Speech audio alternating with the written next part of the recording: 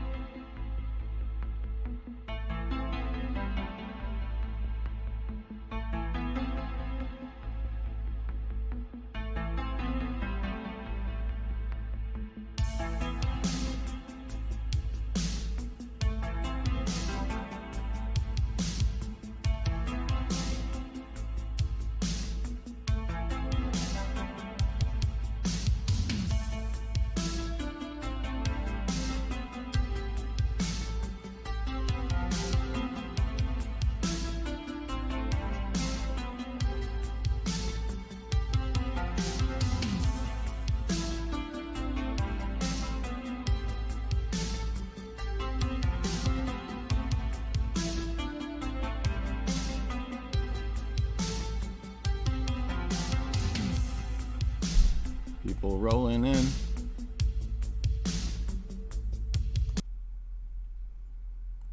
Cause I'm white and nerdy. Cause I'm Chad Nerdy. They see me rolling. People rolling in.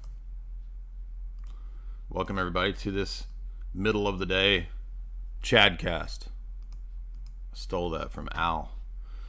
It's not the Chadcast. This is Jay's analysis. This is the Chad Nerdcast, where we deconstruct bad arguments, where we allow the haters to have a voice, to speak truth to power, to demolish, to refute, to put me in my place, to finally take down evil Dyer. Evil Dyer must go down.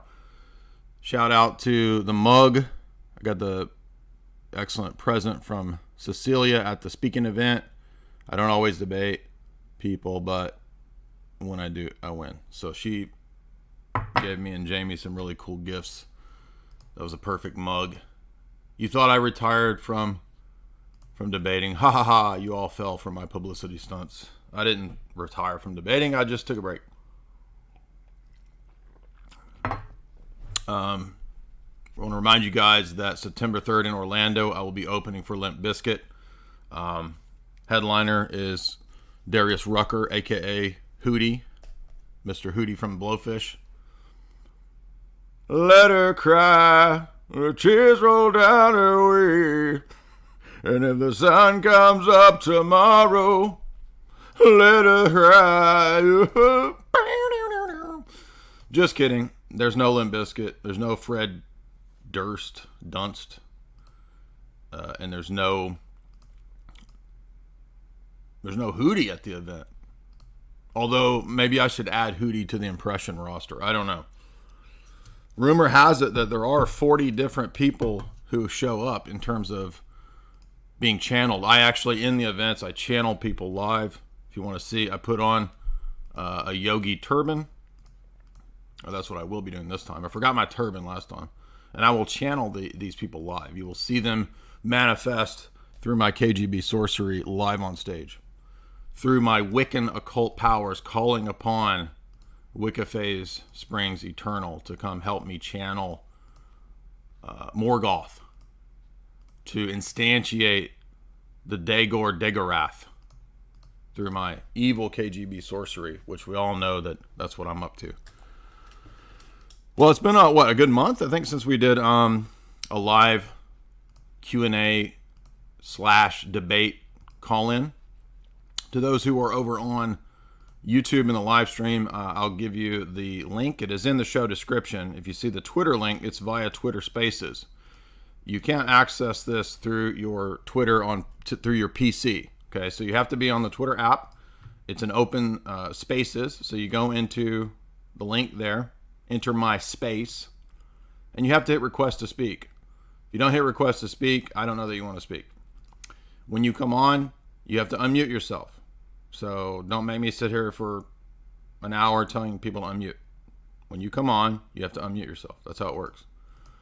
And, we've been doing Twitter Spaces for 6-8 months. So let's get with the program.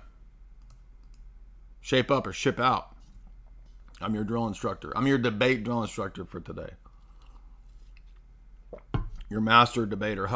Get it? I've never heard that joke. Never heard that joke before. No one has ever made that joke to me.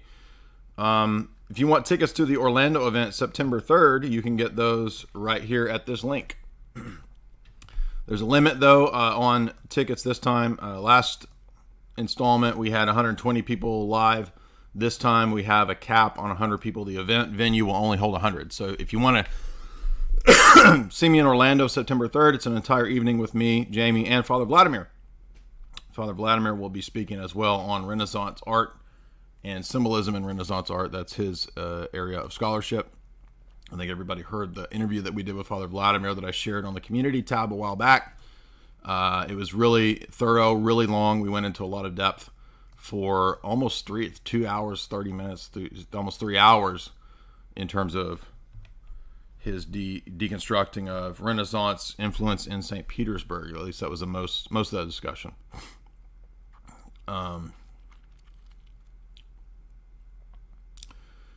So today, as usual, what we do is we open it up to whoever wants to call in. We always get...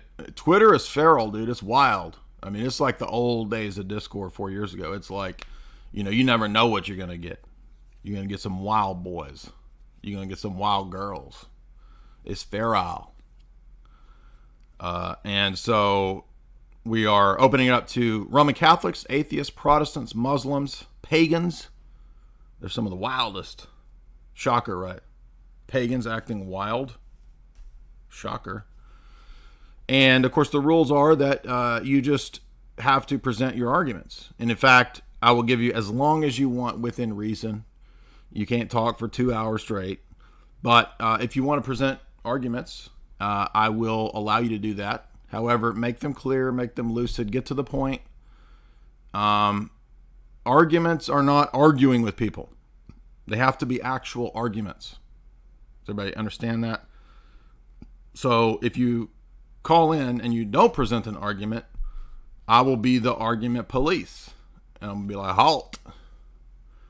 Oi! You got a permit for that fallacy, mate? I'm going to be the freaking logic police on you. I'm going to write you a ticket. So please, just make the argument. It's that simple. And we don't need to know that you don't like me. We don't need to know about that you think I'm a KGB, CIA sorcerer. We already know that. Okay, we know. So what's your argument? because I might be the wickedest person on earth, but what does that have to do with whether my argument is true or false? You see, really, it has nothing to do with it. So all you got to do is present your argument. And if you want to support the stream via the Super Chats function, Super Chats now are done via Streamlabs. So the Streamlabs link is here below. You can ask whatever you want pertaining to today's topic. Now, every time we do this, immediately somebody's going to say, oh, I want to talk about Hollywood. We're not here to talk about Hollywood today. Okay, so no Hollywood questions. I want to talk about conspiracies and geopolitics. That's not what we're talking about today. So ask me that on another day. So today we're talking about Protestantism, Calvinism, Evangelicalism, Roman Catholicism, the Trent Horn refutations. What we did 6-7 hours responding to Trent, 8 hours, something like that. If you got questions about that, bring them. If you want to talk about Islamic philosophy, Islamic theology, you got arguments why you think Islam is the case, bring them.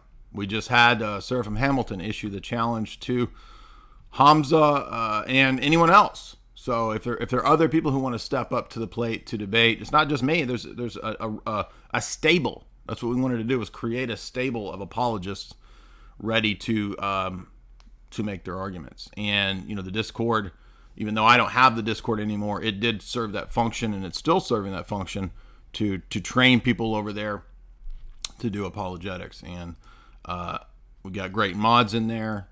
It's not mine. I don't run it anymore, but the mods, it's all the same people, the same mods, and they're doing a great job running their thing. And you can still access that through those links. It's the Orthodox Christian server on Discord. But people keep asking me, where's your Discord? Where's your Discord? It's handed over. So I don't have the time to run that Discord. But, you got the good old boys. That doesn't mean Freemasons, dummies, over there in the Discord.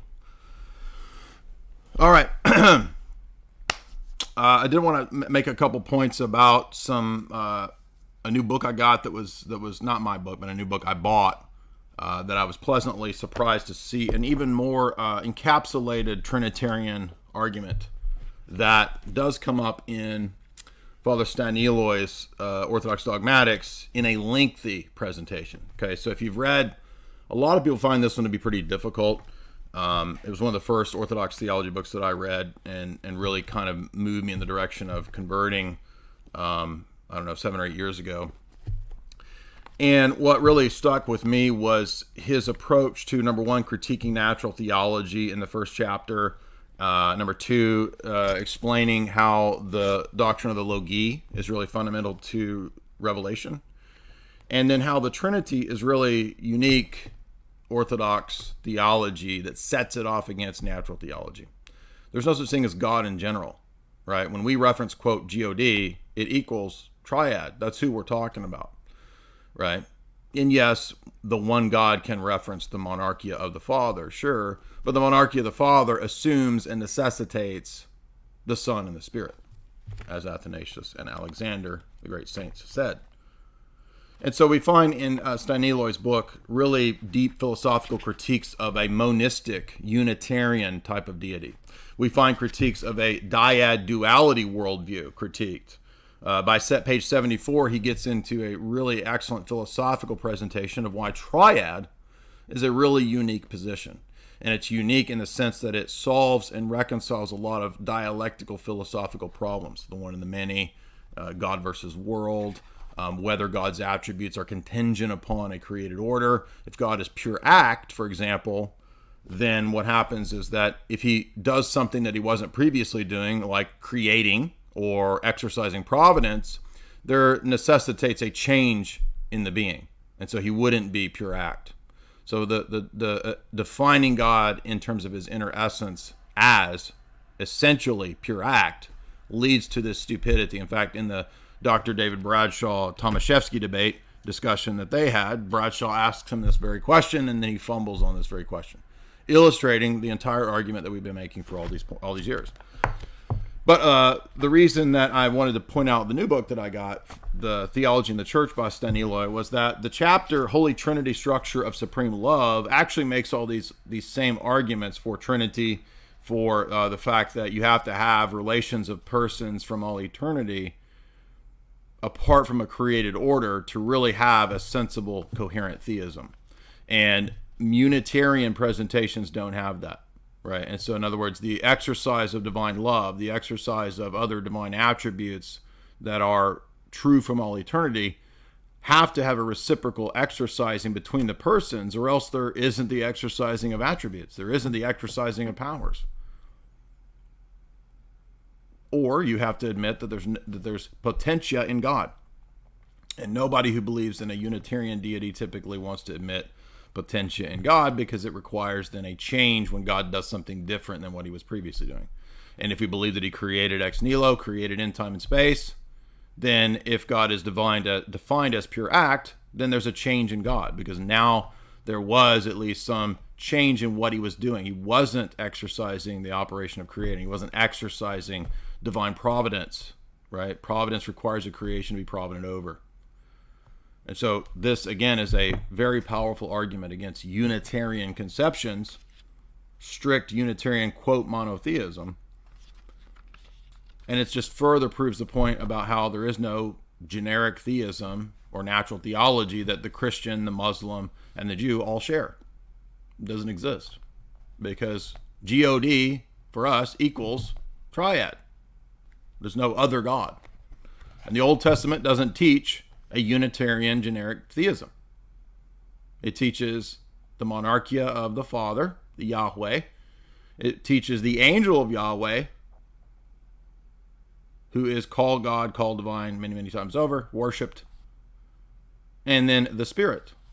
So you have clear presentation, clear reference to something beyond bare Unitarianism. In fact, we find three personal references in the Old Testament. And this is precisely why the New Testament argues for Trinitarian theology from the Old Testament. It's not a new invention. It's not something they came up with randomly. Let's just make Jesus part of this three-headed God, and then let's invent Spirit. You understand, those are all references in the Old Testament. Anybody who's familiar with the Old Testament knows it very well, knows this. And then when we look at Jewish theology, we see a tension in them consistently trying to figure out how to explain these references beyond just a Unitarian single person. What is this angel of Yahweh? What is this angel of the Lord that is given divine worship, that is given this status, that is called Son of Man, that is called the glory of Yahweh in Ezekiel 1 through 10? Who is the one like a son of man that rides the divine chariot, that sits on the throne of the Ancient of Days? Who is that?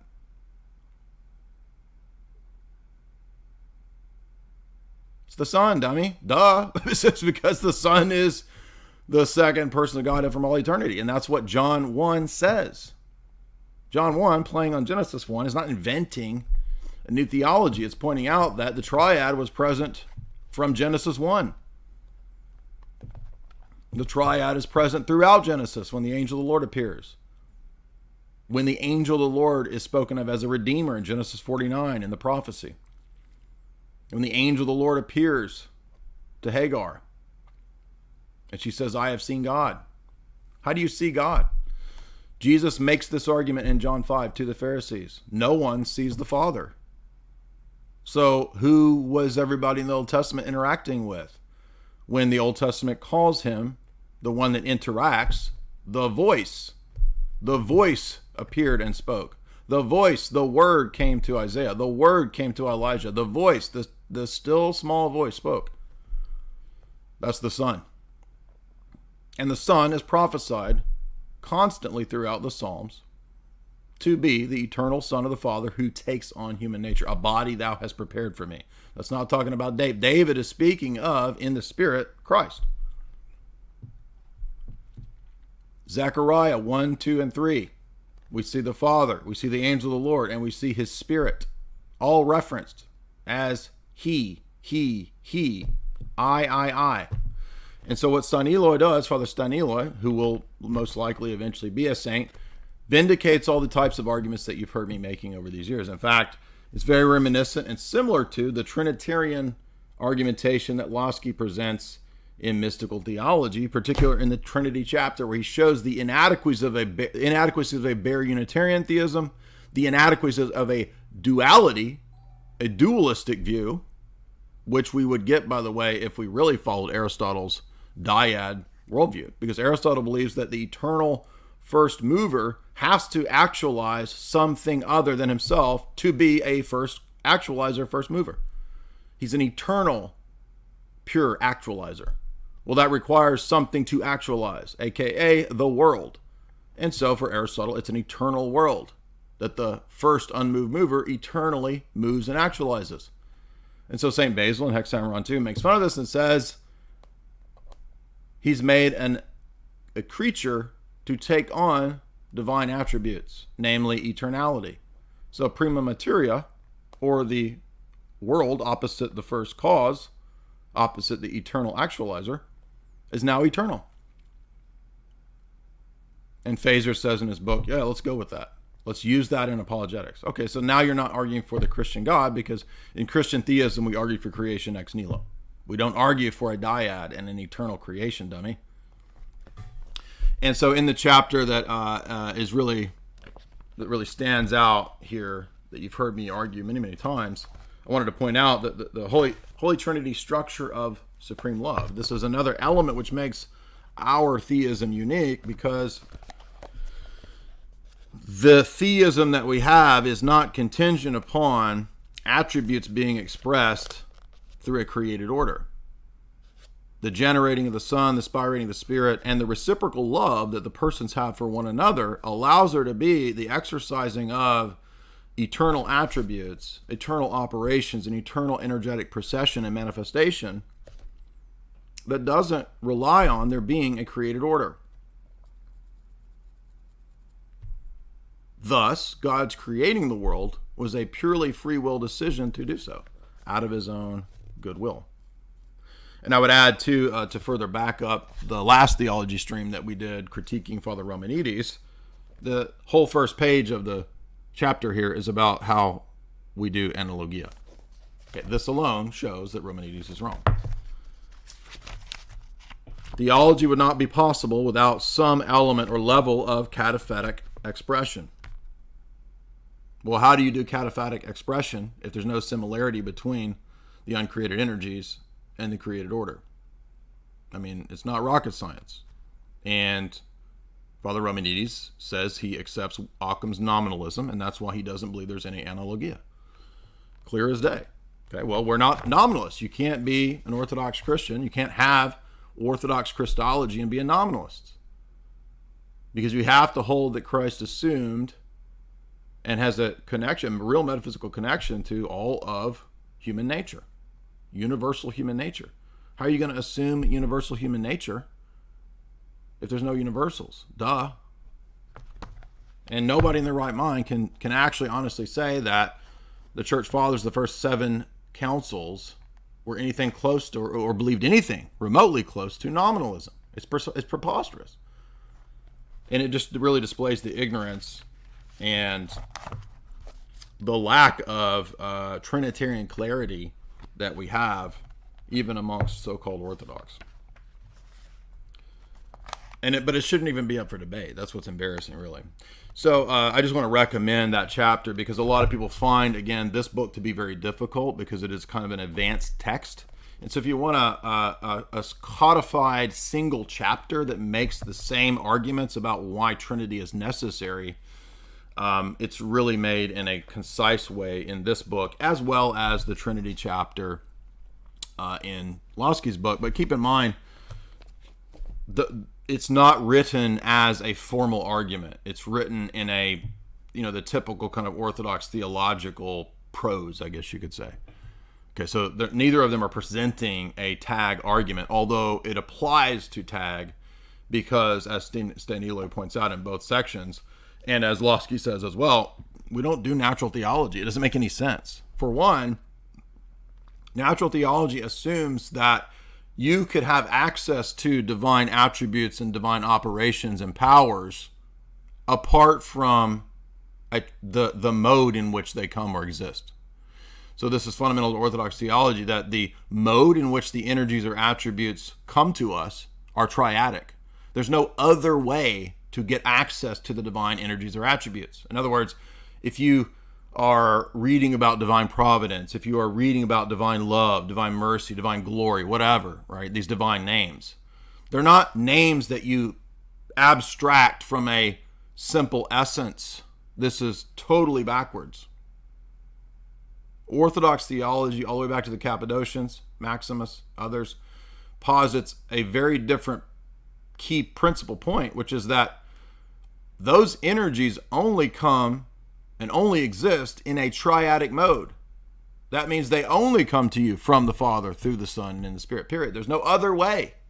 So there's no such thing as an abstracted providence from an absolutely simple essence. No, it's the divine Father exercising providence through the Son and in the Holy Spirit.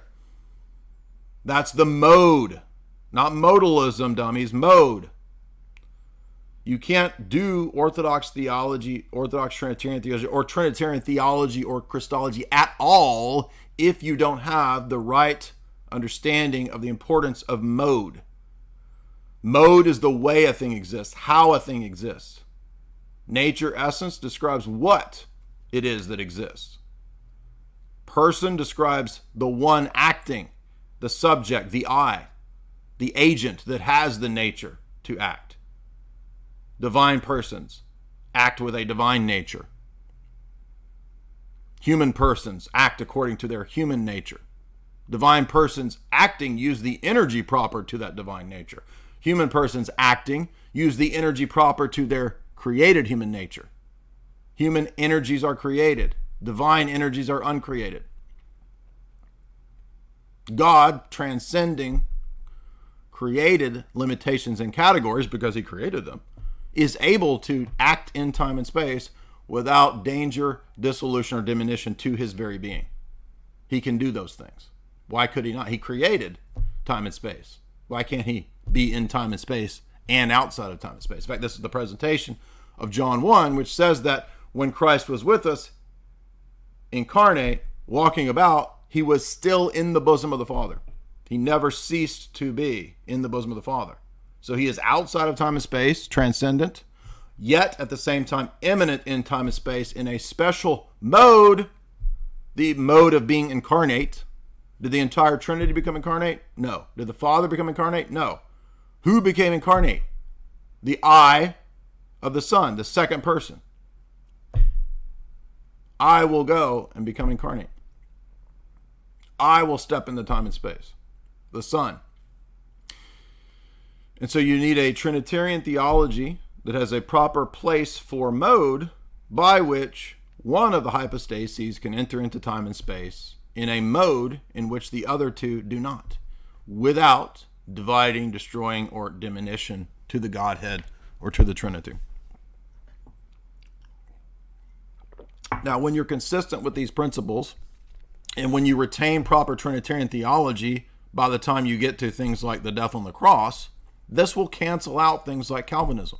There won't be any possibility of one hypostasis damning another hypostasis. The Father doesn't damn the Son and split the Trinity.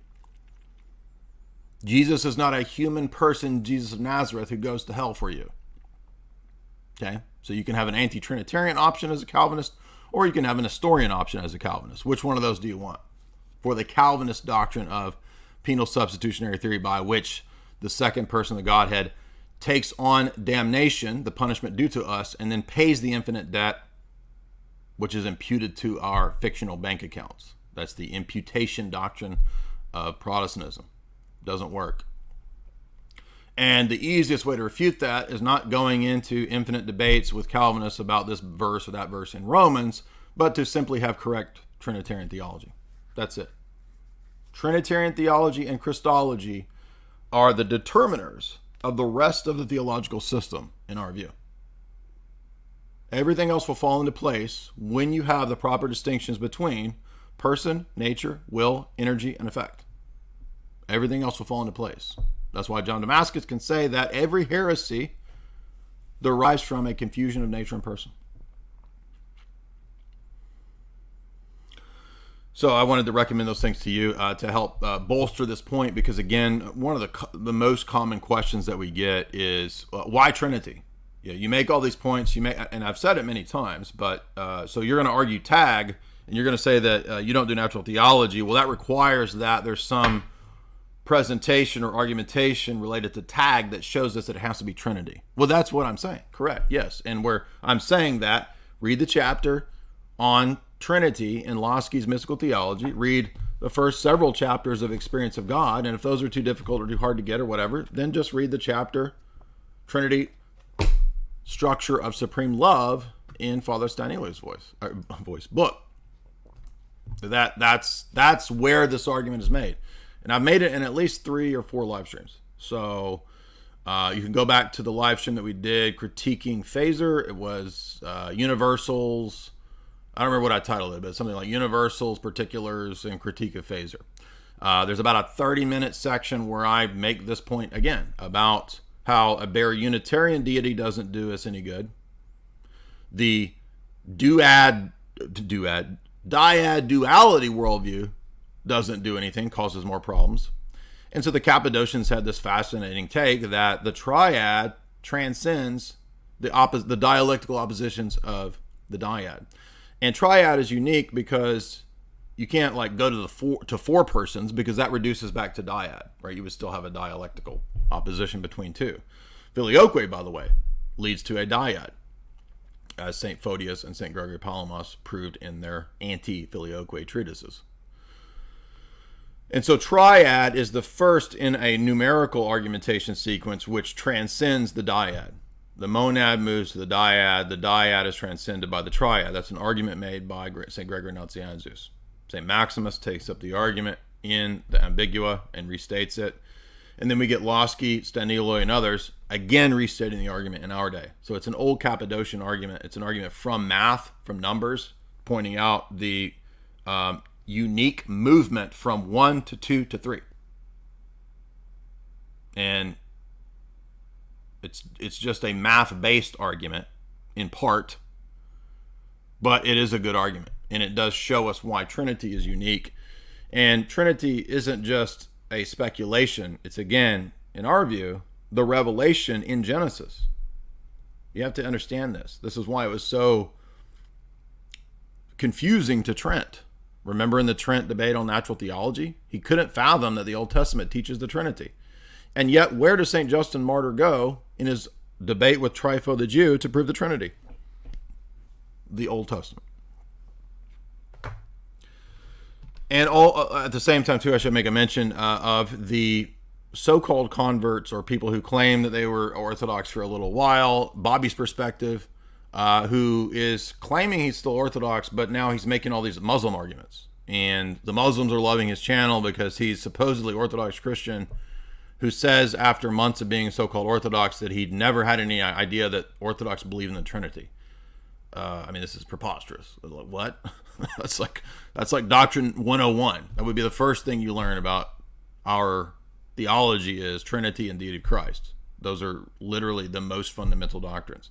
So to have claimed to be Orthodox for however many months he claimed, I don't remember, and then I did not know that they have the doctrine of Trinity. Where did they? I didn't believe this. I didn't know this. What? Oh, come on, Bobby. Give me a break. And of course, Tristan and I both reached out multiple times to have a discussion with Bobby. I don't think he was interested in having that discussion because, I'm not trying to be mean here, but to me, it reminds me of it's the exact same replay of the rocking Mr. E scenario. You guys remember that back in 2018, 2019? So rocking Mr. E, coming out of the alt media sphere, says, "Oh, I've converted to Orthodox Christianity now." And we're like, "Oh, great, that's awesome, dude." And then he starts making videos against the Trinity. I'm not joking. And the entire time, rocking Mr. E is making weeks and months of videos against the Trinity. He still claims he's Greek Orthodox and claims that the Greek Orthodox do not believe in the Trinity. I mean, it's like, are you trying to gaslight me, dude? This is preposterous. And if you remember, when he made his video against me, he had like 10, 20,000 idiots watching that video cheering him on. And just the stupidity of the people on YouTube that watch these channels and the ignorance, the supreme ignorance.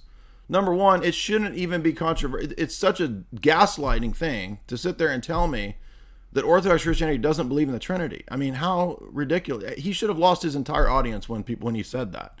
Even if you thought he was right, for him to say that Orthodoxy doesn't believe in the Trinity, I mean, it's just so preposterous, and so it would take you 1 minute to find out if that was true or false. And his giant tarred audience cheering him on. How stupid are you people? Really? It's mind-boggling. Again, maybe, let's say for the sake of argument, he's totally right in all of his Arian arguments.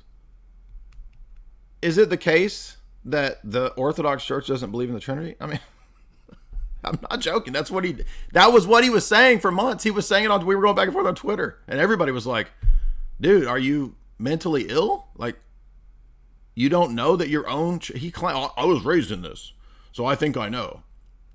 You were raised in Greek Orthodoxy, became an atheist, came back to Orthodoxy, and decided that you were an Arian, but you think the Orthodox Church is Arian.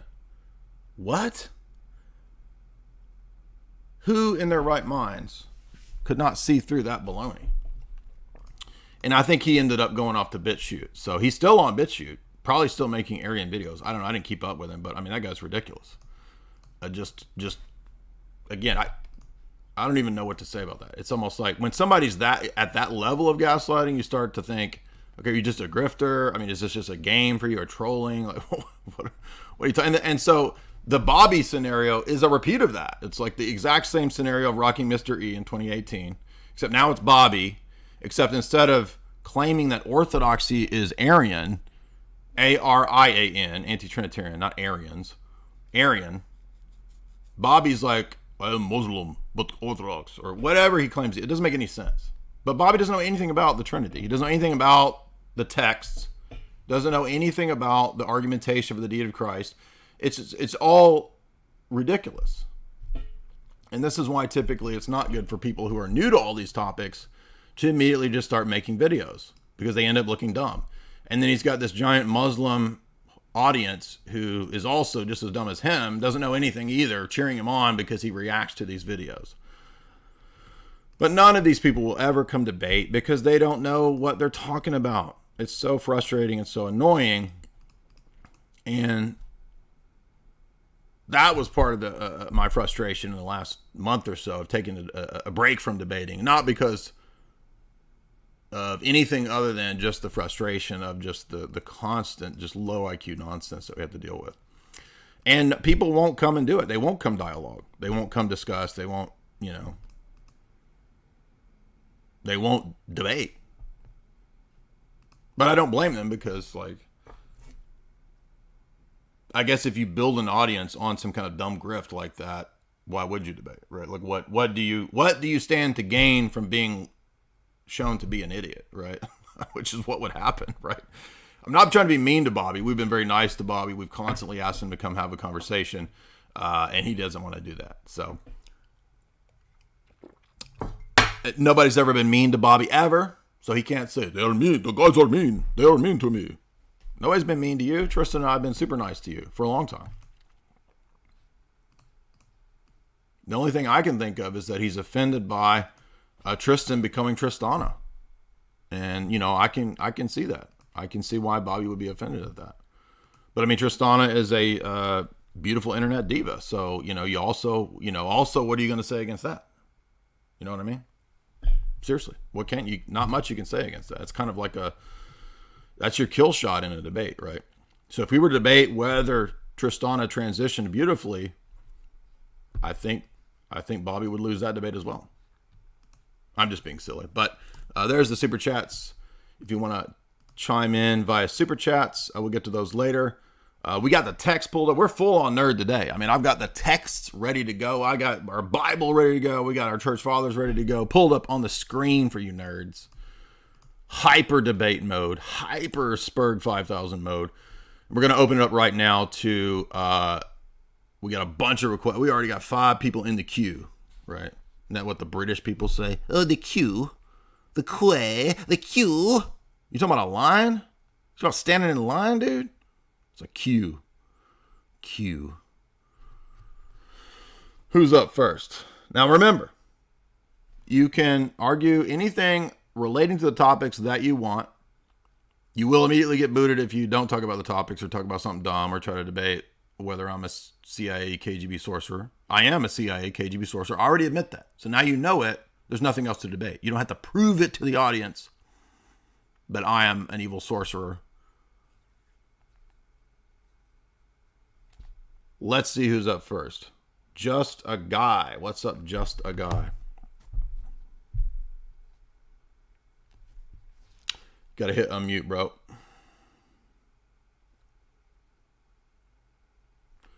You have to hit unmute. Just a guy, do you want to speak? If you don't, I'm going to boot you. Oh, hey, I'm sorry. It's okay. I didn't realize you were done with your rant. I'm done with my rant. What's up, man? What do you want to talk about? Nice to talk to you. Hey. I love that you get into all the biblical stuff. Okay. So I just wanted to sit back and listen to your take on flat Earth. I have no problem being skeptical about modern scientific claims. I am open to things like geocentrism, but I've watched many presentations and arguments and debates by the flat earthers, and I'm not convinced. And what doesn't convince you? Okay, well, the topics today, as I said, are Roman Catholicism, atheists, Protestants, Muslims, pagans. So do you want to talk about that? Right. Because I don't get into it. No, I can talk about all of it. When you talk about Catholicism, the universal term of the word means universal. It's one. Mm-hmm. And then when you take out the fact that the Roman army basically got dissolved and turned into a church, well, then they just carried on their army through manipulating people into what they wanted. Are you trying to say that the Catholic Church is a pagan entity created by Constantine? Is that what you're trying to say? But pagan only means earthbound. Okay, what's your argument? I don't understand what you're trying to say here. I hear you talking about everything that goes on in the Bible with John and David and Peter and all this. None of those names ever existed. Okay, yeah. I don't know. Is that right? Okay, yeah. Goodbye, dude. Let's see who's up next. That's total, not even worth responding to. Total idiocy. Idiots, you're gonna immediately get booted. Not even worth this. I mean, that they never existed. Okay, sure. Let's see. Next up is Stefan. What's up, Stefan? I don't think it's Stefan Molyneux. So, flat earthers aren't sending their best if they're sending people that think that John and Dave. Okay, yeah, here we go. It's another good one. Good argument, dude. And this is a guy who thinks claims to be a Christian, monarchist. Christ is king, and he says, "I pooped my pants." Probably a Catholic, because that's typically the kind of Roman Catholics that we get. So they're not sending their best, are they? It's funny because every time the Roman Catholics come on, they get totally humiliated and they act like idiots constantly. So please keep sending your poop my pants people, because it makes the Roman Catholics look really good. Tradition Europa. What's up, dude? You got to hit unmute. Hello, Jay. How are you doing today? Pretty good. I'm about to convert back to Roman Catholicism, though, because that guy that said he pooped his pants, it was really making me rethink Orthodoxy and that I should go back to Rome. Oh yeah, I also love their great argument. We have bigger followers, therefore we true. Okay, yeah. So I mean, Islam has bigger followers, therefore Islam true. That's a really good argument. Very true. I don't have as much of an argument as I do more of a discussion about predestination. Okay. And I've been inquiring a little bit into philosophy more and theology, and I've been wondering, what's your take on what was the purpose of God creating human beings? What was the whole purpose of him creating an Adam and Eve if he knew they were going to sin anyway? And for them to produce more human beings that would eventually be able to fall into sin, I suppose one could argue, well, you can prevent yourself from falling into sin, but, I mean, God knows that humans are fallible. So what's the whole point of creating people and then, having their souls go into hell? So I think that when God created, he wanted to create beings like him. And so one of the, key divine attributes is free will. And so he wanted to give beings that have the ability to act according to their own dispositions, to choose either virtue and to progress in virtue towards divine likeness, or to choose vice and then, choose the kind of life that they wanted. And one thing that's unique about the Orthodox view of hell is that if you look at our doctrine of restoration, that's not the same thing as universalism, but it's unique in the sense that nobody is going to hell by pure divine fiat. It's a system that entirely puts the choice of the experience of hell in the hands of the individual, so that everybody's going to the same eschaton. But what's different is that the choices that you make will determine your experience of the eschaton, because the eschaton is, strictly speaking, just the presence of God. And so for us, the divine, the fire of God is not Dante's lava pit. The fire of God is, according to St. Paul, God himself. And so what happens is that the ill will of the evil people to reject God doesn't get them away from God. It actually gives them the experience of God, which is a bad experience. And so that's why it's a very different than this sort of attitude of the Latin church in the Middle Ages of, God, the angry judge, who just sort of arbitrarily decides, okay, you didn't have enough good merits, I'm throwing you into the lake of fire. It's two totally different views of the eschaton. And that, to me, conditions the question that you've asked in it's a more mitigated view that I think makes more sense of who we say God is. God doesn't need to exercise vengeance to punish people because he's angry. God is just God, and then the decisions of those individuals, that gives them their own chosen bad experience of God himself. Okay, I'm starting to see it. In the beginning, I noticed how you said God tried to make people in this image. So are you suggesting? No, I didn't say he God tried. I said he did. Messed up or something? No, I didn't. No, he did. He did. I didn't say he tried. He did. Oh, okay. I'm just making sure. Yeah. So like being made in the divine image includes that you're going to have free will, right? I mean, for example, animals don't have free will, right? Because they don't have the divine image and likeness in the degree that humans and angels do. But because we have the ability to exercise free will like angels did, we're more accountable than animals are. But that's because we're more like God than animals. Does that make sense? Yeah, I actually I'm starting to really get it now. Thank you. Yeah. I have another question. Sure. On your views within Orthodoxy, and I was wondering, what's your view on the I forget how you say it, the Catacombs Church, the Russian Catacombs Church, because I have someone who basically challenged me saying the Russian Orthodox Church is evil and it's not an ecumenical. Yeah, church this is a geopolitical motivated expression. People promote that because it's tied up with going back to stuff in the Cold War. So I don't think that modern Russia is the KGB communist state.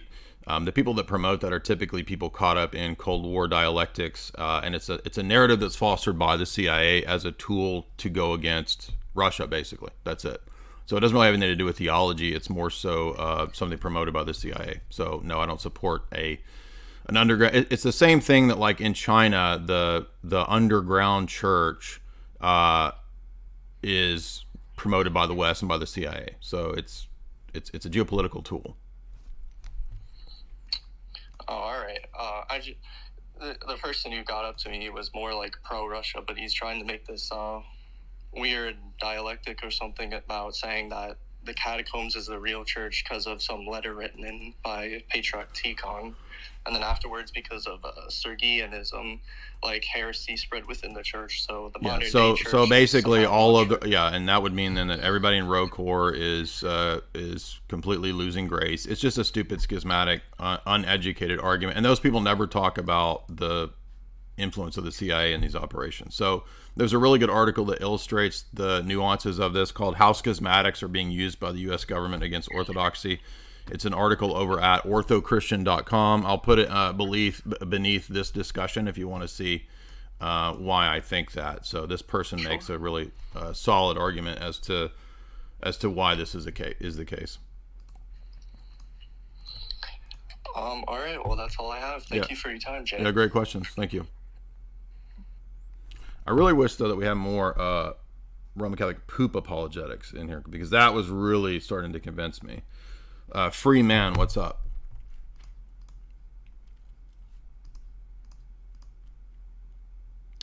You gotta hit unmute, dude.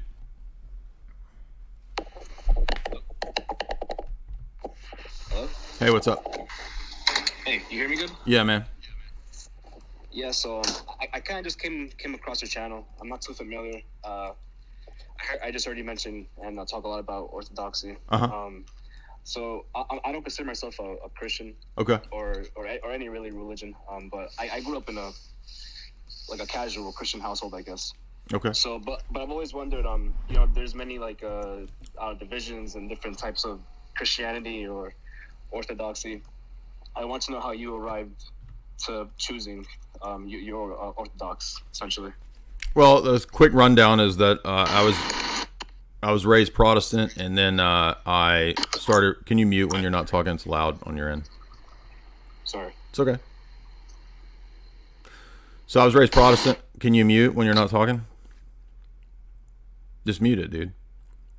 Yeah, so I started reading into the history of the church, looking into the history of the reformers, the formation of the biblical canon. Getting into that topic really kind of made me question the Protestant ideas of sola scriptura, and by extension then sola fide. And then I got into Roman Catholicism throughout my 20s because I didn't really know about Orthodoxy. I just thought it was a choice between Protestant and Catholic. So I was Roman Catholic for about 8, 9, 10 years, somewhere in there. And then I got into Orthodoxy about 2007 through comparing the issues between pre and post Vatican II Roman Catholic teaching. Going really deep into that question really ultimately helped me side with Orthodoxy, because between those two churches it came down to a question of, well, who is more faithful to the first 1,000 years of Christianity? Since Rome and Orthodoxy both lay claim to the first 1,000 years, it really behooves us then to figure out, okay, well, who really is the best, who is most faithful to the modus operandi of the church in the first 1,000 years. And so by reading not just the church fathers and the Trinitarian and Christological disputes, which, by the way, I think is another argument for Orthodoxy because of the lack of clarity and the mass confusion in the Roman Catholic Church on things like the energies, which should be so fundamental to Orthodoxy. I mean, if Roman Catholicism is the true church, how come hardly any Roman Catholics even know about something so fundamental as the essence energy distinction when it's already in the Cappadocians? It's confirmed at the Sixth Ecumenical Council. It should be 101, and yet the majority of Roman Catholics reject that as something heretical. So, I mean, they're way off into Wonderland, and they have no idea what real Trinitarian theology is anymore. They're going in the direction of, Chrislam with the Abrahamic faith centers. I mean, they've just gone off the deep end. So for me, that was like, okay, well, there's only one other Christianity really left that fits the bill of the first 1,000 years of Christianity, and that's Orthodoxy. So that's how I came to that conclusion.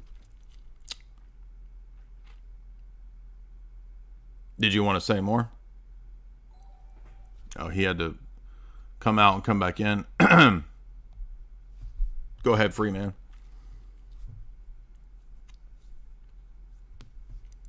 You have to unmute.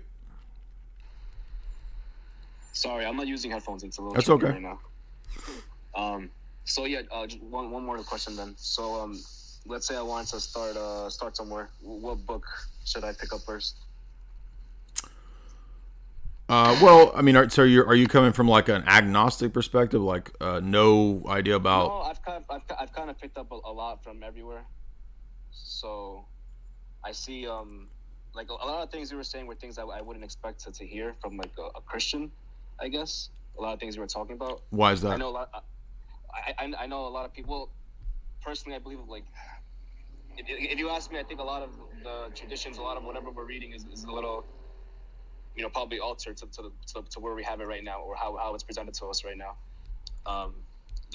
Through translations or whatever have you, be it governing bodies. So, I've always like kind of felt like, oh, okay, why even bother if I'm not going to get like a good, solid, actual original text, or unless I have to like learn Aramaic or some language, which I'm not going to do. Well, I don't think that like most Bibles are. I mean, if you got an Orthodox study Bible, it's not going to be full of errors and altered translations. I mean, it's a reliable text. There's also the Eastern Orthodox Bible, which is a reliable text. So if you're looking for biblical text, that's what I would say. I mean, we always recommend, and we've used the Orthodox Study Bible here for many, many years, and on the whole, it's really good. So I would recommend that if you're looking for a Bible place to start. If you're looking for where to start in terms of like church history and that kind of stuff, there's a good book called The Orthodox Church by Father John Meyendorff, which is just sort of like the history and an overview of the theology. But good questions. Thank you for that, free man. Let's see who's next. Is Ronan?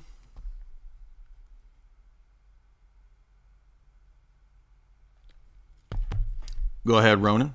How you doing, man? Hi, Jay. What's up? Hey, really appreciate your work and everything. Thanks. I just had Sure. I had a couple questions, if you don't mind. It's a Trinitarian question. Okay. I just have it written down. So, when we say we worship God, is it correct to say we worship the divine nature? Since the unity in God is the divine nature, I could be presupposing some bad things or some incorrect things, and maybe just need clarity on it. Well, let's think about the creed. What does the creed say? I believe in God, the Father. I believe in one God. I have it memorized. I believe in one God, and who does it identify as the one God? The Father. Correct. So the principle of unity in Trinitarian theology is not first and foremost the divine essence. The divine essence is one way to speak about the unity, but we begin our Trinitarian theology completely with the person of the Father. So we believe in one God, the Father, and this is in Orthodox theology the monarchia of the Father, the doctrine of the monarchy of the Father. That does not mean that the Son and the Spirit are subordinated or excluded, but that our Trinitarian theology begins with the person of the Father as sole cause, arche, and source.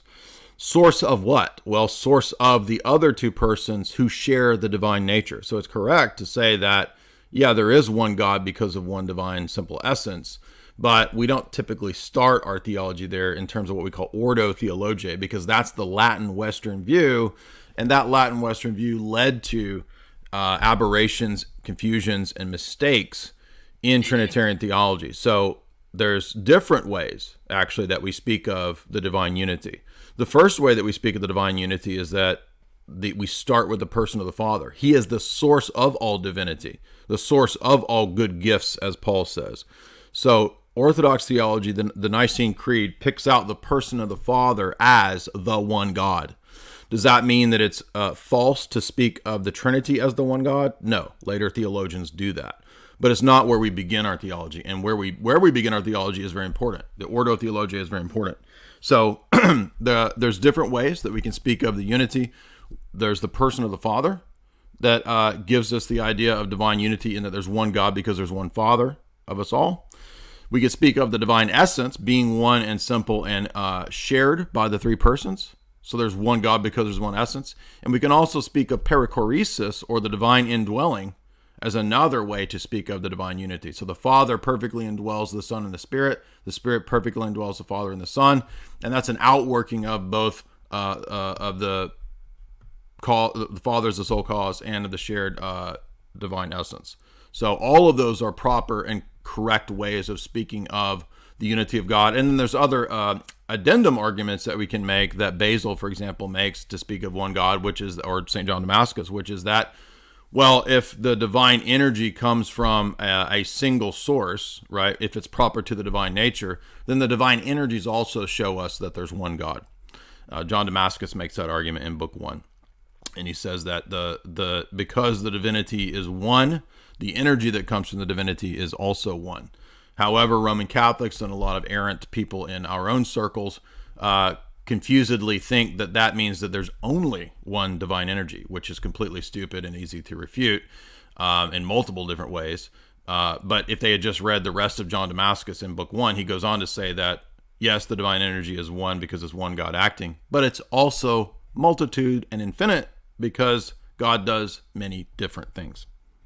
And, of course, the later Tomos of the Palamite Synods condemns the view that the reality that is love is identical to the reality that is glory or the reality that is foreknowledge. So if you believe that the divine energy is strictly speaking one, you're condemned by the Palamite Synods. Okay, so it solves the problem of the one and the many that you've talked about, and I felt like I had ADS kind of tendency when I was asking that question. So thanks for clarifying. Sure. So it wouldn't be correct to say that we worship the divine nature. Like that phrasing would be wrong, right? Oh no, you can say that, because when we say that we worship divinity, I mean, the word God or the word divinity is not a proper noun. It can pick out all kinds of different things. For example, divine can pick out angels. The word God can pick out demons, the gods, right? Paul says we don't worship the gods. The gods of the nations are devils, David says. Moses also says, right? So divinity can pick out divine persons, divine essence, divine energy, right? It can pick out all those things. I see. So you just have to ask clarifying questions. Right. Okay, and that just kind of has my follow-up question is, I kind of have a Protestant background, and so I've had some like weird interactions and stuff, but I'm trying to get clarity on it. So when I had one person tell me like we don't worship the Holy Spirit, that's kind of stumped me. I don't know if anti-Trinitarian, so or if that comes from something. But sorry, go ahead. Well, I mean, that's just another version of anti-Trinitarianism. So, I mean, in the St. Basil wrote on the Holy Spirit against the pneumatomachy. So, one of the earliest heresies that followed through with the logic of the Arians was the Spirit fighters. So, the pneumatomachy had the argument that the Holy Spirit is a force; he's not a divine person. Have you read John? I mean, John 14, 15, 16, Jesus speaks to and talks to the Holy Spirit as if he's personal. So I don't know why that would even be something anybody would even adhere to. I will send him to you. Him. Not I will send it, but him. I will pray the Father and he will send him, right? Yeah. So it's personal. Yeah. Sorry to interrupt, but yeah. Correct. And that's what really helped me when you started describing the monarchia too, is like you don't start with the divine essence. It's because the emphasis is placed more on person. So that's really helped me in conceptualizing, because for a long time I just had no idea how to look at it. But it also helps me when I read scripture to put it in those terms, and it really clears things up. Right. So remember, essences don't act. Persons with essences act. Right. Okay. Think about me going when I go about my business to take out the trash, right? To go and build a hut out back. Do you look over there and say, "Wow, look at that human nature over there acting"? To build no, you say Jay is building a hut, and Jay builds a hut the way Jay wants to build a hut.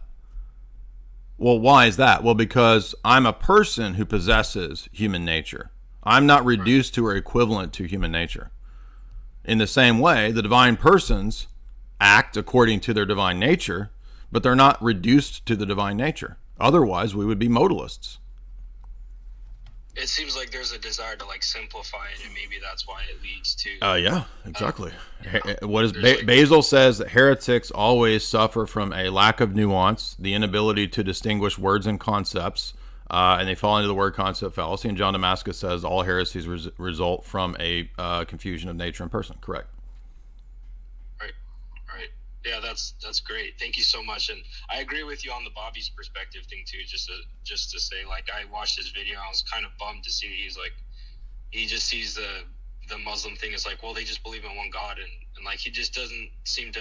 It's, I don't know, it's just kind of sad, but hopefully. Okay, yeah, but I mean, that again, let's look at the word concept fallacy there. What does that mean? One God. Right. Like he doesn't see that that there's a lot of good reasons to believe that, and right. I feel like he didn't have good catechesis or something, because I'm going. I mean, he had no catechesis because he claimed for a long time to be Orthodox, and that he had no idea they believed in the Trinity. So, like, that's crazy. That's like no catechesis. He's not crazy, but I don't know how that happened. So yeah. All right, well, but thanks for everything. Yeah, appreciate it. Good questions. Let's see. Who's next up is Marty Marks. No, Marty Max. I was going to say, we got to do with a double-headed eagle calling himself Marks. No, Marty Max. What's up, Marty Max?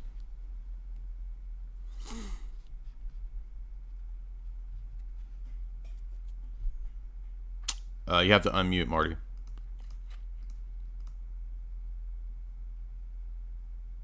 You have to unmute. Guys, if you're coming on, you have to unmute. All right, we're... Hey, can you hear me? Yep. Sorry, I was driving. It's okay. It's fine. Are you backing up a truck, dude? Can you hear me? Yeah, you got a fire there? You got a 5-alarm fire going off? Sorry. It's okay. I'm just making jokes. What's up, dude? So you've been reading a lot of books on geopolitics and doing a lot of streams on them. I was just curious, for someone who doesn't have a lot of time, what book you would recommend about like realpolitik that is kind of definitive that someone could read. Right. Well, today's discussion is about philosophy and theology, but I would say a good place to start would be F. William Engdahl's book, Full Spectrum Dominance. That's a good one to start with. Okay, yeah, sorry. I don't typically have free time to get on the stream, so I appreciate it. Yeah, is that all you had, or did you want to get into any of the theology or philosophy issues?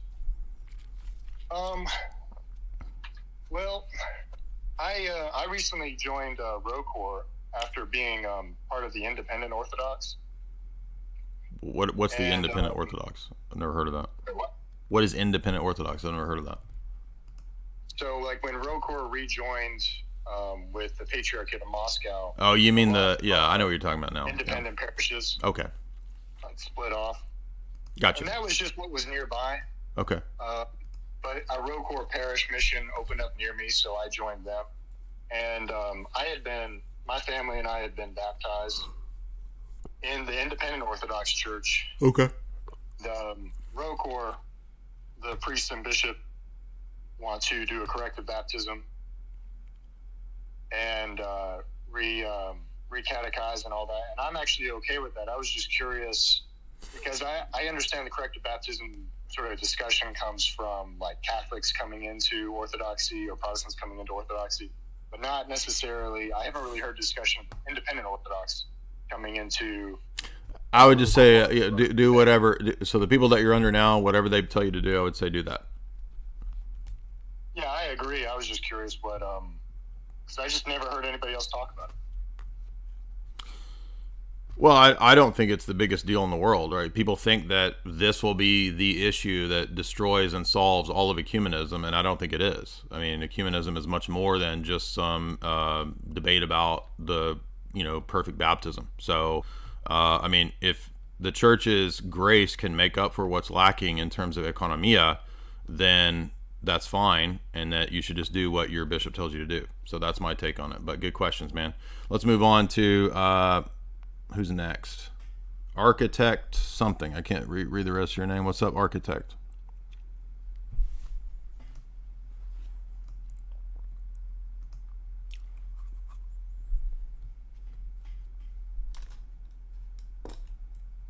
Architect, what's up? I mean, the people who make these huge issues about the baptism issue can't even tell you like 101 things about the Trinity. So they make mistakes on the Trinity, but they're hyper specified on these baptismal issues. Well, I kind of think Trinity is a little more important than that. So maybe you should get that right first before trying to correct everybody else in the world, John Kaufman. You're up next. What's up, dude? Go ahead. Hey, What's up? How you doing, by the way? Good. What's up with you? Yeah, so I have a question for you because from what I'm getting, it's kind of giving me the impression that you think the Trinity, do you think it's three different people? Is what? That's kind of my question. Do you think the Trinity, the God the Father, the Son, and the Holy Spirit, do you believe it's three different people? Well, it's three different persons, not different people. So three different people gives the impression that it's like three separate beings, like human beings. So the word hypostasis is a unique usage for us to denote a subject or an agent. But the mode of being in which the Trinity exists is not like how human beings exist. God exists outside of time. He's uncreated. So there's no separation. There's no parts in God. Does that make sense? Well, what if I told you now? I kind of disagree with that in part because... Okay, that's fine to disagree. What's your argument? As a Christian, I believe like it's actually the same person, but his nature is actually those characteristics, him being God, not just a Father and Son as a spirit, but that's his nature. So I don't understand I think the idea of the Trinity, I believe, has been misconstrued to say three different persons. No. Okay. So, slow down. Slow down. So you're a modalist, and so who is Jesus praying to? He was praying to God. Okay, so they're not the same person if he's praying to someone else. But it also says, remember, God the Father, the Son. So even if, yes, there might be three different persons, but mix them without one, it is still the same person because, it said he came from the Father. So, how does that mean they're the same if he came from him? That sounds to me that coming from him sounds like he's different. Because I'm gonna kind of use, I think the analogy of the human person as an example, Okay, but God is not a human person, so your analogy fails. Would you please at least allow me to say the analogy? Then maybe you can also see what I'm talking about. Okay, go ahead. So analogy of a person being, soul, a body and a spirit, three in one. That's what makes up a person, right? Now, if you use the same concept, because remember, we do not understand his ways, so it is that concept that was used, I believe, to kind of explain God to how we can understand it, being in three persons, three natures, something. Okay, so you're speculating. You're doing a bunch of speculating about how you think it operates, and I'm just saying, well, there's all these verses that talk about Jesus directing his worship and prayer to the Father. So clearly they're distinct. We pray to the Father, and that nature of the Father who is a Father to us. Remember, it's not just our Father's embodiment. That plays a purpose, I believe, in our lives as Christians. I'm asking you a specific question, dude. Dude, Jesus prays to the Father. Yes. Okay, so they're distinct. Yes, to the Father. Okay. But this is what I'm trying to kind of,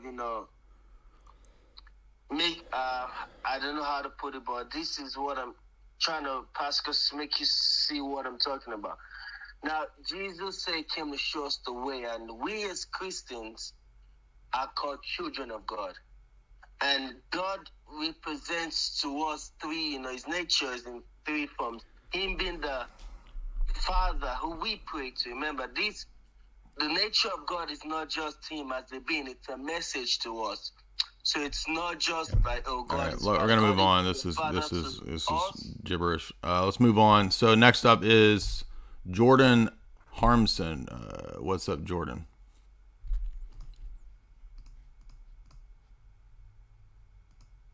Unmute.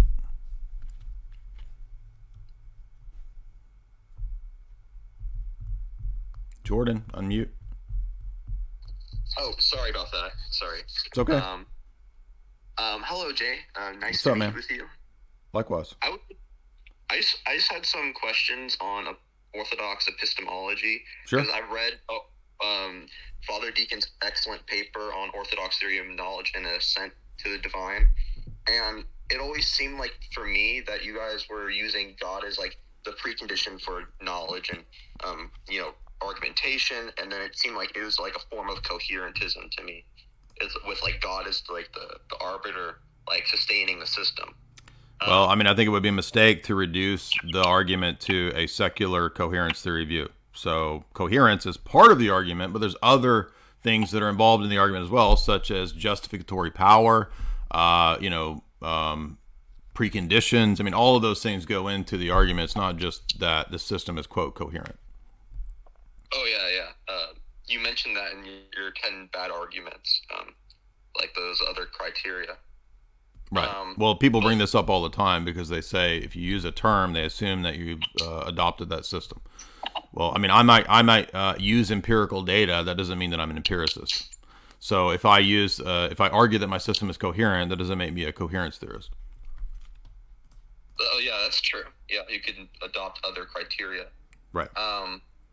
But the main issue I've been wondering about is, at the fundamental, like the meta level, you often talk about that there's a difference between that and normative logic.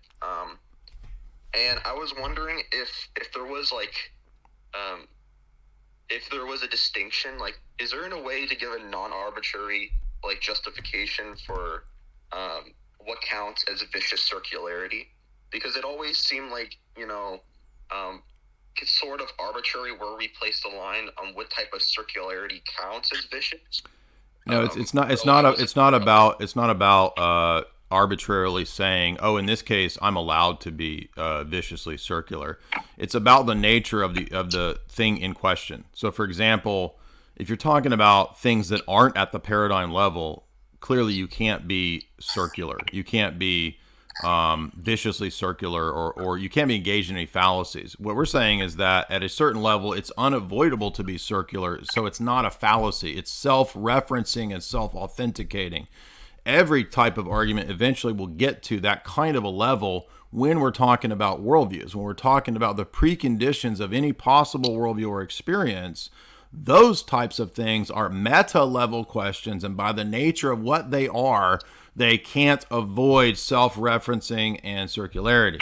It's not an attempt for us to say, oh, I just want to arbitrarily be circular here. I'm allowed to do it. Everyone else can't be circular. That's what the dumb atheists think we're doing. That's not what we're doing. We're saying that the history of philosophy itself demonstrates that some meta-level questions are by their very nature circular. For example, meta-logic. How do we know that logic is logical? You can't go about describing it or explaining that without using logic, and thus it is self-referencing, self-authenticating, self-referential, circular. That's all we mean. Language, too, is another example. Yeah, so how are you going to defend language having meaning without using words? Aha, you used a word. I got you. You're being circular. You can't defend your premise that words have meaning because you're circular. It's not even that difficult. I'm not saying you're dumb, but I'm saying that this point is not very hard to get, but for whatever reason, I don't think the atheists they basically don't understand that transcendental arguments are not standard types of arguments. They're arguments about preconditions, and so they're involved in a step up in a meta level type of argument. So they're not going to function. They're still arguments, but they don't function the way that other arguments typically function, right? We couldn't get this across, for example, to Matt Dillahunty. Matt Dillahunty couldn't conceive of the fact that a presupposition could be argued for because he didn't understand that it's a meta argument, a meta level question.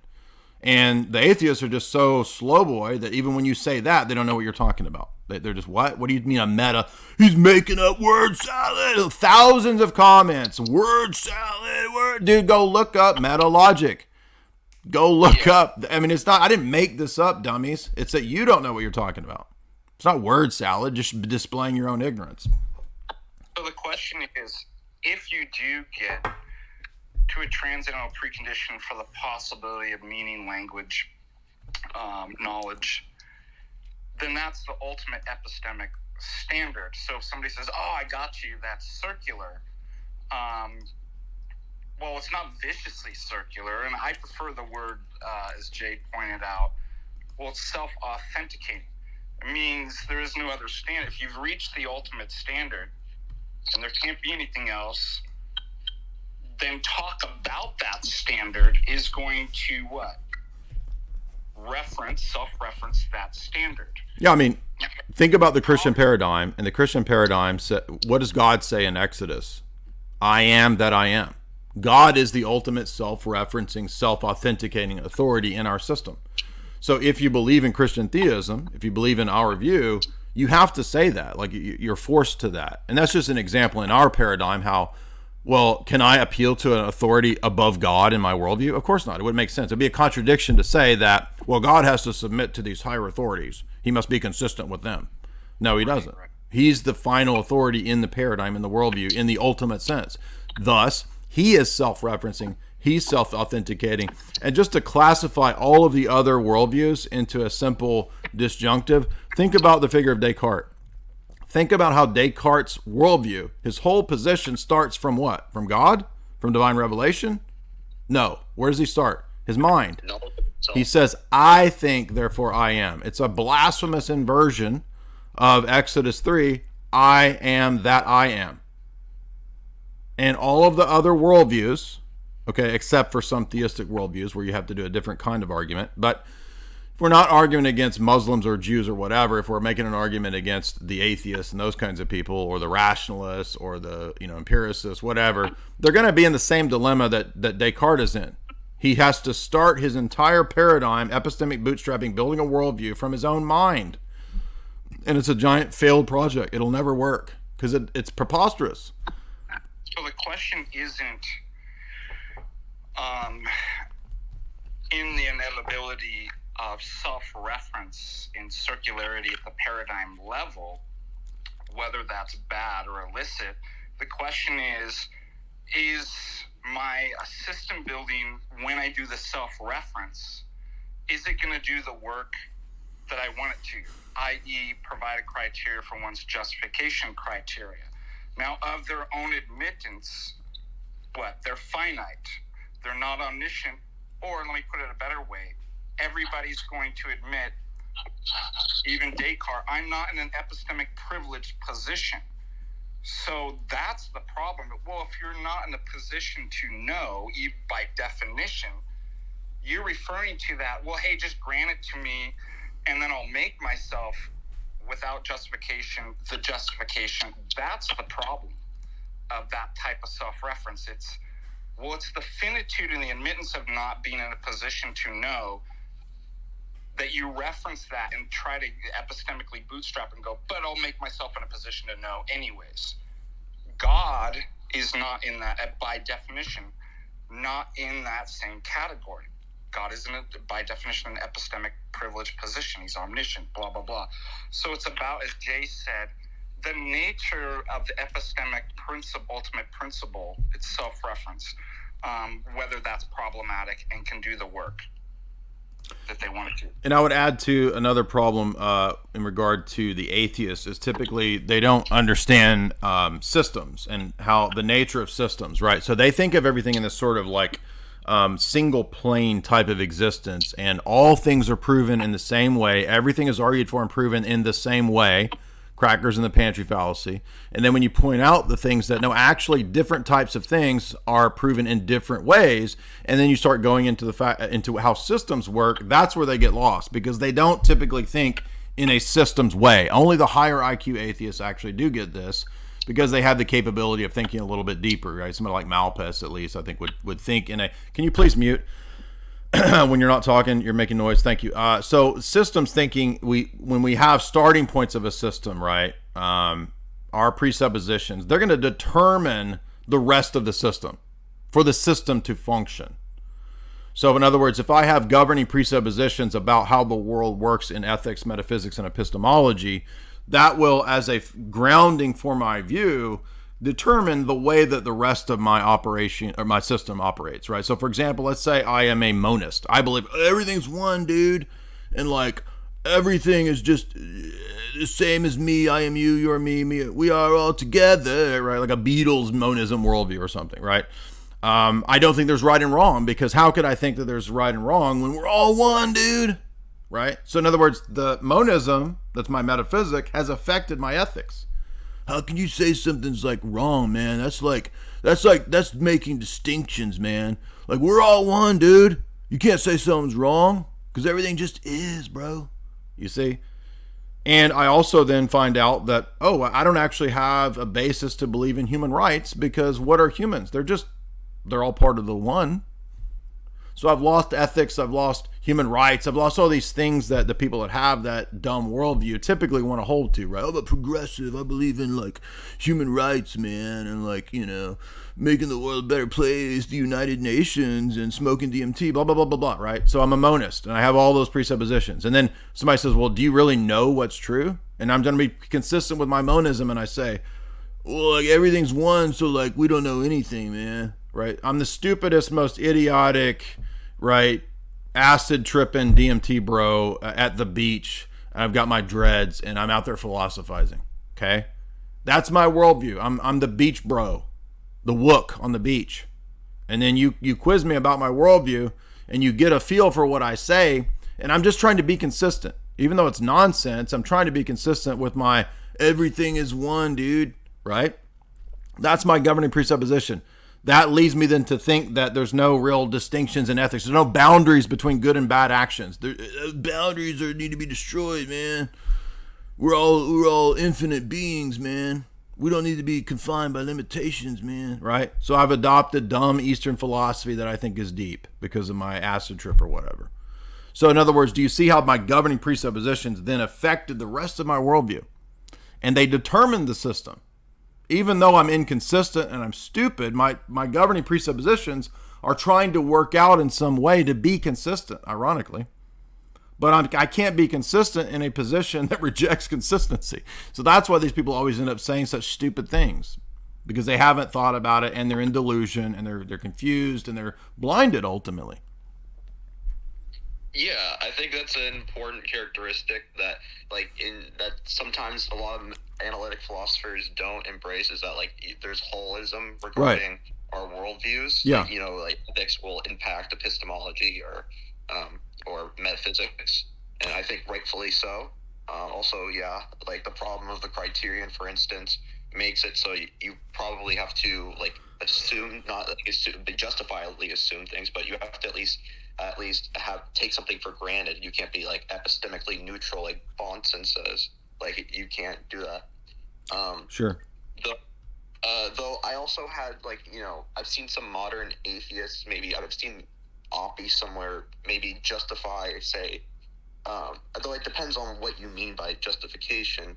But he says like we can maybe get a grounding in logic. Same like I think you went over this like with Aristotle's metaphysics, where I would always seem to me like, why could the atheist make the sort of justification? Well, in order to like argue, you need logic, and so it's like forming a transcendental argument for logic. Like, by denying logic, you affirm it. So therefore, logic is necessary. Yeah, well, this is covered. Yeah, but that doesn't count as justification. So in other words, just by showing that it doesn't seem possible that it could be otherwise, actually does not get you to the status of justification. If you read the Mannion paper, he goes into that because he shows that, for example, how do you know that the world isn't other than what you don't conceive to be possible? You don't, right? So just the argument of retorsion, which is something Aristotle says and something that a lot of Roman Catholics will try to say as a response to tag on these points, they'll think that is what grants justification. That actually doesn't grant justification, and the Mannion paper goes into why that is. Father Deacon often brings this up. Are you there?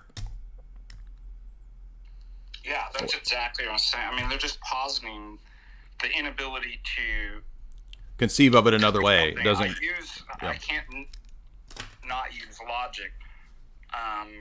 Why does that equal a justification? Oh, because I said so, or because we all agree. Like, so again, they never get to the question of justification. Or in other words, what is your criteria for your justification criteria? And you'll always find it's just some arbitrary assertion.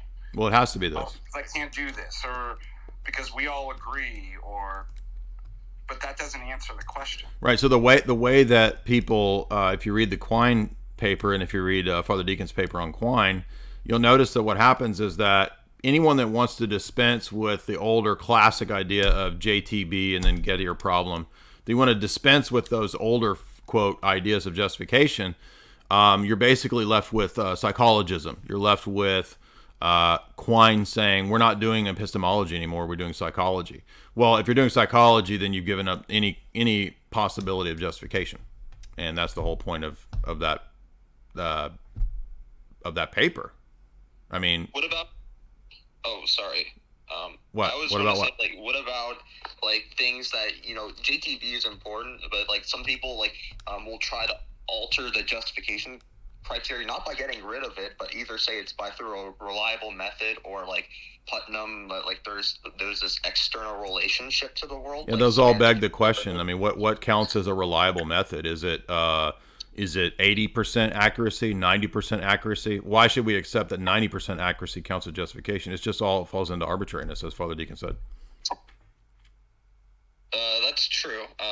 It seems like it would be kind of arbitrary how you would find a reliable method for like. Well, if you like, read the wood, presupposes that you have it begs the question. a reliable method for for Yeah. determining what's a reliable method. So right? if you read the Wood book, he actually goes through all of the attempts to rescue justification in the ways that you're describing, and he talks about how kind of just bankrupt they are. They'll also encounter things like Moore's argument, or like, you know, denying the principle of epistemic closure and stuff like that. Like some people I've seen try to like deny that, like basically defeat skepticism by arguing that the skeptics' worries are just incoherent in their own basis. Yeah, but that doesn't get you to justification, just like retorsion doesn't get you to justification. Because, for example, all I have to do is pose a counterexample like, maybe we are brains in a vats. Maybe I'm a schizophrenic and we just think that the logic that we have matches up to the external world. But you don't know that. And so those attempts at justification beg the question in terms of justification. If you they argue that like the brain in the vat example would itself be like contradictory, because, you know, in order to it doesn't matter because you don't know if it's contradictory. That's the point, right? In other words, maybe we're psychologically predisposed to think that our logical categories match up to the world. That's the defeater for the retorsion argument for justification. Retorsion doesn't count as justification because later philosophers after. So again, think about back to Aristotle. This question comes up with Aristotle, and the sophists say, well, how do you know that logic is logical? And he says, by impossibility of the contrary. He gives a type of transcendental argument. He says, if you go against logic, you're assuming logic. And Aristotle thought that was a sufficient reply. But modern philosophers take that critique even further to demonstrate, no, actually it doesn't. That doesn't even get you to justification, because I can keep asking the question, well, even if it seems impossible otherwise, it doesn't get to justification, because the seeming impossibility does not mean that my conceptual scheme of logic therefore matches up to the external world. I just assume that. How do you know that that's the case? So it's not getting to justification because it's avoiding and just it's kicking the can back a step. Would you agree, Father Deacon? I mean, you wrote a paper on this. How would you give the example of the schizophrenic? It just keeps moving the question back, and it never gets to the issue of justification. So you can just keep asking, why is that a justification? Oh, because this. Well, why is that answer a justification for your justification criteria? And what you notice is they just keep moving it back until they find something that just people agree with. Yeah, and so like you get agreement isn't justification. Yeah, so basically they're saying the various options that you gave, it should be obvious how they don't get you to justification. Oh, well, it seems like it's reliable. Okay, well, why should we accept basic reliability as justification? Well, because we all agree on it. Well, because it's reliable, because it should work, because that's the only way. Well, how do you know it's the only way, right? So none of those things actually get you to solving the question that's being asked. They just kind of kick the can down the road. Does that include within justification that there has to be not like a why that there's logic, but like a how explanation? No, if you read the Mannion paper, the point of the justification question is that you can't get justification in the way that these people are asking. It's not possible.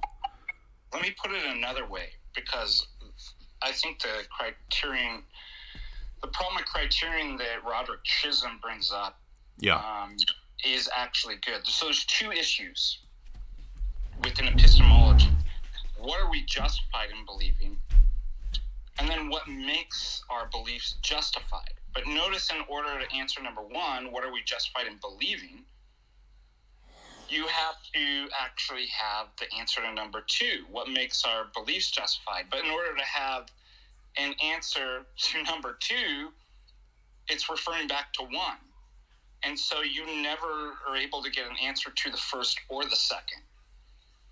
That's actually a vicious circle, right? Each one implies the other one, and you can't answer one without the other, and so you never get an answer to the criteria of justification. Yeah, like they try to posit like evidentialism or some form of Methodism, but those fall into like the same process of like question begging. I think that's what he concludes, is that like most of the alternatives are just going to be question begging, unless some people embrace skepticism, which itself would be question begging. Right, and if you read the Mannion paper, you'll notice that what he does in the section where he critiques all the attempted rescues for justification and a foundationalist system, he points out that they are circular. So it kind of illustrates the point that we were making in terms of your first question, was that justification criteria and justification questions ultimately end up circular. Also, think about this. Here's an objection to reliabilism. Suppose crystal ball gazing is reliable, and you can use a track record argument that's reliable. Does that equal justification? Like, would you say... Would any analytic philosopher actually say, oh, well, that's great, that works for justification? They'd be like, no, just because something's... So there's a bunch of counterexamples of things that even if I allowed to be reliable, they're going to say, but that doesn't equal justification. In fact, an animal can have, let's say, a basic level of, if they form some sort of kind of cognitive states that are reliable, if we grant that, none of us would say that, oh, well, then that's a justification. Yeah, think about other examples like that, like, farmers, or, what's that Farmer's Almanac, where they like study the patterns of how, nature and rain and animal, like, oh, my animals always run around in circles before an earthquake. So I'm justified in believing in earthquakes coming because the animals run in circles, and it's been a reliable guide in the past. Okay, but does that really get you to justification because the animals running in circles is a reliable past guide for when earthquake? No, it's not. I've seen some maybe objections to that by saying that in order to find that like non-arbitrary, like reliable method, that we have to like use a form of abduction versus like induction and deduction, where we'll have like an inference to the best explanation, and you could argue like, oh, how do you know what's the best explanation?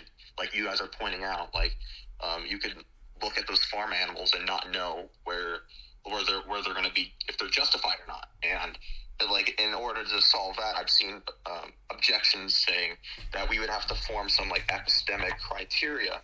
And they would argue that parsimony is important because if we were to have more assumptions, that would mean that there's like more ways our theory could go wrong. And then like they build upon that.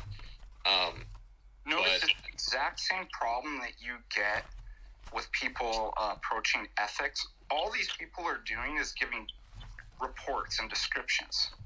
I'm giving you a psychological report about what I believe. But you bring up the objection, you're in the wrong category. We're asking about the normative. Ought that to be the way? So people do this in ethics all the time. Well, this is just what people believe, therefore it's all relative. But you're making a category mistake. We're not asking what people do or how they came to their beliefs, but the ought question. ought they to come to those beliefs, i.e., what are the right reasons? So they're fundamentally, both in the case of the ethics and the epistemological, collapsing the normative into just a story, a description. Let me just report to you things that I think. But as Plato said, reporting Socrates, I don't care about doxa and opinion. I care about epistemic. You're in the wrong category. Oh, yeah. So, like, the objection would be, like, I can give an inference for, like, a best explanation, but it's just a report. I would have to give an odd claim on why we ought to prefer the inference to the best explanation. Right. Or, this is all that we can do. It's abduction. They're setting out the criteria. And you'll notice this when people come on here all the time. They'll just tell us what they believe. But we don't care about what people believe. We care about, ought we to believe that? And by the way, what do yeah. they do? They just give you another belief and another belief and another belief, right? And it's like they never get to the category of but ought we to believe that? Right, and it's the Plantinga response to this. So he points out, is if you have the Wood book, the rejections to reliabilism come up on page 135, and he gives an example of the Franco dream, which is a really good example for this. But he points out at the bottom, which touches on the point that Father Deacon is making, which is that it's not just a question of are the beliefs reliable, or do they work, but do they work in the right way? And that's what reliabilism can't answer. It's not just, well, these are reliable beliefs that we have. Okay, but are they reliable in the right way? And he gives an example of, let me read this section if you want me to. He says, Franco is a painter obsessed with just one object, his boyhood home, in Pontito, Italy. Not Franco, the dictator, right? While in his early 30s, Franco undergoes an illness marked by high fever, weight loss, and delirium. Precisely what illness affected Franco is never conclusively settled. What is clear, though, writes Sachs, is that while the ill Franco began having uncannily vivid dreams about his hometown in Pontito, these dreams and images would remain with him after he was awake. Dreams with the most microscopic, veridical detail beyond anything else that he could consciously remember. Sachs then speculates that these dreams were Franco's particular way of coping with psychologically traumatic departure during his childhood. Quote, what seems to have occurred by singular fortuity, was the concurrence of an acute need, not a psychological state. Acute need and a psychological state. For if his sense of exile and lost and nostalgia demanded a sort of world, a substitute for the real world that he had lost, his experiential seizures now supplied what he needed, an endless supply of images from the past. Rather, an almost infinitely detailed three-dimensional model of his hometown Pontito, an entire theater or a simulacrum in his mind that he could walk about in and explore. This account illustrates that Franco's experiential seizures leave him not just with a reliable memory, but with an astounding capacity for almost total recall in a three-dimensional detail. Scenes so complex that they exceed anything that normal memory could reproduce. Franco's memory isn't just reliable, it is in fact super reliable. It seems that Franco's beliefs are thus justified on the basis of reliabilism because they meet the reliabilist criteria. However, we all hesitate then to accept that this judgment, that it's reliable or that it's justification, because of the accidental and even pathological way in which his memories were produced. Whatever other problems may be beset by reliabilism, this example suggests that reliability cannot be a sufficient justification. Something more than merely having a reliable series of beliefs must be necessary. Plantinga calls this a proper function. Not only does the justification that knowledge requires involve cognitive faculties working properly, but that they must work properly in the right environments and in the right way intended by God to function according to Plantinga. Thus, reliabilism's difficulties stem from efforts to work out the theory in sufficient detail. So it's not enough to just say that, well, the beliefs are reliable. Okay, but this guy's dreams were super reliable, but nobody would say that that his memories and thoughts were working in the right way. And then, like, is there, like, going to be an account on, like, exactly how a belief should be formed in the right way at the right, like, moment? No, the point is that these questions are never ending. You will never get to what the people, because these come out of a foundationalist background. So all of these questions of justification are in the situations of people with a classical foundationalist type of mindset and setting. Even coherence theory, Wood argues, ends up being another version of foundationalism. So even the attempts to get around these questions end up in the same problems. And the point we're making is just that secular philosophy can't solve these problems. They can't provide the justification because they don't have the God principle in the system which resolves the problems. You'll never get the justification problem solved with beginning from human autonomy. That's the point. And that's the point Mannion makes, is that these are dead-end questions. They lead to self-destruction. That's the point.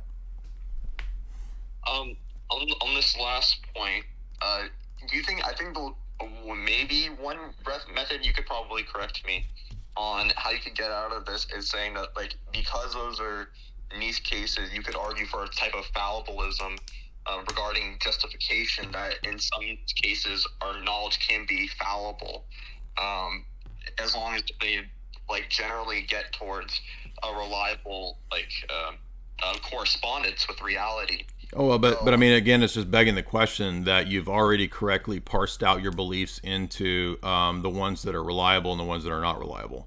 So there's a prior criteria problem again. I think that's a fair critique. So yeah, thank you guys for your time. I think those are good objections.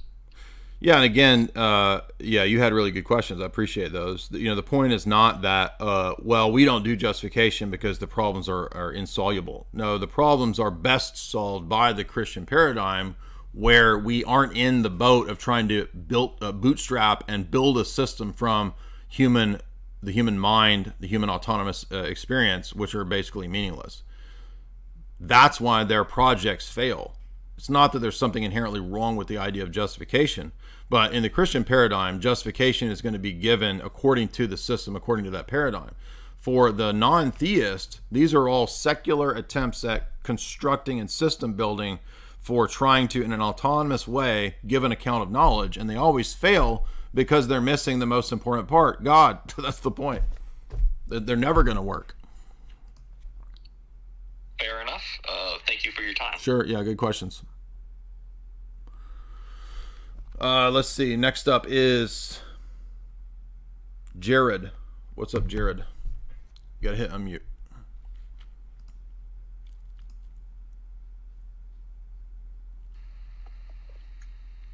Hello there. Hey. All right. I have a question about the nature between God, the Trinity, and various conceptual realities, multiplication, for instance. It's my understanding that in Orthodox theology that God created conceptual realities such as what we might perceive as mathematics, or tell me if I'm getting this wrong, or moral principles. Why? Hold on. Wait a minute. So First point. Stop me there.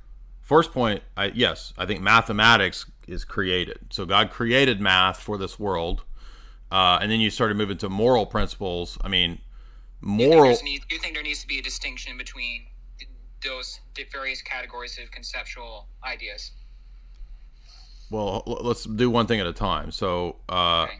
Math and numbers are created in the sense that when we're, writing down things on a chalkboard and we're doing math problems and whatever, times tables, those are created things, but they're based on uncreated things in the divine mind. That's the whole idea of the Logi and Maximus's divine conceptualism.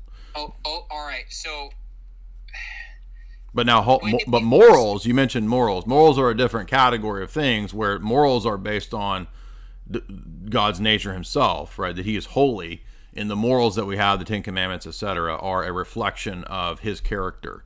So I wouldn't say that the moral law, the divine law is created. I think it's a reflection of God, so it's uncreated because it's about His character. So, and that avoids problems that some people perceive when they say that God is an arbitrary figure that judges based on whatever they might perceive as a whim. So that's why they don't say that. It's derived. Morality is derived from nature. Now. Well, morality is derived from the divine. It's derived from moral principles are derived from the nature of God, correct? Not from the nature of whatever else the nature of created things. Yeah, for example, I mean, it's not wrong to speak of natural law, but it depends on what you mean. So, like libertarian people will think that you can derive objective morality from, quote, nature. I don't see how they come to that conclusion. That seems ludicrous to me. I mean, nature shows me predators and prey eating each other, eating babies. How you're going to get from just bare experience of nature, objective morality is beyond me. But that's what they think. In that instance, you're using examples of material or biological or ecological processes. Well, but I mean that's what Enlightenment libertarians would point to. What else is there? They're not going to point to the transcendent. They're going to say that the principles of nature, natural law. Mm-hmm. Well, I suppose I see where you're coming from there. So, with regards to the mathematics issue, or what we might say, I mean, there are other categories. I mean, I presume you'd believe that epistemology or what might fit into that. What can we properly say that God created the natural world using these higher order conceptual principles? The principles for the created order are the logi, the divine ideas. But God doesn't submit to the created logic. The created logic, the created mathematical categories are a reflection of the logi, but that's because they reflect. It's that you can't reverse that and say that God has to submit to the creatures, because what's in the created order is a reflection of one of the divine rays. You could say that logic and these kinds of things are one of the divine rays, so they do reflect the divine mind. Sure. All right. So they're only created or derivative only as far as they reflect God's nature, not an inherent created nature. So the number 7 is an abstract entity or category that exists, and it exists in a non-spatial, non-physical way. You could say that there is a realm of forms if you wanted to, but the difference between St. Maximus's view of that is that they're created. Universals are created. They're not uncreated. They're created, but they're created on the basis of an infinite number of particular things in the divine mind. So there's an archetype or a pattern of me in the divine mind. There's an archetype or pattern of you. There's an archetype or pattern of the number 7. Everything in the created order, every molecule has its archetypal pattern and principle in the divine mind, and that's true for all of reality.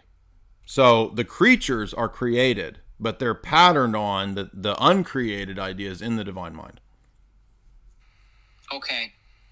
So, one last follow-up, and then I have one last question. Sure.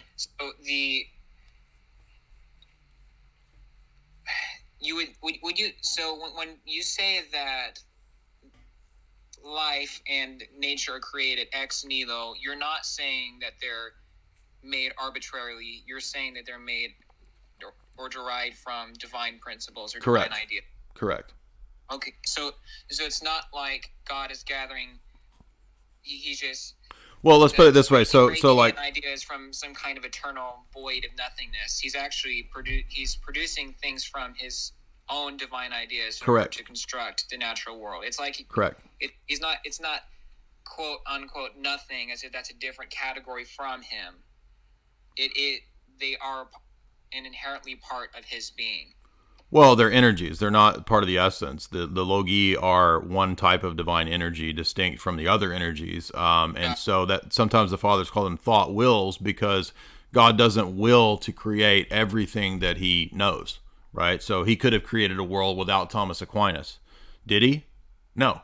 So he didn't create all of his divine, on the pattern of all of his divine thought. Basil says, for example, God's thoughts are infinite. Well, the created order isn't infinite, so he didn't create everything that he thought of. He could have created a world without me, could have created a world without you, but he didn't. So he didn't create every possible world or he has knowledge of all possible worlds, and yet he created this world. So if you read Seraphim Hamilton's excellent essay on the logi, he gets into this point that God didn't even create every single thought that he had, which is another proof that there's potentia in God, right? If he didn't create every possible world, then there's potentia in God. Clearly, that's what it means to have free will. That's why the Maximus and others call the logi the thought wills. That's to, again, correct the tendency in Platonism, which in Platonism, if there's a form, then it's a causal relationship by which every form has its pattern or its prototype, its type and prototype. But we don't think that. We don't think that every single possible world exists, because we don't collapse the divine ideas into the divine essence. But if we were Platonists, we would think that every form is a substantial cause of everything that it's a form of. Understood. All right. Yeah, good questions. Anything else? Well, sure. Go ahead. If I were to try to find some way to drag this out, well, I don't really know if there's anything more to talk about as far as ex nihilo, as far as my concerns were. Well, I mean, so Roman Catholicism, they don't make. I understand that they don't use vocabulary like logi. Right, so they do believe it.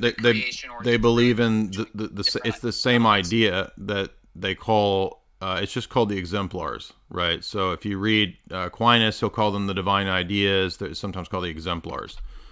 And the problem isn't the terms. It doesn't matter whether you use the word logi or exemplars. I mean, Maximus' description in Ambiguum 7 is the same thing as what's meant by Augustine when he talks about the divine ideas. The difference is that Roman Catholic theology, as far as I'm aware, I've never seen a Roman Catholic theologian that doesn't collapse the divine ideas into divine essence. I mean, Aquinas is very clear about that. Is this a divine simplicity issue that Correct. they found?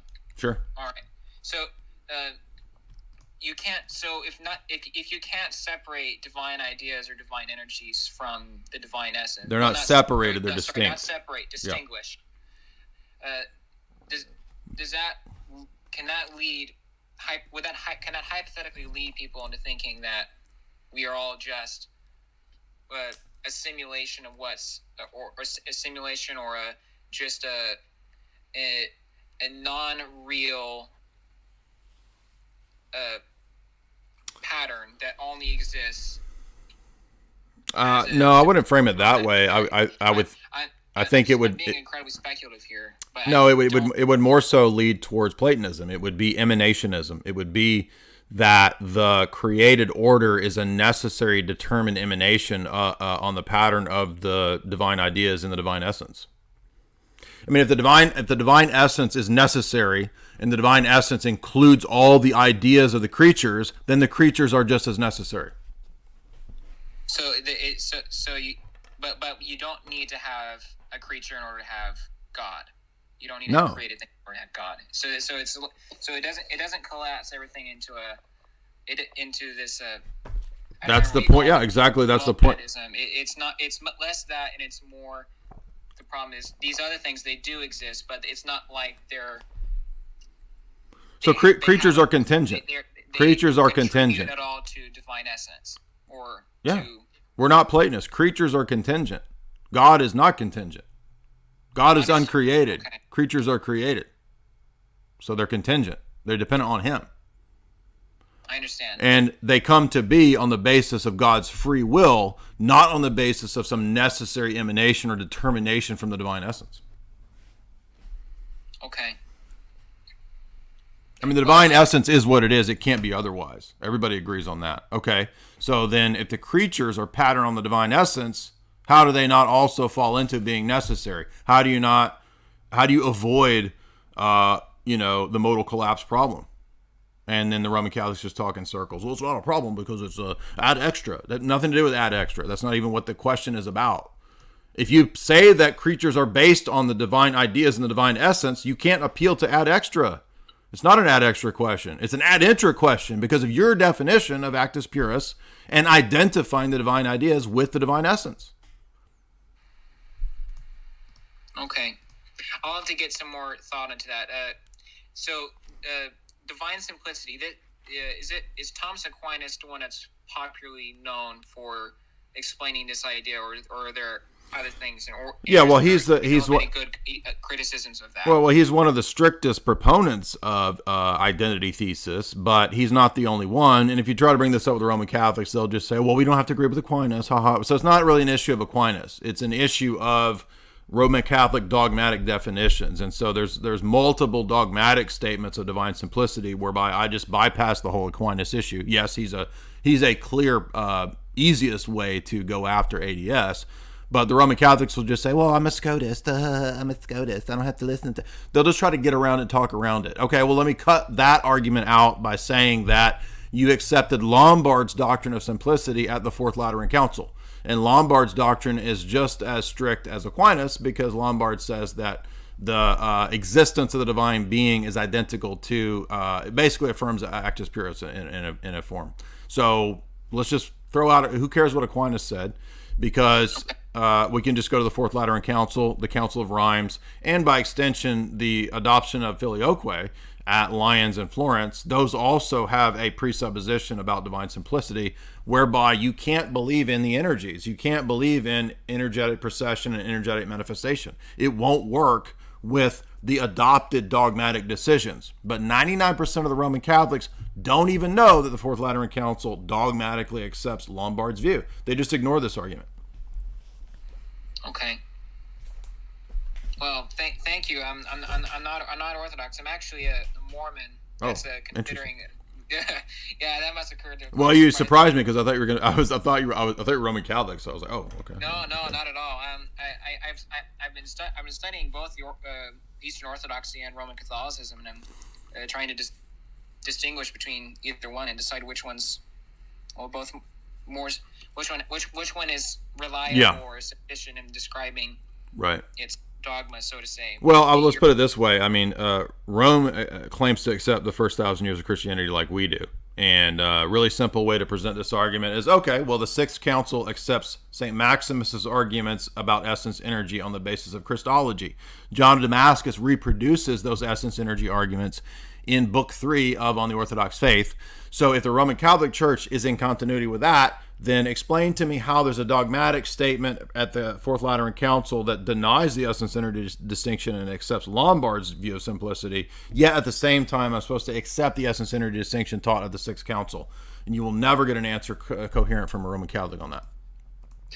So I mean, I've seen some of your lectures on Roman Catholicism, including the part of the one you just did on Trent's rebuttal. Your refutation of the Roman Catholic argument is always they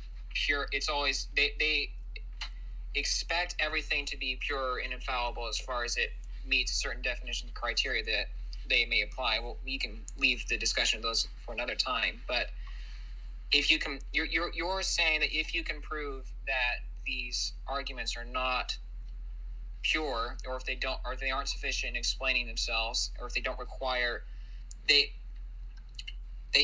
can't possibly be wrong, is what you're saying. And they're saying that they can't possibly be wrong, and that if you're able to find inconsistencies. Well, yeah, I mean, basically, the nature of their system is such that they claim there's no contradictions in dogma. So all I have to do is show multiple contradictions in dogma, and the system falls apart. That's the point. Yeah. Okay, I understand. Yeah, I mean, that's the meaning of the indefectibility and infallibility of the Roman Catholic Church. There's no dogmatic contradictions. Okay, so then let's demonstrate that there are, and how does that system hold up? I mean, it's a holistic system. That's the thing. It's like that's their system's definition of their system. Okay. All right. Well, Thank you. I might come on another time. Okay, sure. Correct some other issues, but thank you very much. It's been good. I'll be sure to find an Orthodox parish. Oh yeah, I'm glad to hear that. Yeah, check it out. Definitely go to the liturgy. Great questions there, Jared. Much appreciated. All right, let's see. Next up. Let's get somebody on here to argue theodicy. Here, got these low tier Reddit atheist. Where? By the way, I reposted. Well, Jared's questions were good. Those weren't low tier. What do you mean? No, I reposted your Twitter invite. Oh. Let me read you this. Oddly enough, I just watched a program on UK TV about Boxing Day tsunami of 2004, which killed 20,000 people in Thailand, Sri Lanka. Where was your God? Yeah. Well, let's see. We got some more. Let's see. Scythian. What's up, Scythian Tom? What's up? Unmute. Okay. Hey. All right. Hey, Jay. How you doing? I'm doing well. Good. Doing well. All right. I am a Orthodox inquirer. I might be a catechumen. Okay. The priest was really kind of informal about it in the local ROCOR. Okay. And I do have Russian roots. Come out of a Slavic Baptist background, and I was also in hardcore King James only fundamentalism. Oh wow. So there's that. I had a question. You have some, you do have some content about this here and there, but what would be kind of the slam dunk, aiming at the presuppositions of a person kind of hinging the entire gospel on this transactional Christ being a propitiation, a payment for sins, and if you believe in him, or you believe that he did that, and you trust him, that he took care of everything for you, that there's this kind of spiritual transaction that takes place. What are the presuppositions that is built on? And furthermore, if somebody does take that view, what crazy thing would they have to, by extension, believe? That would be crazy, like something that undermines the Trinity or just something else that's absurd. Yeah, it would be that, right? So, I don't know what I was drawing a KJV man. So here's KJV 1611 man. I didn't give him hands yet, but he's incapacitated because he has no hands. So there's KJV 1611 man. And what a lot of people don't know is that if you look inside of KJV 1611 man, he actually has the Apocrypha inside of him in the original 1611 KJV. I like to ask those people, why is it there? But yes, they would say that it was placed in the middle between testaments and like separate, like segregated out of the two testaments. I know, but like, why as a independent fundamentalist Baptist am I supposed to believe what a monarch did? Like, what are you a monarchist? Or I've never heard of an independent fundamentalist Baptist being a monarchist, so I'm curious. They would say that King James is the English version of Jacob, so that's like Israel. Jacob is Israel, and are you serious? That's that dumb. They think that his name Jacob makes him. So is it like British Israelite heresy? Like what? No, well they would say that just these funny things kind of line up to bless the KJV when it came about. So they would say that where the word of a king is, there is power in the Proverbs that say that. So there's a king. Okay, but they're not what they're not monarchists. So no, they're not. Okay. Yeah, that's my point. Anyway, so look, the key thing about the Trinity is that in the classic Protestant view, it's a transactional affair where we have one hypostasis punishing or damning the other person in the Trinity. So your only options are to be anti-Trinitarian and say that that the Son was cut off from the divinity when he was damned in this transaction, because he has to get the punishment that was due to us, and then he has to pay the infinite penalty to the Father. By the way, where's the Holy Spirit in this transaction? I thought everything that happens in the Trinity is triadic. So I don't know how we have this transaction between the Son and the Father that excludes the Spirit. That's anti-Trinitarian. But even worse than that is the fact that one person in the Trinity is damning another person in the Trinity, which splits the Trinity. So we're supposed to think then that in the Son's damnation, to take this penalty, that he's excommunicated from the Trinity, he loses the divine nature. I mean, it's just preposterous. It's blasphemous. It's dumb. Nobody ever taught this view. You read John of Damascus in book 3, at the end of book 3, it's the Orthodox view. He's summarizing the first 7 years of Christianity's view of the meaning of the death on the cross and the descent into Hades. I would point out that the entire Protestant world rejected, for the most part, Christ's descent into Hades. This is one of the fundamental doctrines of Christianity. So if the Protestants are correct, then how did you lose something fundamental to Christ's death? Paul says he cannot ascend if he didn't first descend to the heart of the earth. Jesus says the Son of Man will be in the heart of the earth. David's Psalms constantly predict his descent into Hades. That's the harrowing of Hades. Only the Orthodox Church maintains a consistent teaching of the harrowing of Hades. The Roman Church kind of gives a little verbal credence to it, but they don't really see why it even matters or why it's important to the theology. So all of these things really contribute to the key way to refute the Protestant doctrine of substitutionary atonement. But the other point is that if you don't want to go the Arian blasphemous route, the only other option for you is to be a Nestorian. You have to say that there was a human personal subject, the human person Jesus of Nazareth, who was for some time on the cross separated from the Logos, from the divine person of the Son, and thus he underwent this punishment and this damnation. Either of those options is blasphemous and easy to refute and unbiblical, ahistorical, against the patristic teaching, etc. So either of those routes is, in my view, the easiest way to destroy the entire imputational substitutionary atonement models. Okay. Well, about 2 years ago, I would have had, just on deck, I would have been able to do a tit for tat. There's this verse, there's that verse that seems to teach substitutionary atonement and this sort of thing. So how are those verses tempered, or is it more of a context thing? Right, so I did a whole talk on substitutionary atonement that I just shared the other day. So you can scroll down on my Twitter feed and you'll see my lecture on Book 3 of John Damascus. That's a whole 2-hour talk on this. But the problem isn't, is there a penal element? Is there a substitutionary element? That's not the problem. The problem is, what do those words mean? And so it's not a matter of, it's the interpretation of the verses, right? So yeah, I'm aware of I used to be a Calvinist. I'm aware of all those verses, but the verses don't mean what I thought they meant. That's the problem here, because it depends on how you do your theology. Protestants think that you can do your soteriology first. So basically, it's all premised on their presuppositions of soteriology, and then later on down the road, they might argue for the Trinity or the deity of Christ. In Orthodoxy, it's flipped. First and foremost comes the doctrine of the Trinity and Christology, and that then conditions and determines how we understand soteriology. So it's not that we reject the notion of substitution or that there's any penal element. It's rather, it's completely different in terms of the interpretation. So we don't think that one divine person is punishing another divine person. For example, if you read John Damascus, Book 3, towards the end, when he covers this, he talks about appropriation. We don't believe that Jesus literally became a curse. He became as if one cursed, right? Because cursed is everyone that hangs on a tree. Well, the Son of God is holy. He can never be cursed. How can he be cursed? Right? So this is a misunderstanding that Protestants have, where they don't understand what it means for it to be by appropriation. First of all, how can you metaphysically become a curse? Did Jesus become metaphysically evil? I mean, again, this is a Gnostic tendency in Protestantism to give evil being, to give evil substance or subsistence.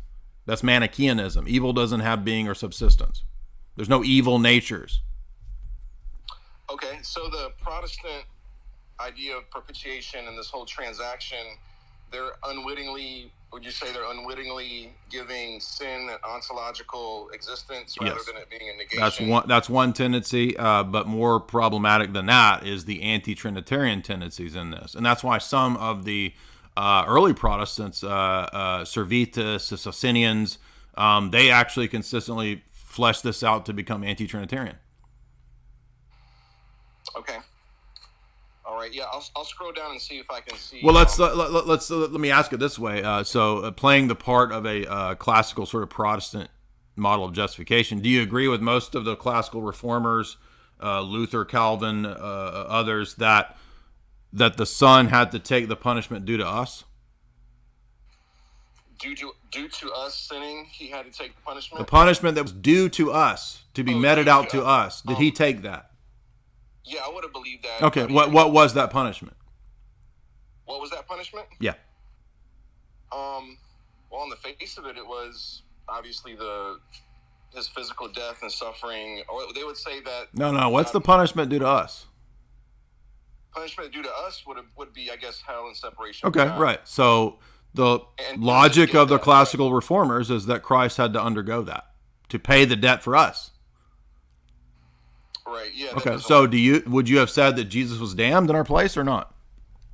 I would have casually said that without even thinking of the ramifications. Right. And so that's why we have to do our Trinitarian theology first to say, hey, wait a minute. A divine person can't be damned. That's blasphemous. Okay. Well, yeah, well, thanks to you, I did get a hold of about 2 years ago of Cosmic Mystery, the Saint Anastasius, or Maximus the Confessor. Right. Because I was kind of battling out with some Slavic Calvinist Baptists. Okay. They do exist. Right. So that was kind of my aha moment that, hey, if Christ didn't have free will, mm-hmm. or if he was a person with free will, he either had the human nature or not. That Mm-hmm. was my aha moment that, we do have to kind of start with who Christ is and the Christology. Right. Before, Yeah, exactly. Yeah. Okay. Well, thank you. I think that was about it. Okay. Yeah, great questions, man. Glad that you are becoming a catechumen. It sounds like you're moving in the right direction. That's really good. I want to remind you guys, too, that the show sponsor is Chalk.com. Chalk is the best supplement company out there. They're best for fighting against becoming a soy male. You want to fight that soy face that's popping out of you, like that right there. You want to get over to Chalk.com right now. I recommend starting with the Daily. Daily is the best for overall supplementation. All the products at Chalk.com are rainforest source. They're adaptogens that are basically a way to replace the nutrient deficiencies that we have in our Western diets. We're all nutrient deficient. So Chalk is there to help with that. I've been taking Chalk for about 9-10 months now. Great company. We love those guys. Great products. Everybody at the speaking events, most everybody got free samples of the Tonkat Ali. I got some messages from people saying, hey, dude, that Tonkat Ali is no joke. It kept me up late at night. I warned everybody not to take too much Tonkat Ali because it'll keep you up. And lo and behold, it did. So if you want to boost your testosterone, check out the Tonkat Ali, the Tonkat 100. If you want to focus on hormone balance, if you're one of the ladies, then I recommend the Irish Moss or the Shilajit. Irish Moss especially for hormone balancing. Jamie loves the Shilajit. She takes it every day. And as you notice, she's been sort of plowing through books pretty consistently. She's beating me in reading, actually. She's been reading more than me lately. So I'm going to have to get up on some of this Shilajit or something to catch up with her. Action 2.0, great for just overall energy supplementation. Use the promo code J50. That's J50. That'll give you 50% off anything at Chalk right now. If you want to support me, best way to do it is support them. They're an awesome based red pill company. Big supporters of us now for almost getting close to a year. So definitely head on over there. You have to use the promo code J50 or a little bit extra discount, J53 Life. That's J53 LIFE. That will give you 53% off if you want to do recurring subscriptions. So that's the promo code for setting up recurring subscriptions. So you have to put that information in there every month, right? It gets annoying to have to do that. Amazon offers that recurring subscription, and you can do it over at Chalk as well. They also have stacks for men, stacks for women to help you organize and get the supplements depending upon what you identify as. So if you're Tristana, if you identify as Tristana today, I may just start identifying as Tristan because he's moved on to Tristana. I could identify as Tristan. I could take advantage of all the benefits of what he had, perhaps even the legal ownership, whatever he owned as Tristan.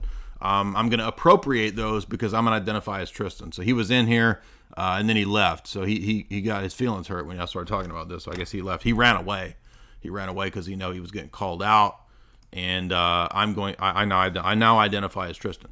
And so head on over to chalk.com and you can identify as me because I'm not me anymore. I'm Tristan. You can now identify as me over at chalk.com. Also, guys, remember, too, the Orlando event. So we're going to have a lot of fun down in Orlando. It won't just be me and Jamie. This time it will also be Father Vladimir. He will be speaking as well, giving his talk on his area of scholarship, which is Renaissance art and symmetry and symbology. And he goes really deep into that. I've seen his presentation twice. I love it. I always learn something new because they're really deep. He gets super, super deep into the geometrical structure that was so profuse in all these Renaissance masters. So that's going to be a lot of fun. The tickets are a little bit more because he's also speaking, so we want to be able to pay him too.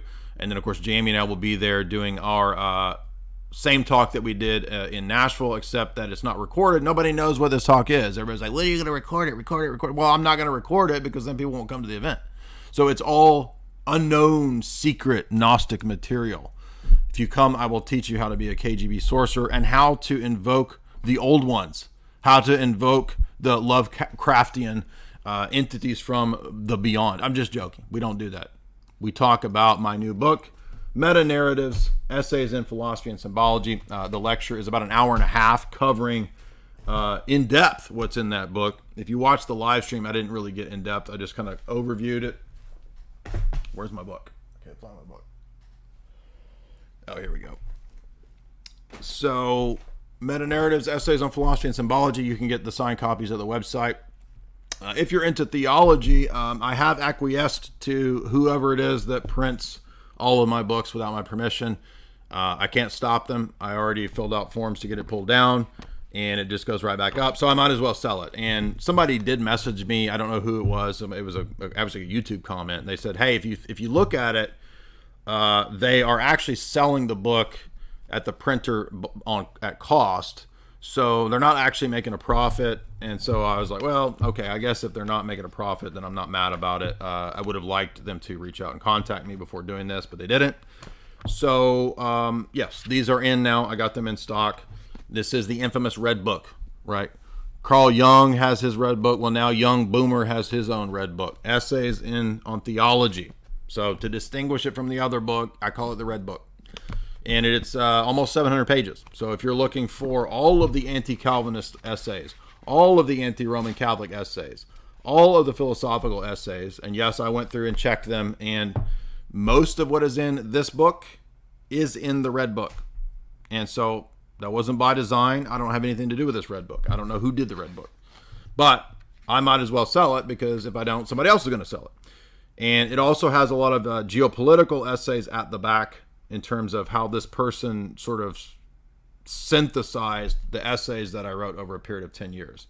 Doesn't have any movie essays. It's all just polemics, apologetics, philosophy, and maybe 100 pages of geopolitical stuff at the back.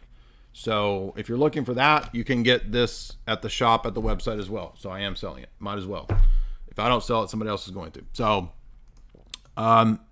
it's not as well edited and well formatted as this.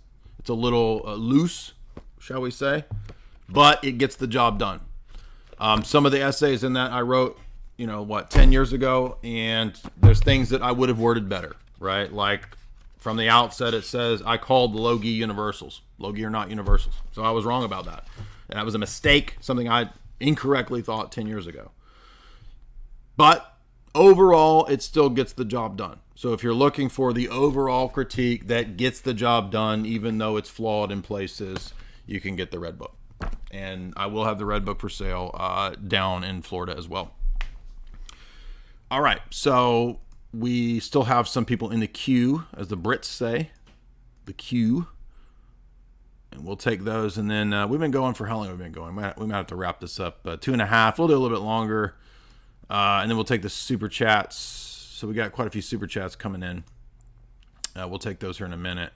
And let's see who's up next. It is Seamus. What's up, Seamus? Just unmute.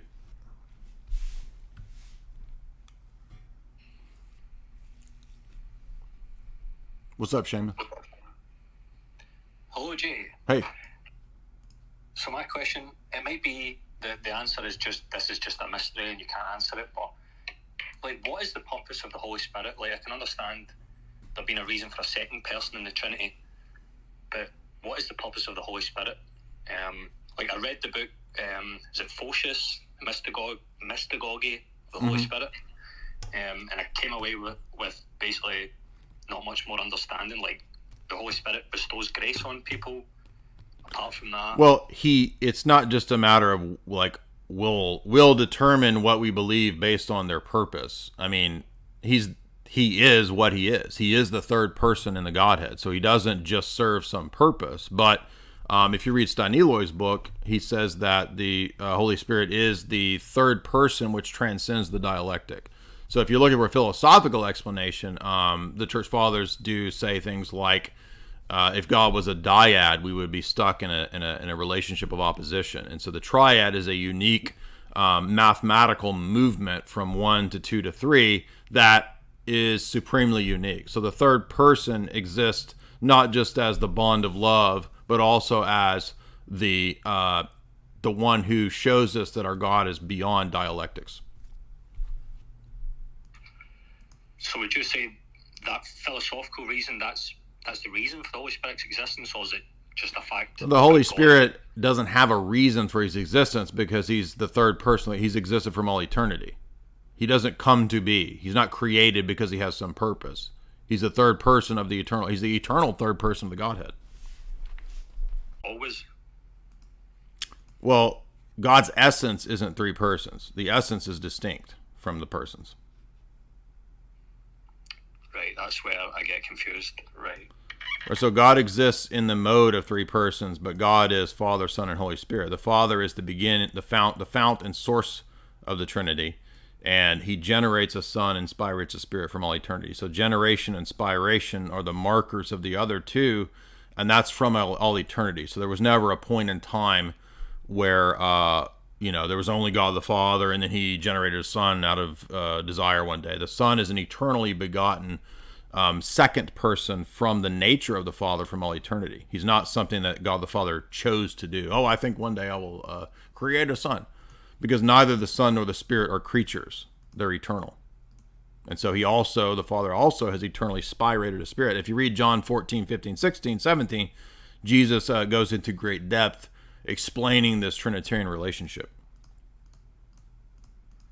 Also, in the Staniloy book, the chapter on the Trinity goes into this eternal intra-Trinitarian relationship as well. I'll look into that. Thank you. Sure. Just one other question. Sure. So I've seen some of your debates in the whole transcendental argument of logic. Mm-hmm. So I've tried this in real life, and I get basically the same response that you've had in your debates. People just don't understand it. They don't get it, which I can understand. It is pretty high level. Yeah, it's a little difficult. Yeah. Yeah. So is there like a lower level best argument? Yeah, I think the easiest way to go about that argument is on the basis of ethics. I mean, you point out that, look, if there is no God, then there's not really any grounding or justification or basis for ethical norms. And if that person wants to go that route, then you just point out that they don't have any reason or basis to say anything is right or wrong at all, right? I mean, if everything's just taste preferences, then who cares what you don't prefer, right? Oh, you don't like murder? Well, that's just a taste preference. That's like what flavor of ice cream you do or don't like, right? But most of those people who take that line of reasoning seem to get mad if somebody stole their money. Well, why are you mad? So you don't like it. Well, so what? There's nothing wrong with stealing money. There's nothing wrong with doing these things. It's just taste preferences.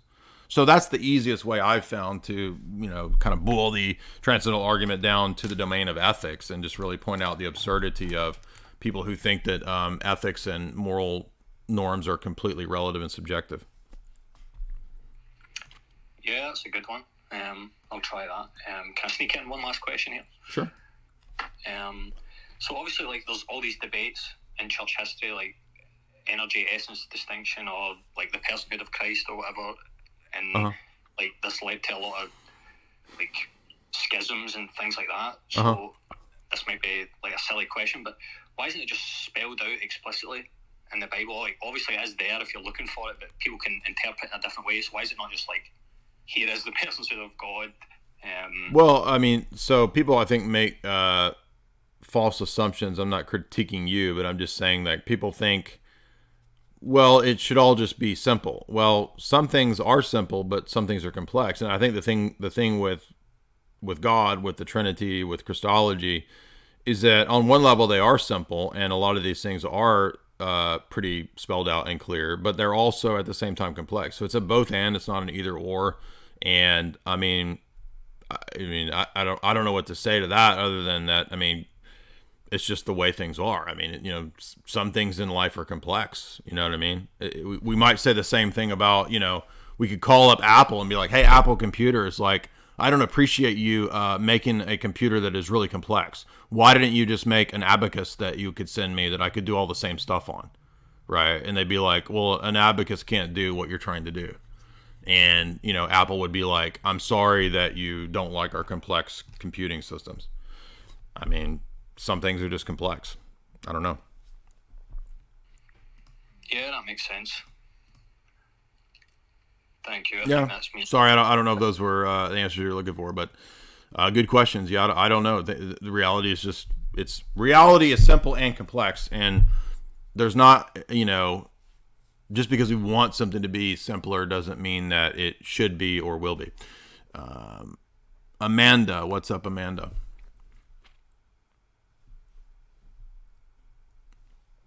You have to hit unmute. Hello? What's up, Amanda? Hi. I'm sorry. I've never done this before. Okay. That's all right. What's up? Firstly, I really want to thank you guys because you and Father Deacon Dr. Ananias and Father Trefon have really been instrumental in helping me to figure out my theology and everything, because I was raised indie fundy Baptist. And so I've learned a lot that makes far more sense about the Bible. Good. That's cool. It has just really helped everything to make way more sense, because there's so much about the Calvinistic theology that just did not make sense to me. Right. And everything. So my question here, though, is I'm kind of curious what the how the Orthodox theology and everything works with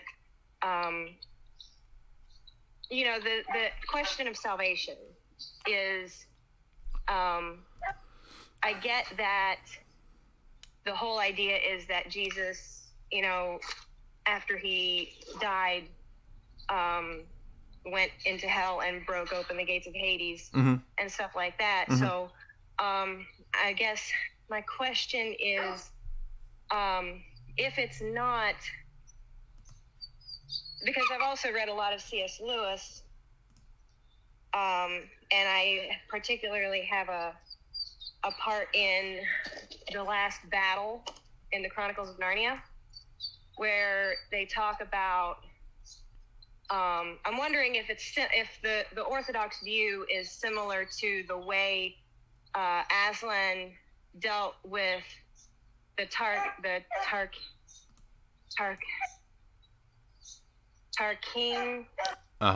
dude. Well, actually, C.S. Lewis has another book that's probably more accurate, which is called The Great Divorce, and that actually lays out the Orthodox view of eschatology a lot clearer than anything else that I can think of in C.S. Lewis. Okay. So he comes pretty close to our view there, yeah. Have you read that? You should read that. No, I have not read that. It's an allegorical story where a bunch of people are taken in a bus to both heaven and to hell.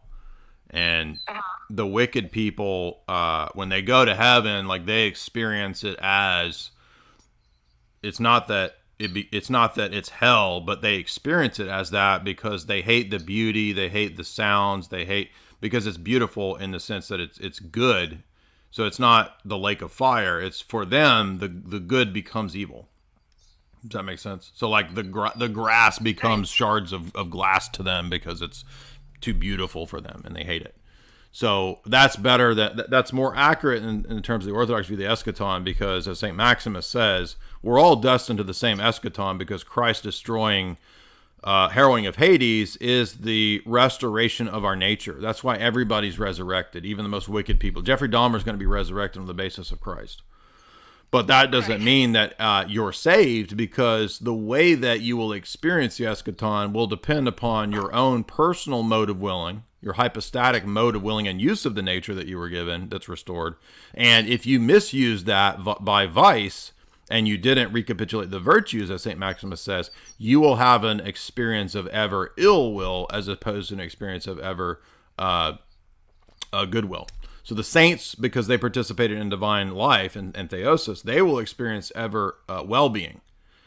The wicked will experience ever being, but not ever well-being. It will be ever ill-being. Okay. But the experience isn't lava, it's God himself. Because the wicked hate God, what torments them is the presence of God, not lava pits. Okay. And if you read The Great Divorce, that's the point C.S. Lewis is making in that book. He will make that point. Okay. Because that was one of the biggest problems that I had with Calvinism and everything, is that, there's all kinds of people out there that, never heard of Jesus and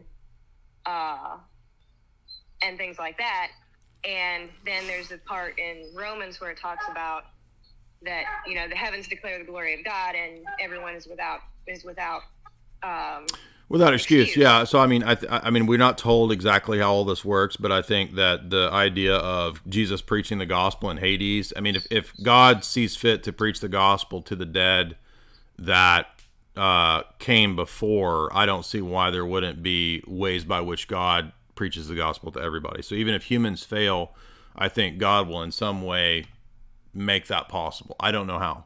And I'm not saying that you can go to hell and be saved.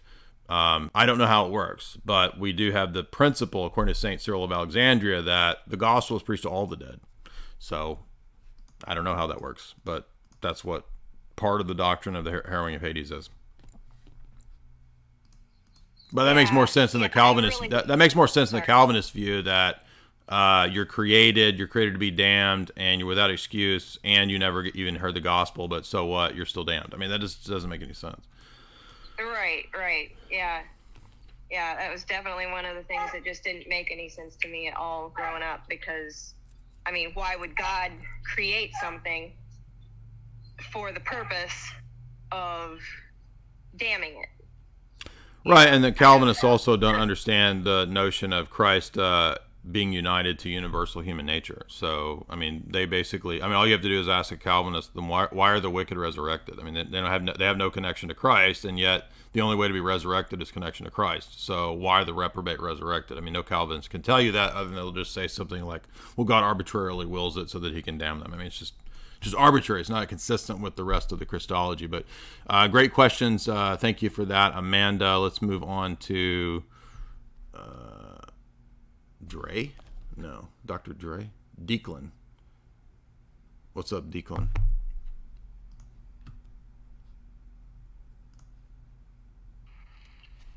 What's up? You talk to me, Declan?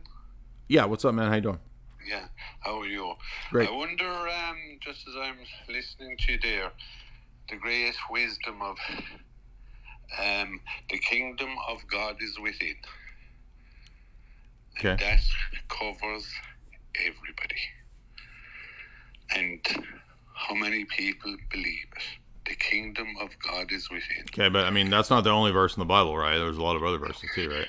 Well, it's the most important one. Well, how do you know that's the most? Because nobody believes that they're all looking elsewhere. And if you look within, how do you know that's the most important one? How do you know that? Of course it is. What's more important? Well, I'm asking you to tell me. Tell me one other. Does Jesus give us one prayer? And the most important two lines in it is, forgive us. How do you know? I'm asking you how you know that's the most important. You don't need to tell me again that you think it is. I want to know how you know. Because when we accept that, we'll be totally... Let's move on. Nonsense. Let's move on. Let's see. Damascene of something. Damascene of something.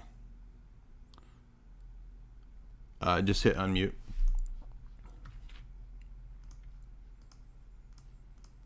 Somebody didn't eat their Lucky Charms today.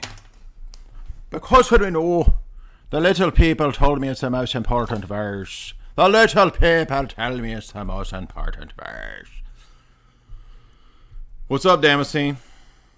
What's going on, Jay? I'm just looking for some clarification on something. I'm Orthodox. I was baptized in December. On as far as with angelology and demonology, I've heard different quotes from different fathers, like for instance, don't say your plans out loud because the demons will hear it and they'll mess up your plans.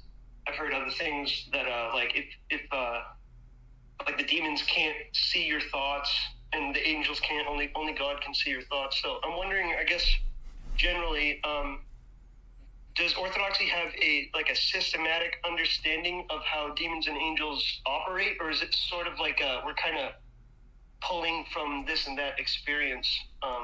I'm sure I'm missing something. I'm sure there's some book I haven't read about this stuff, but I'm wondering if you can clarify that. I mean, when it comes to the speculations of monastics or the Philokalia on that kind of stuff, which a lot of the Philokalia is citations from the fathers. I'm not downplaying it, but I don't know on that specific question whether a demon can only hear or if he can also see. I have no idea. But I would say that the places I would start would be, there's a significant angelology in Dionysius's Celestial Hierarchy. I would read the angelology in John Damascus's books, or On the Orthodox Faith has a significant section on angelology. I think I would hold off if you're a new convert on going too deep into the Philokalia, because the monastic texts are written for people engaged in monastic warfare. And in fact, a lot of the monastic texts will tell you at the beginning to hold off on going too deep into this if you're a new convert or if you're living a lay life. So we should always kind of be bouncing the theology that we're studying off our spiritual father. So that's my caution to you. Not that you're doing anything wrong. I'm not your spiritual father, but I see a lot of people who become new converts and then they dive into the monastic text thinking, I'm not saying you're doing this, but I have to live the monastic life right now, and that's how I'll prove to Jesus that I really love him, and I will tell everybody else in the world not to go to movies and not to listen to music, and it just ends up being silly. You look ridiculous. So that's what I would say, and I don't know. I don't know if a demon can hear only our thoughts or what. I don't know. Okay. All right. Thanks. Yeah, great questions. Thank you. Yeah, good question. Probably need somebody more spiritually advanced than me to tell you that. So, nope, sorry, no more Lucky Charms. Not interested in having that conversation. Let's see. Georgi. I can barely see it. Georgi?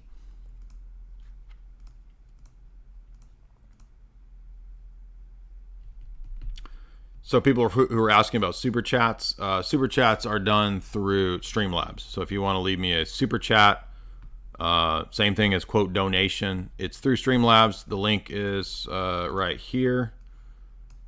So we've been demonetized for 3 years now. So there's the Streamlabs link. It just does the same thing. It's the same thing as super chats, except actually it's better because they don't take 30% or whatever. So did you have a question, Yorgi, or not? What's up, man? All right, we're going to move on. Next up is Dutch XRP. Dutch Ripple. What's up, dude?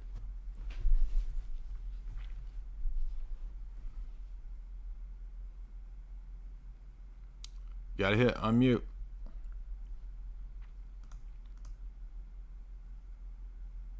I mean, I see you giving high fives. Do you want to unmute and ask something or not?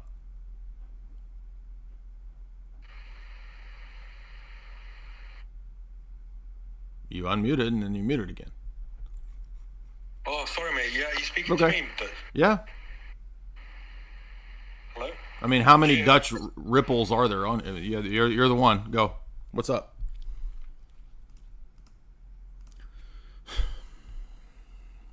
Yeah, everything's cool, man. Next up is Dave. What's up, Dave? You have to unmute, guys. When you come on, it mutes you. Just unmute and talk. Is this thing not working? I don't know what's up. Dave dropped away. What's up? Dutch, what's up, man?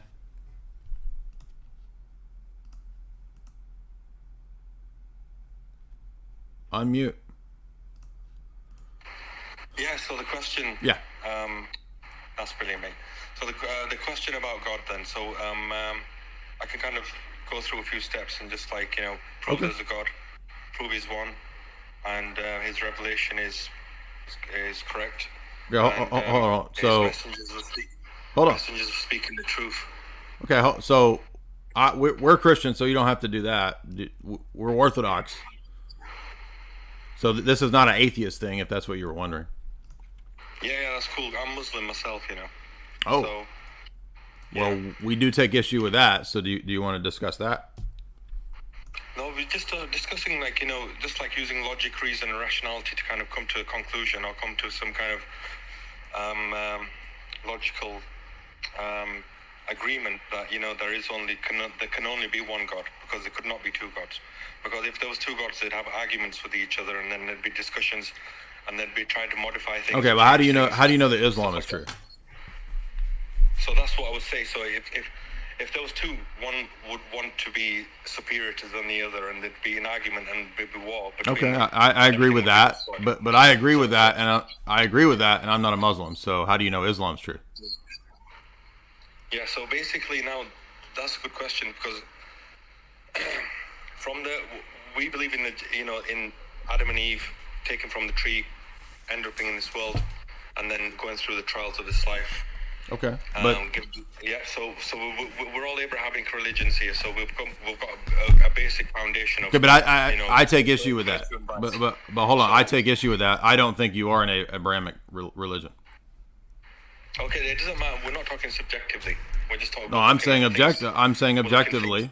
I am saying objectively. It's not. You're not in an Abrahamic religion.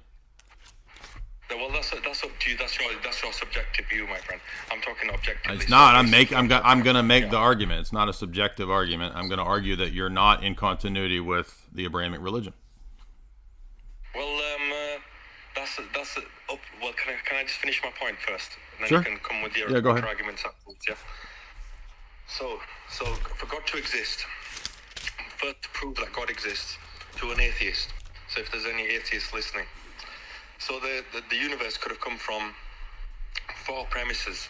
So we'll go through the premises and see which is more logical, right? Right. So we're not going to do this. So if you want to enter into discussion about Orthodox Christianity versus Islam, but this isn't a platform for you to teach Islam to atheists. No. This is actually nothing to do with Islam. This is actually to prove that the Creator exists. Okay. Well, then I can just argue that you're not arguing for the Islamic Creator, and so therefore Islam isn't true. No, but there's one objective creator, there isn't there? There's one creator. Why are we supposed to believe that? How do we know? So, but it doesn't teach Islam? Your argument doesn't teach Islam? Because the atheist's main question is who created God. So I'm trying to answer that question. All right, this is not good. You're missing the point. We're moving on. Let's see who's next. If an atheist or a Muslim wants to come and present the Islamic argument against Orthodox Christianity, you're welcome to. But we're not going to do the dumb natural theology argument that he's trying to do. What's up, Dave Ashmore? Oh, hi, Jay. Can you hear me? Yes, sir. Hi, thanks for that. I've been inquiring into Orthodoxy for about a year now, and I've found that you've been a valuable resource. The question that's cropping up from Protestants, basically, this, whether you can help me find some resources or whether you've got some input of your own about this, is about the Deuterocanon, and they're saying that the Jews never held them to be canon. So why are we, as Orthodox and Roman Catholics? Well, first of all, that's a faulty presupposition. Why do we go to unbelieving Jews to determine our canon? Secondly, that's not actually the case, because the Deuterocanon was included in the Septuagint, and many Jews who read the Septuagint, the diaspora Jews, did include it in the canon. So false on both accounts. Excellent. That's all I wanted to know. Thank you. As I said, it helps build me. Yeah, up. I mean, should we also go to them about the deity of Christ? Obviously not. No. Yeah, so it's just retarded, as if the people who don't believe our religion are going to determine the canon of Scripture. It's ridiculous, but good question. Okay. And I believe. Oh, I'm sorry. I didn't mean to boot you. I thought you were done. Dutch Ripple, we're not going to do your argument on the basis of natural theology. Okay? So if you want to argue Islam versus Orthodox Christianity, we can do that.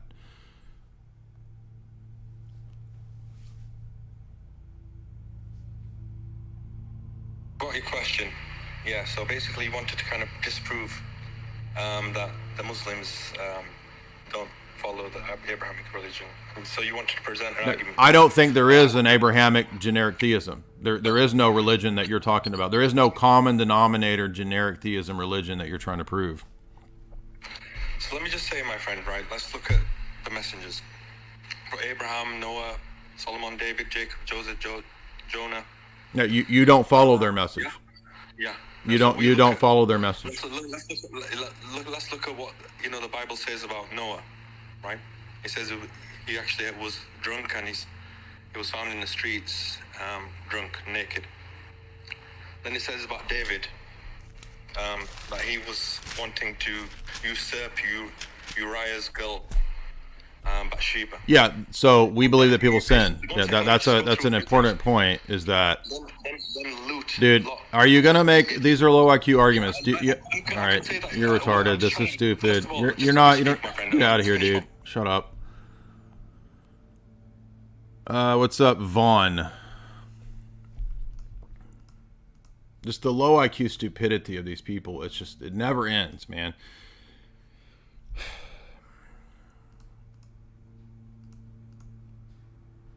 Vaughn, what's up?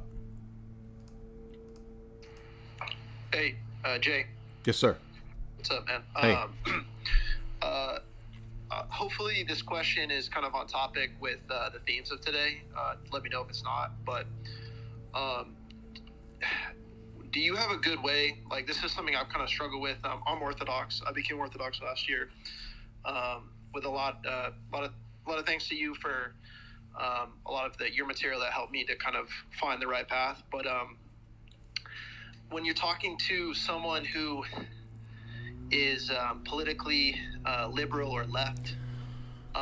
So today, the discussion today is about Roman Catholicism, Orthodoxy, Atheism, Protestantism, Islam, Calvinism. So I'm not trying to be rude to you, but we're not talking about geopolitics, philosophy, or Hollywood. Geopolitics, conspiracies, or Hollywood today. Okay. So do you want to anything to deal with Rome, atheism, Protestants, Muslims, Calvinism, anything like that, pagans? No, my question was a little off topic of that. Sorry for... That's okay. That's all right. But I said at the beginning we wouldn't be addressing those, but that's okay. I appreciate it. Just come back next time. We'll have a discussion, geopolitical stuff or whatever. So again, Muslims, if you want to come debate, you're welcome to debate. You're not going to let you just ramble forever about... I know you think that the Bible is false because the patriarchs sinned. But that begs the question, right? Because we think that humans sin. So you need to address what the actual positions are. You can't just you're not going to do the spam Muslim thing. That only works on the lowest IQ people. We're going to address and we're going to pick apart actual arguments. So the fact that you think that prophets and patriarchs couldn't have sinned is dumb. It has nothing to do with whether Islam is true or false. Because in our view, saints are still sinners. They still committed sin. There's nobody sinless. So that's not going to determine which position is true or false. That's why you have to study and look at the systems and how they compare to one another. And you don't follow the religion of Abraham. You think you do, but you don't. William, what's up?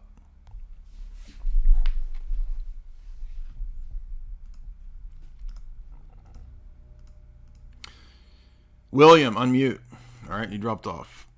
So again, telling me your position is not an argument. If you want to make an argument, make the argument. An argument is not you listing to me your beliefs and telling me the positions of your system. We want to know the arguments for why it's true and why ours is wrong. So learn what an argument is. Georgi, what's up?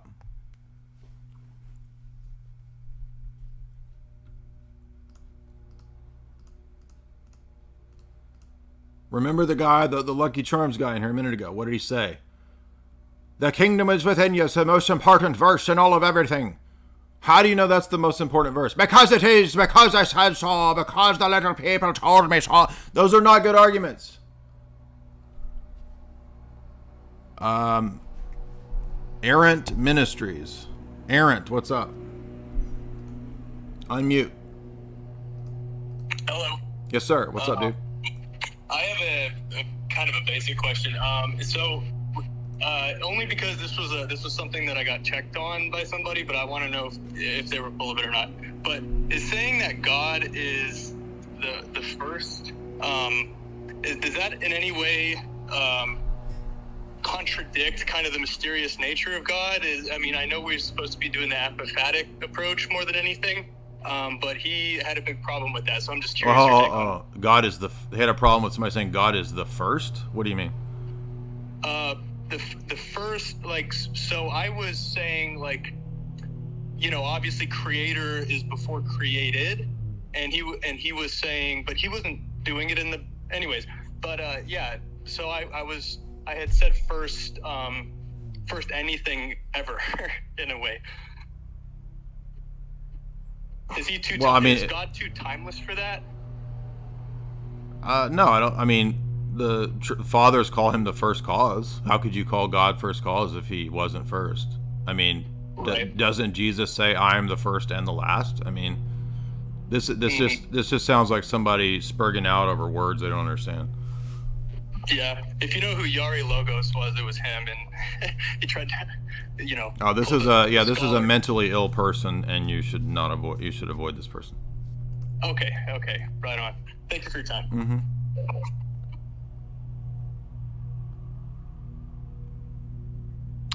Mm-hmm. Matthew, what's up?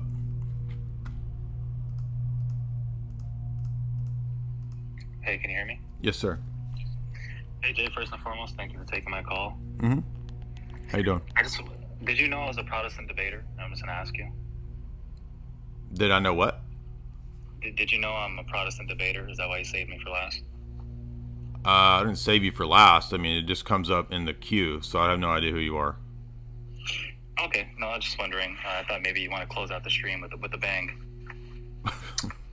I mean, is it going to be a bang? I don't know. You tell me.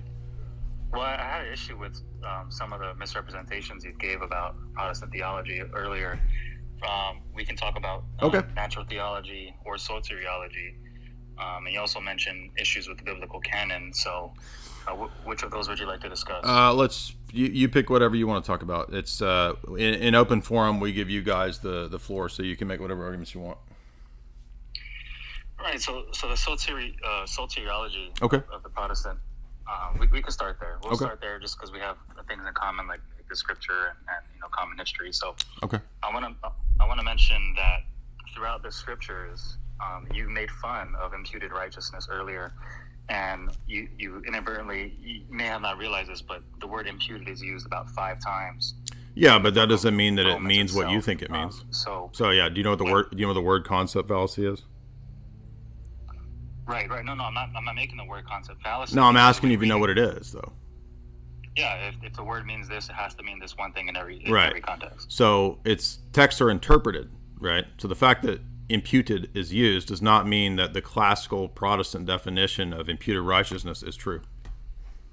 And that flips around to you because it can be in the use that I'm using it. It can be that. It can't be that if you are a Trinitarian. Well, let me explain to you why. Because you misrepresented the way that... I haven't misrepresented. I was a Calvinist seminary student. There's nothing I misrepresented in the Reformed classical Reformation doctrine of imputation. Oh, okay. I'm sorry. I apologize. I'm not talking about Calvinism. I'm talking about evangelical Christianity, biblical Christianity. Okay, well, how do you know that you're the biblical Christianity? I mean, wouldn't the classical reformers have a better claim to that than you?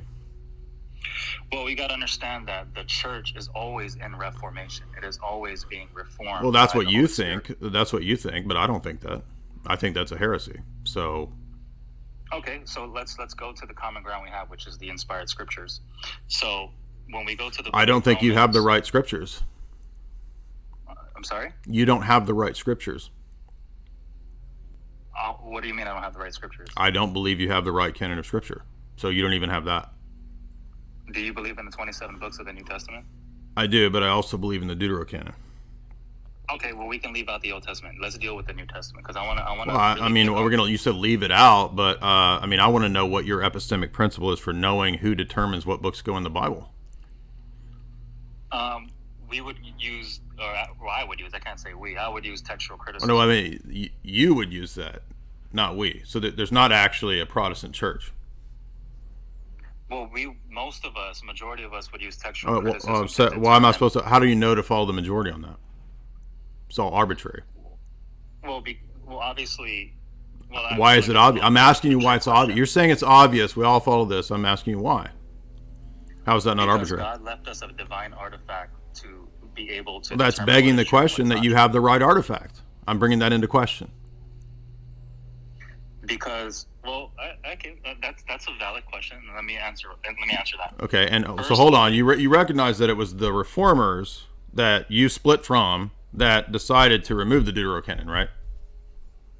No. See, this is a common misconception. No, it's not. No, it's not. Apostolic churches might have. No, it's not. Didn't remove. Yes, they did. You don't have. So we at least have a principle for canonicity.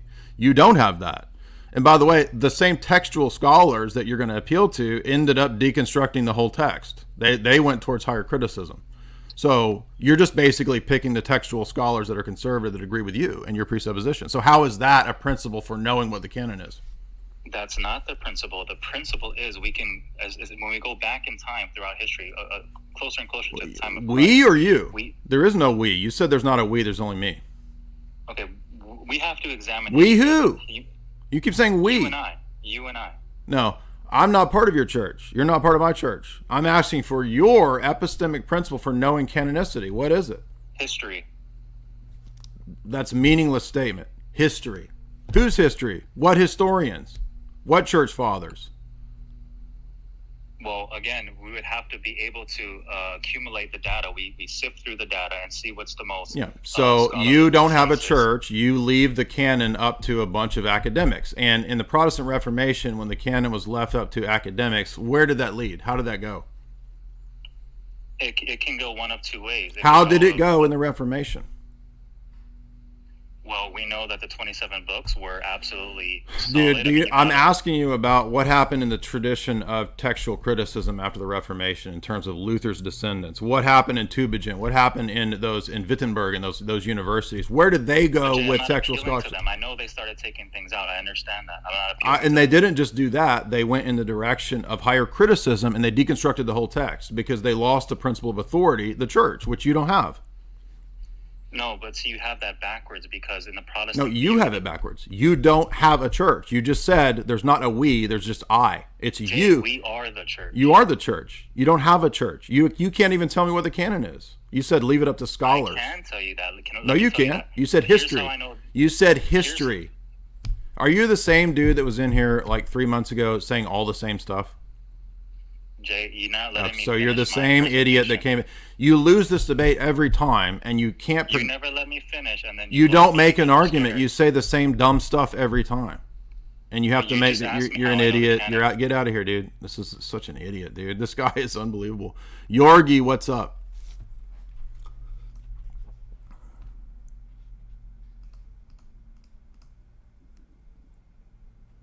Yorgi.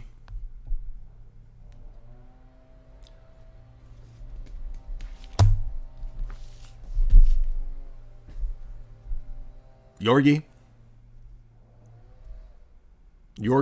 All right, you're out of here.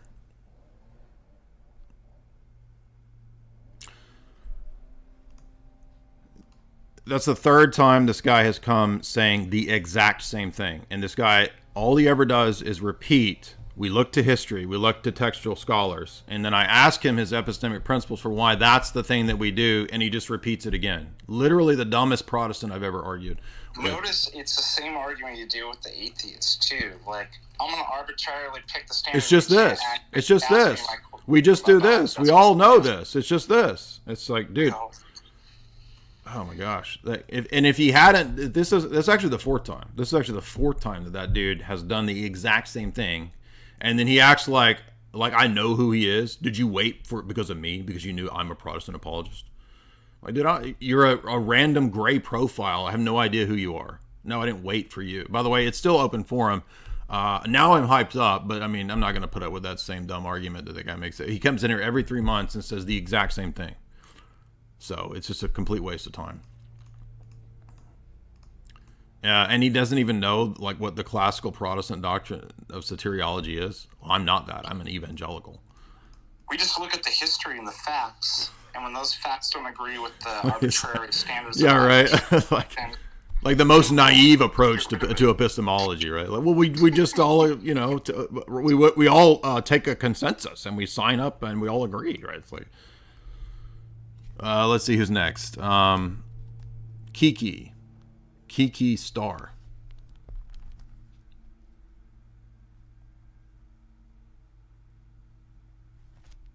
Kiki. Hi. What's up?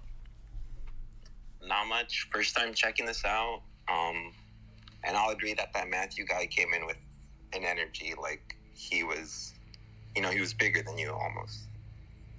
Well, this is his fourth time doing it. This is what he does. So he gets a rise out of this because he thinks it makes. But anyway, it's a lot of attention. So he really has a lot of energy about it. He just get it. You're cutting out, dude. Hello. I can't hear you, man. Did you? Sorry, dude. Try coming back in. Request again, and I'll give you the mic again. But bad connection. So Ben Jackson, what's up? He knew I recognized his voice too. That's why he's like, "You never let me speak." No, dude, you've been in here for hours. Total bullshit. You've been here for hours in the past saying the same stuff. You never let me speak. You don't make arguments. You just say the same dumb stuff. Ben, what's up? Unmute. Hey, yeah, I unmuted. Hey, Jay. Hey. Thanks for taking my call. Yes, sir. Yeah, I'm a Orthodox Christian transitioning away from theistic evolution. There's a few things I'm still confused about. Well, I don't know everything about that topic, but I'll tell you what I do know. What do you know? No, I'm just saying I will comment in terms of what I know, but I'm not a science man, so. Yeah, no, it's just that I haven't come across very many Orthodox who understand this topic well enough. Because I've seen you critique Darwinism, and I understand the critiques as far as the origin and how it's related to like scientism and all those other things. But what I'm confused about, Jay, is that it does seem to me that natural selection does happen. Yeah, I don't have a problem with natural selection. Sure. Okay, so animals change, but only to a certain degree. Is it something like that? Yeah, it seems like I would have to say that. Yeah. Okay. Do we know exactly how much that is? Well, I'm not a geneticist, so I couldn't tell you the limitations within various species code that limits the mutations. So that I couldn't tell you. I don't know enough about that. So I guess maybe a more specific question would be, as Orthodox, would I have to reject all of Darwinism or just to a point? Because I think my confusion is, I know you critique Darwinism a lot, but like you just said, natural selection is real and animals do change. Well, I think I've been pretty precise too that my critique is about the idea of aeons of time, first of all, and then that aeons of time, millions and millions of years, could somehow produce different species. And given the lack of evidence for that it's a wild hypothesis. So if Darwinism is going to make good on that, they really should have a lot more weight behind, a lot more evidence behind the claims. I need more than, Dobzhansky looked at flies in a jar and therefore transmutation of species. So my main issue is transmutation of species. Right. So transmutation of species, yeah. So animals do change within the same species. Sure. Yeah. For natural selection, but they don't transmute. And I'm pretty sure that's true, Jay, because like they've done those experiments with like simple organisms, and they can't get down to like a one-cell organism. Like, right. It won't maintain homeostasis, right? That's my understanding, yeah. But again, I'm not a biology guy. I don't know genetics. I've just read, kind of literature of the polemics of it. So that's why I stick to the philosophical critique and say, well, okay, if Darwinism wants me to, if they want to convince me of like zillions of years and all this stuff, I need more than flies in a jar. Yes, sir. Yeah, no, I see what you're saying. It makes a lot more sense now. Hey, that's all I needed, Jay. Thanks a lot. Sure. For your Yeah. time. Great questions. And I don't have, so people kind of get tripped up on this too. Like when it comes to specific dates for the earth, and I don't have specifics on all these things. And when it comes to, astronomical theories, I don't have, I'm a skeptic, and I think I'm justified in being a skeptic in those domains because I don't trust, and I don't have enough good argumentation from the system and the normie arguments. For example, let's just take the stupid example of how planets form. The normie story of planets forming is the belly button lint theory that dust in space just starts spinning and then it contracts and collects and over a zillion years becomes a planet. That's the normative view of where planets come from. Okay, I think that's dumb. That was ridiculous. Do I know the specific mechanics of how God made planets? I don't have a hard theory on that, but that is dumb. So I don't believe that. Do I know if geocentrism or heliocentrism? I don't have a position on that. I'm fine with whatever being the case. I don't care. And it has nothing to do with Roman Catholics and the Pope. Okay, so if Robertson Genis makes a good argument for geocentrism, okay, I'm not committed to any of those things. Like, it's fine with me either one being the case. I don't really care. And the guy who called in about flat Earth with his crazy comments at the beginning, saying that the apostles didn't exist. I mean, I don't believe flat Earth because their arguments don't convince me. I've watched plenty of their debates, plenty of their presentations for hours and years. No, I don't find it convincing. And then they all act crazy and say, "Oh, you're a ball earther. Oh, you believe that we're spinning at 60 million miles an hour?" But I didn't affirm any of those things. Oh, you believe NASA? No. That's a non sequitur. My doubting of you does not mean that I believe everything NASA says. I have a healthy, warranted skepticism on all these positions, and I look at what is the most convincing to me. And the most convincing to me is that it makes more sense that there's a creator than any of this aeons of muck turning into beings and evolving to have consciousness. None of that makes any sense to me. So that's my position. Amen Andy. What's up, dude?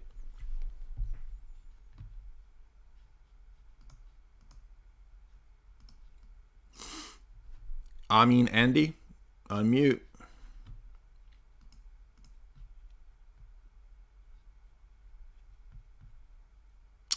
Do you want to talk? I'm an Andy or not? So yeah, unmute.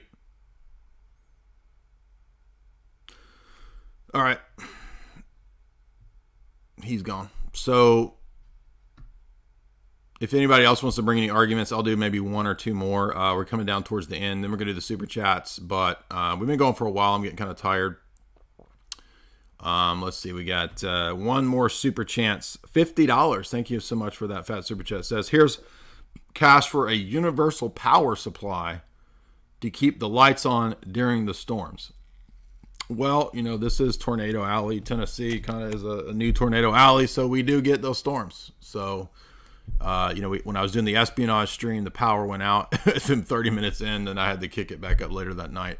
So, but thank you for that. But I don't have any way to create my own power grid. So, but thank you for that. Mercury 99, $1. I am a Cyril Malabar from India, Cyril Malabar Catholic. I frequently debate Protestants.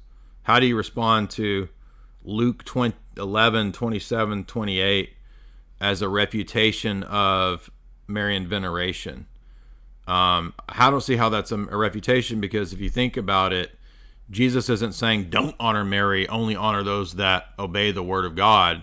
Mary did obey the word of God, right? So in the Annunciation, she did obey. She acquiesced to what Gabriel said, let it be done unto me, unto thy servant. So she did obey. So Jesus' statement is not a refutation of Mary or a rebuke of Mary. It's an affirmation that she actually did both. Jake Marfoglia, $25. My family and I received an Orthodoxy this weekend. Hey, that's great, Jake. Much appreciated. I recognize your name, longtime super chatter. Glad you found your way to Orthodoxy. He says, thanks you in large part to your apologetics against Protestants. We are seeing more and more of our friends inquire and become catechumens. Awesome. That's great to hear. I think a lot of people are by God's grace, coming to Orthodoxy. Philip C. What's up? Philip C. wants to say something. Unmute. Hello? Hey, Philip, what's up? Hey, listen, I've seen a lot of your content on YouTube. I've seen a lot of your stuff, and I just think it's all great. So thanks so much for everything that you've done over the years. I mean, I converted in 2017. Oh, cool. To Orthodoxy, yeah. Everything that you did on Thank you. Gregory Palamas and all of it was great for me. So much appreciated. Glory to God. Actually, this, if anyone I know, God forbid anyone is listening to this, they're going to be like, oh, that figures. So you just mentioned flat earth like a few minutes ago, and I'm kind of the person who considers like that it could go either way. And, I realize... Okay, but that's not the topic today. So the topic today is Roman Catholicism, atheism, Protestants, and Muslims. Today's topic's not flat earth. So do you have anything related to that? Well, I think I was just going to say that it's relevant. I guess, yeah, it's, I don't want to go too much into it, but I think for a lot of people, like atheists and agnostics, just secular people in general, the clinching point that just makes them kind of dismiss theology and theism in general, all religion, is this notion that everything just sprang into being from nothing, uncaused, with no prime origin, with no reason behind it. Sure. And I think that the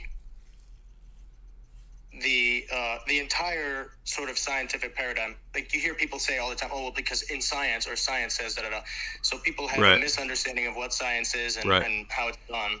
Yeah. So then this, as part of evolution, like that, there was a guy just talking about evolution, as part of that, and heliocentrism and NASA, and I mean, you could go on and list all the things, but this sort of modern, like, scientific framework that the world is just convinced of, people take that at face value, and then they dismiss theology outright, which is why I think that there's value.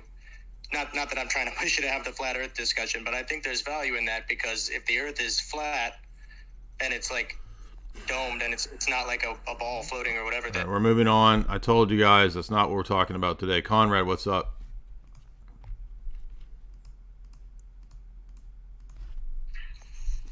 Yo.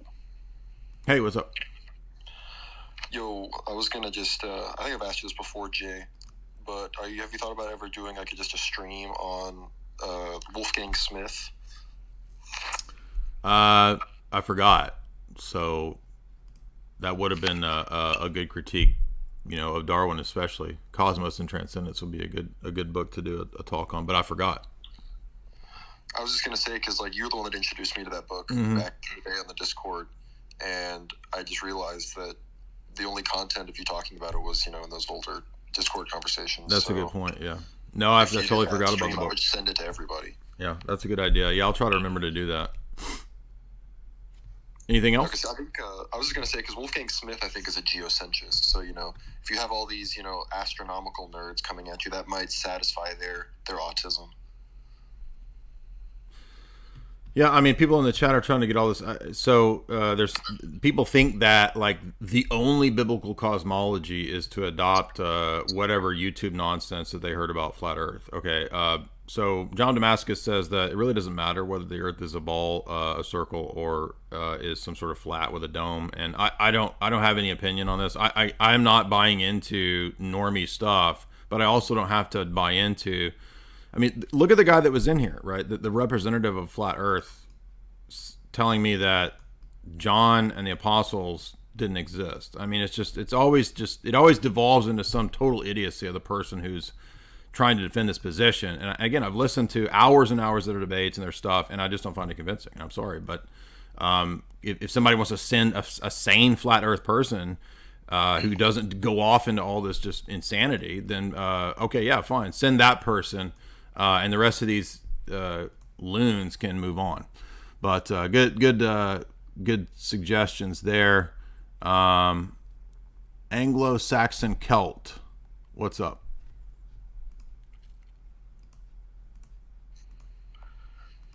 Hi. I just had a couple quick questions. What's up, man? Sure. I was just years ago I was inquiring Orthodoxy, but it's hard for me to I guess the prayers to the saints ordeal I've had trouble with for quite some time. I see a lot of arguments on the Orthodox and Catholic side stating like was it the third century there was a one prayer to Mary, and usually they use that, or they'll use how the saints are praying for us, which I do. Okay, well, but first of all, so hold on. So first of all, I mean, there are many things that we believe that are not explicit in a patristic quote in the 1st, 2nd, or 3rd century. So, for example, there's no patristic quote in the 1st, 2nd, or 3rd century that the divine nature is inhypostatized. Okay, so this is a term that's used later by the fathers, but it doesn't matter because the idea or the expression or it's implicit there prior to that. So likewise with the liturgy, are you aware that the early church adopted liturgical traditions from the Jews, and that the Jews believed in the intercessory actions of the patriarchs and holy men?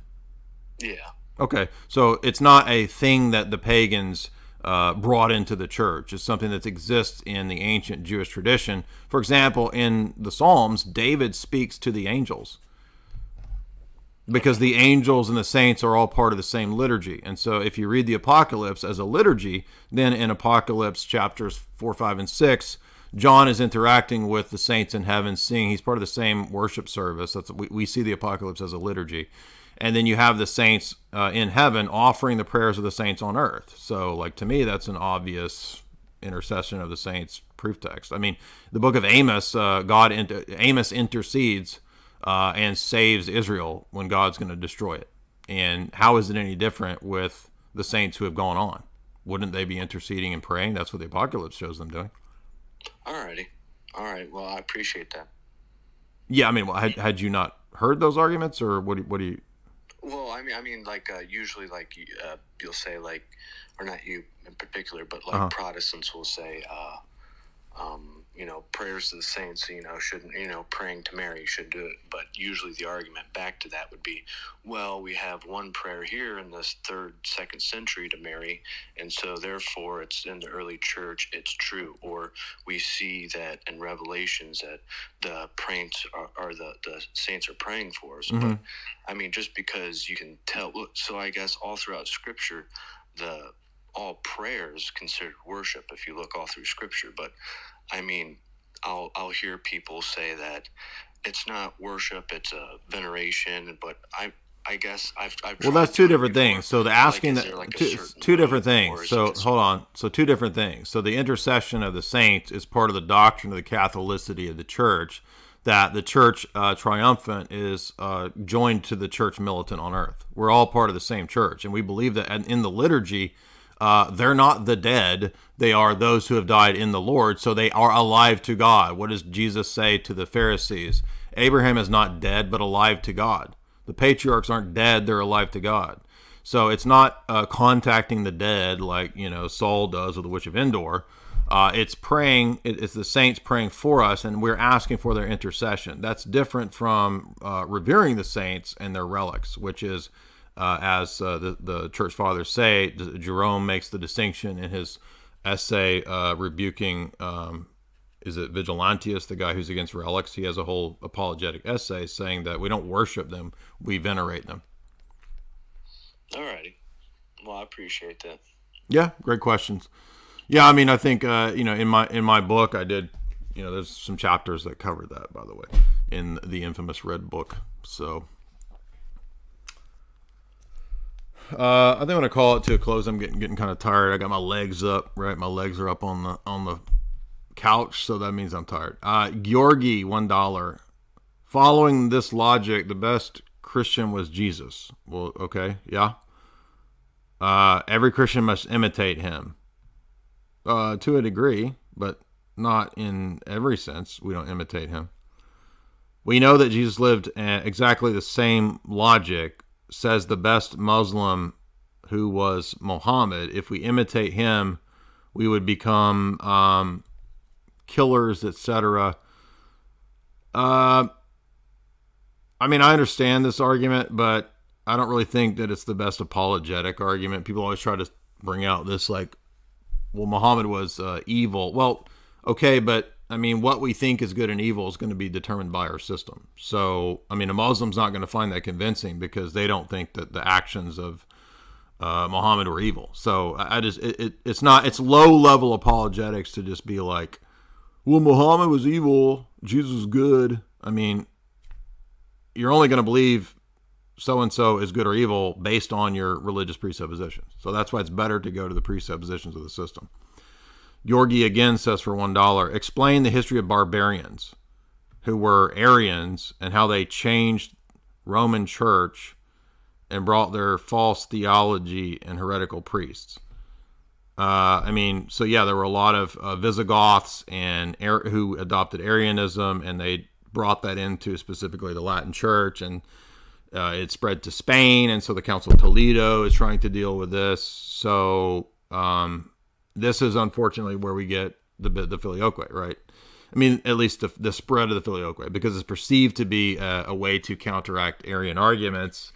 And actually, if the filioque had been restricted to just an economic sending, then that would be fine. That actually would be potentially a way to argue the full deity of Christ. But the problem is that Roman Catholic Trinitarian theology eventually ends up confusing the economia with the intra-Trinitarian processions and origins of the persons. So that's where it becomes a problem. Bone Man 528, $5. Jay, thank you for the explanation of Russia. I don't know, but when did I explain Russia? You mean CIA? Okay, you're talking about ecumenical schism. Are you talking about the schismatics? Yeah, I mean, unfortunately, people get into the TO stuff and all of that. Like, they're just unstable people, and they don't even realize they're being manipulated. They don't realize that these are geopolitical tools. So, and most of the people who, we've seen a lot of people in the Discord go off into these schismatic groups, and literally like 80% of them, not a lot, maybe 10 people over the last 4 years, like 8 out of 10 of them end up not even Christian anymore. So it's just a mess. But just don't waste your time with like these things. It's a waste of time. Slow Girl, $5. Jay, in regard to your response about hell, could you elaborate what the experience of hell will be for those sent there? So again, it's not primarily a spatial location. Everyone will go to the same eschaton, but our experience of the eschaton will be different based on whether we lived according to loving God or loving ourselves. So that's it. So the fire of hell is the fire of God's presence. Paul says our God is a consuming fire in Hebrews. Okay. So for us, the river of life is the river of fire, but it's different. It's experienced differently on the part of the individuals in the eschaton. For the saints, because we share in the divine life, it doesn't bother us, right? It doesn't torment us because we love God. For the wicked who don't love God, it is the love of God that torments them. That is the river of fire. Slow Girl, excuse me, I just read that. So that's what we're saying. Bone Man 528, $10. Say more on the idea of the eschaton. You said it being the experience of God, correct? That's what I was just saying. Therefore, it's almost as if truth refracts your essence. I don't know about that. I mean, there's no refraction going on. It's just that when we're resurrected, we're reunited to our bodies, and then we will experience the eschaton contingent upon how we lived in this life. Either to recapitulate the virtues, as Maximus says, which are natural to us. The virtues are natural to us. Or we chose to live against the virtues for vice, by which we then condition our experience in the eschaton to be ever ill-being. So you go on to say that will be some sort of pressure meditation. I don't know what that means. So I'm not being rude to you. I just don't know what you mean. Ineriopol, $1. Can you do a debate review of the debate? No. Bone Man, $3. Look at Jabba the Hutt. Yeah, I was making an analogy to hut building earlier. Bone Man again, $15. I know you might have covered this, but in the Trinitarian worldview, is the Christmas tree pagan? No, it is not. Cruder Brown, $5.50. Thank you so much. Green Feathers, $5. Jay, I wanted to say I'm glad to see that you do apologetics again. Well, I needed a break. So, it's really difficult to deal with just dumb stuff all the time. So, hope you make it down to Orlando. Well, yeah, I'm going to make it. I mean, we already reserved it and already paid for it. So I hope I make it to Orlando too, because I paid for it. It's quite a hassle, I've discovered, to organize events. So it's a whole other job. I see why people have people that do this for them, event organizers. Real Good Smiley, $10. Pee pee poo poo. Yeah, so he's bringing with that Roman Catholic energy that we had early on with the guy making the I poop my pants apologetic, which probably wasn't the most convincing. Green Feathers, $10. Can I be a mod for your channel? Sure, I guess. Let me see if I see you.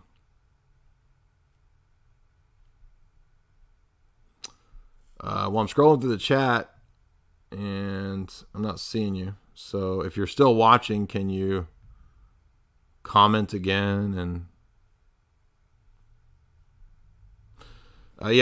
next time I see you, I'll try to remember to make you a mod. Perichoresis, $10. Does the Bible verse say all things are possible with God mean that God can make contradictory ideas like a square triangle? No. So, I mean, what's possible is conditioned by God and the paradigm as a whole. And Revelation tells us it's impossible for God to lie. So, it is not an unrestricted possibility. It's a possibility conditioned by God himself, his own nature, and the fact that he can't lie. Petros, $15. This is off topic. However, I'm looking for advice in deciding what classes to take in college. I don't know, man. I mean, I don't know how I could tell you what to take. I'm not being rude. I don't know you. I can decide only from 2: philosophy, logic 1, or ethics. I'm not a philosophy major, but what is the best for a pre-med student?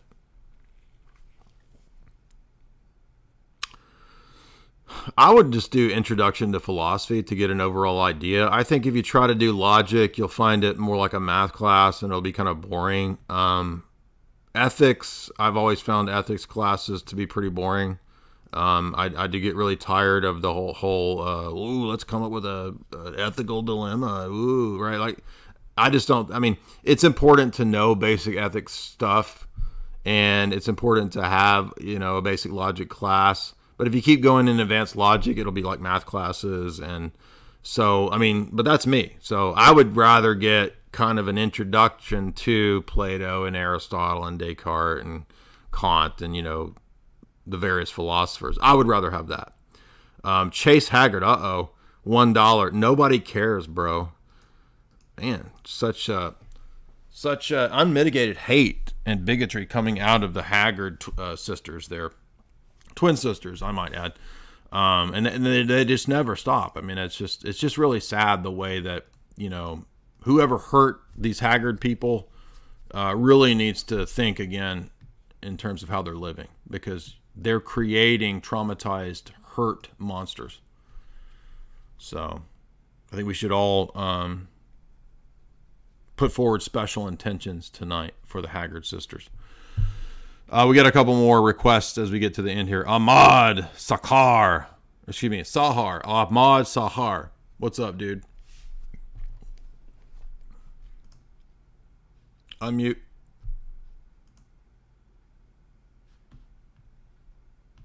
Unmute. Has nobody used spaces? We've been doing this for like 6 months, 8 months, a year. So when you come on, it mutes you. You have to unmute. Ahmad, do you want to talk? Unmute. All right. We'll move on because he's not going to talk. Next up is Misfit hippie. What's up, Misfit? The Misfit from Flannery O'Connor. Watch out. Gonna kill us all. Unmute. Hello? Is my thing not working? What's going on? Yes, hello, Jay Dyer. Jay? Father Deacon, Dr. Muslim. Mr. What's up? Dyer? What is one? Only one.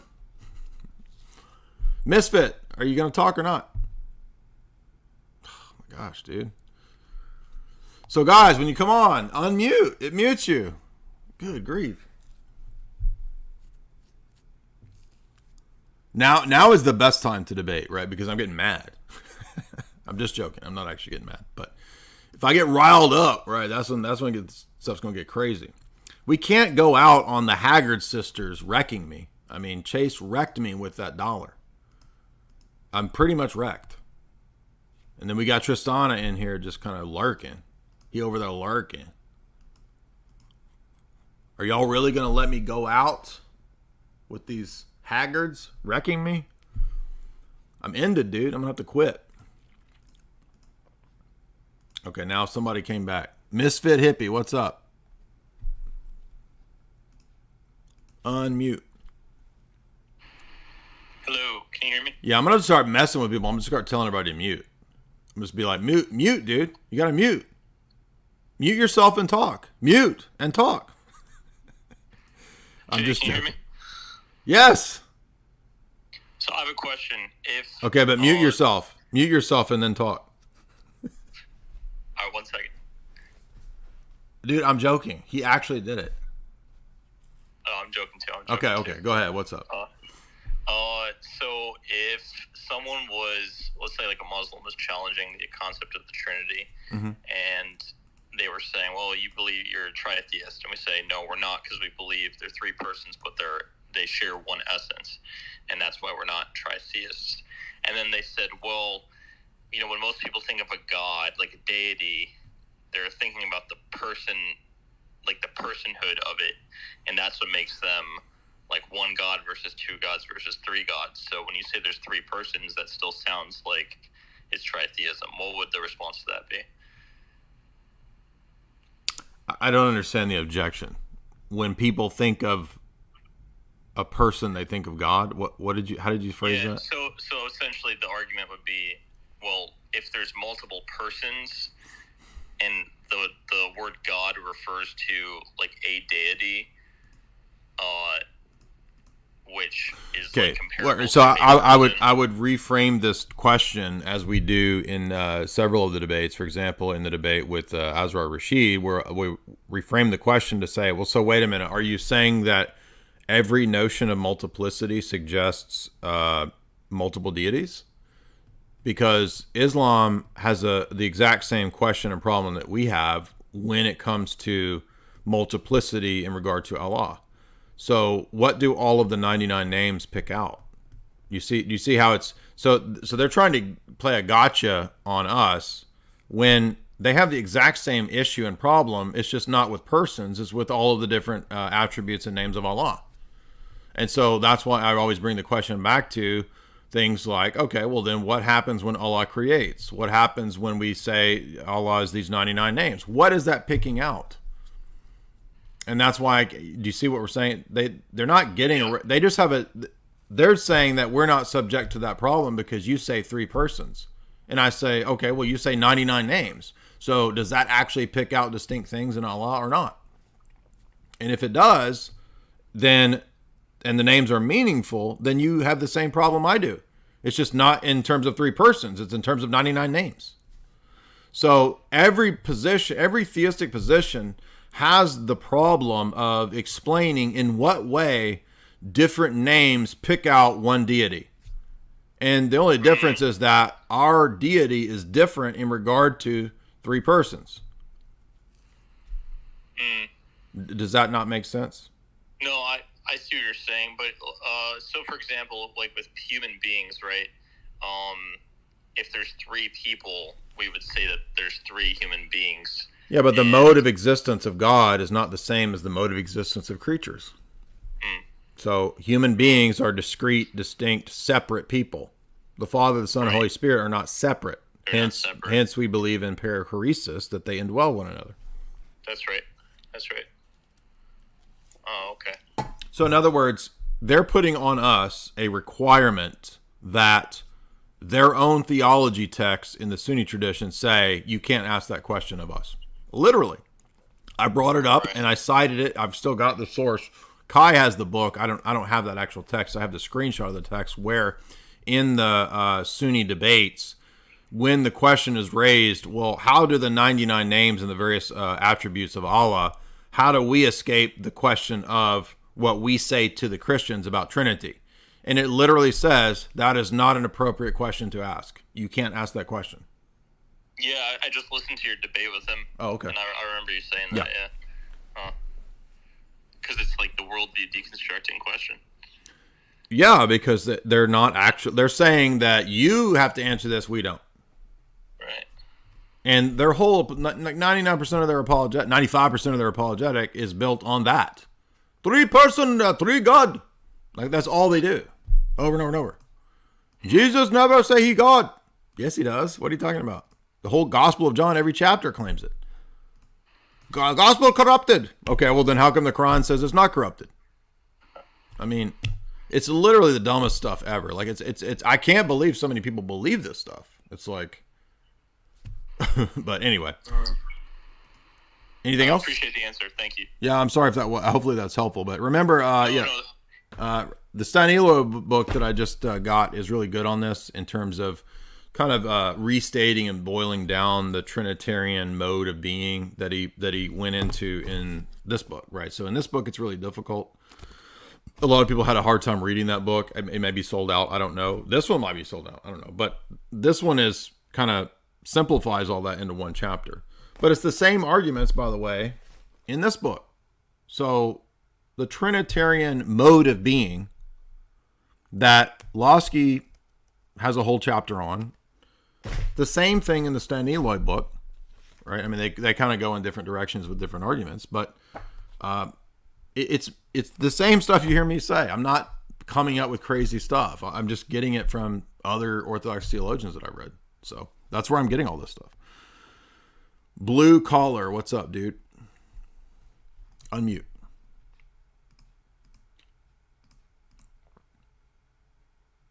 Blue Collar.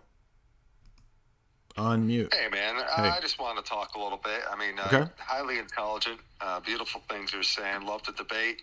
Okay. I think that's what's so beautiful about the aspects of God and the Creator is that it could be spoke about forever until we're all gone and reunited with whatever path that may be. I'm just a dumb chew bubblegum, man. I'm not up here to really throw anything that's going to crack anybody's mind open, but I have a lot of crypto friends in here. So I want to go forward and say to them, you know, the Trinity is kind of like a hard fork. You know, it's one of the same are you trolling? individual purpose. Are you trolling? You have the salvation, you have the wisdom. All right, I think he's trolling. Let's move on to Robin. What's up, Robin? Robin. Unmute.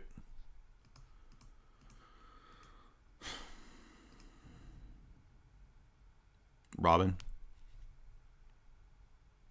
Do you want to speak?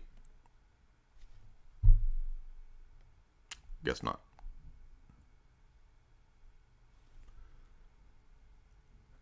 So Sir Crypto, what's up?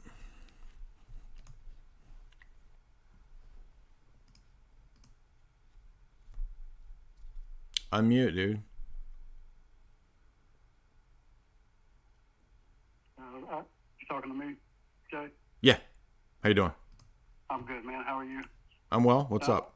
I kind of wanted to hear what Blue Collar was saying. I'm an atheist. I do know Blue Collar from the crypto space, but I don't think he was trolling.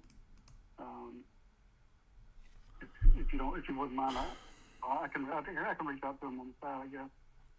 I would like to hear what he had to say. Okay, go ahead. He's back. Go ahead. Blue collar, go ahead.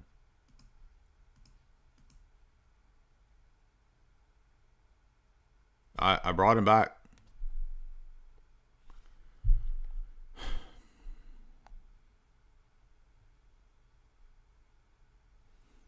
Robin, do you want to speak?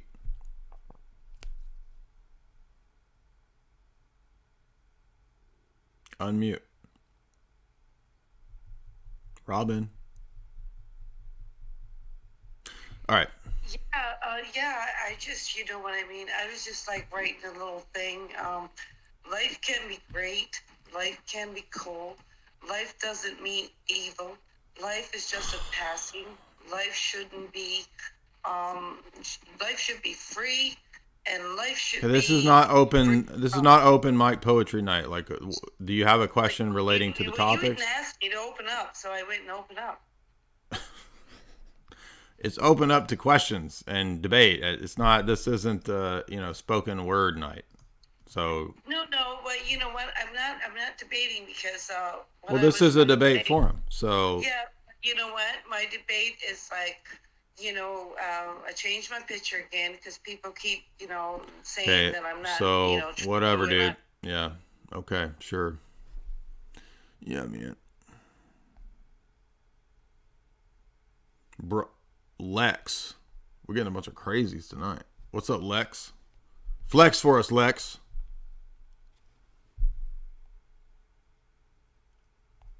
Unmute. How are you? Good. How are you? I'm not bad. Where are you from? The liminal space. So this is a debate about God between atheists, Catholics, and all those good things? It's open forum if you want to present that argument, sure. So I don't believe in God. I think it's the biggest fairy tale ever told in life. It's all a bunch of bullshit wrote in a book about whoever wrote it.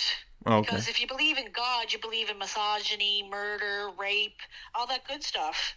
So why would you want to worship a person like that? Well, so you think those things are wrong, right? Definitely. What is your basis for thinking that those things are wrong? Murdering somebody, unless you have a good reason. If I had a good reason to kill somebody, I'd probably kill somebody. Okay, but just... But what if I don't have a good reason? Is it wrong? Definitely. Why would you take someone's life if you have no reason to do it? Okay, but why is it wrong? Because you're taking a life. Okay, but why is that wrong? Right? Why? You're just killing somebody unnecessarily. You're just restating what it is, and I'm asking why it's wrong. Because you shouldn't take someone else's life. Yeah, that's a circular argument. Well, in my opinion, you shouldn't take a life unless there's a damn good reason. Yeah, I understand that that's your view, but What Jay's saying is an open debate isn't tell me your belief or opinion. It's give justifications and reasons why your opinion's true. That's right. What he's asking. Why my opinion is true about murder? Yeah. I just think it's wrong. Okay, but we want to know why it's objectively wrong, not why you think it's wrong. I mean, there's no God, right? I mean, the universe is we're just matter in motion. Who cares if one chunk of matter bumps into another chunk of matter and kills it? Why does that matter? Why does that matter? I guess so people can live a life and have a life. I just think we evolved. Yeah, well, I mean, created. Why should we live a life and have a life? Maybe the point of life is to not have existence. I mean, there's a lot of religions that believe in negation. Well, why wouldn't, if that's the case, why wouldn't your mother, she was pregnant with you, just kill you? Yeah, exactly. On your worldview, that would bring you into the world. On your worldview, that would make sense. Yes, like why would she bring you in the world in the first place then? Just kill everybody and there'd be no more population on Earth. Right. So in your view, there's not really a value on life. That's the point. To a certain extent, no. Okay, so then why does it matter if people murder people? Because maybe the people that your people are just aimlessly murdering wanted to have a life and live a life. So maybe that's their perspective. So they're just bags of meat. Who cares what bags of meat want? I don't know. My opinion's changed to have kids. I guess I would want someone just randomly going to school. Yeah, well, again, this is missing the whole point of what I'm asking you. I'm not asking you to keep telling me your position 20 times. I want to know why your position is the case. Blue collar, you had a crypto analogy. I thought you were trolling. Go ahead. Yeah, man, I wasn't really trying to troll or anything. I was trying to give a breakdown example. Yeah, I don't think okay, so let me say from the outset that I don't think that the Trinity is akin to a crypto hard fork, but go ahead. No, but what I'm trying to state is that the Father, Son, and Holy Spirit have individual utilities, all from the same origin of being one. Okay. And I was trying to give that example for my friends that are in here that are atheists and have no religious structure and background, so I could harvest the soil. Okay. Because the second you start speaking some trigger words, they're actually intimidating. And people put up walls and barriers, and they don't want to hear those words because those words have been used by society maliciously. You can see it on Netflix. You can see it on movie shows. You can see it on any type of national media there is where they demonize any form of religion regardless of your belief. Okay. So I was just trying to throw an example out there so they can relate in their mind, because one individual is identifying or stating three individual gods.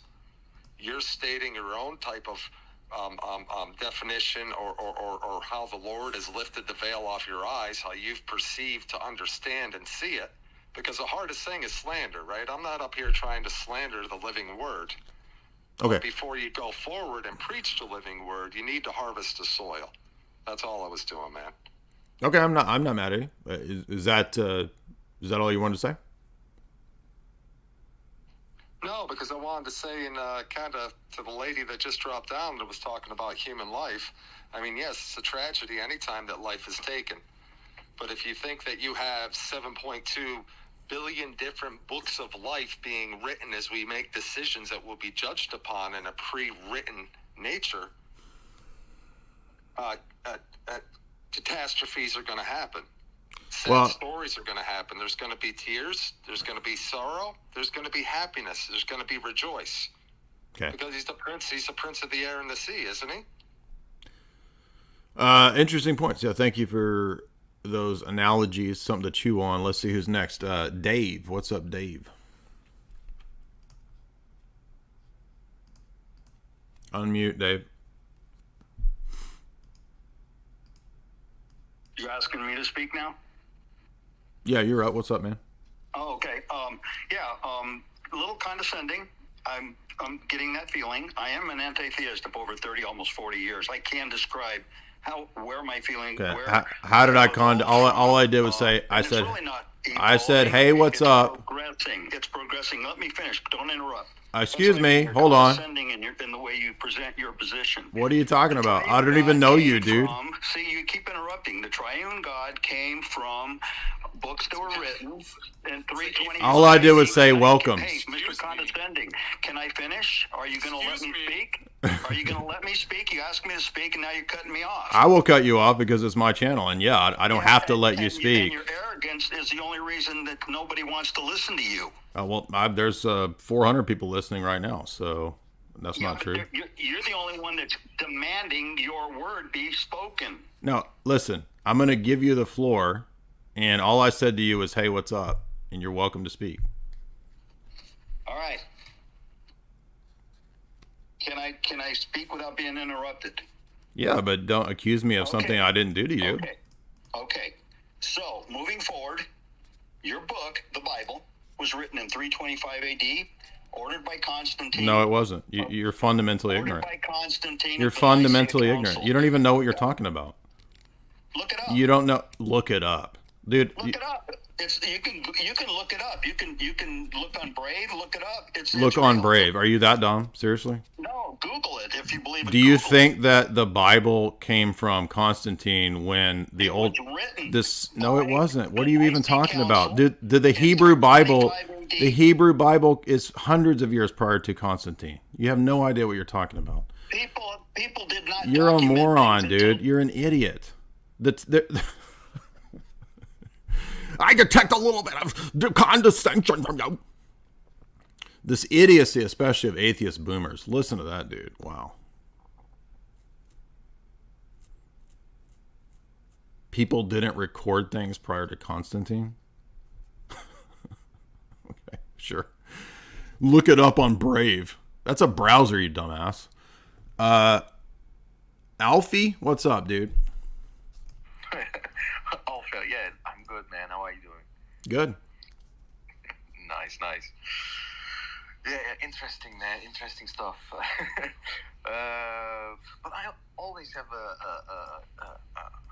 I don't get the concept of, God is all-knowing, all-seeing, all-hearing, all-knowing, everything, And if he's already knows everything, he knows how everyone's individual path will lead to.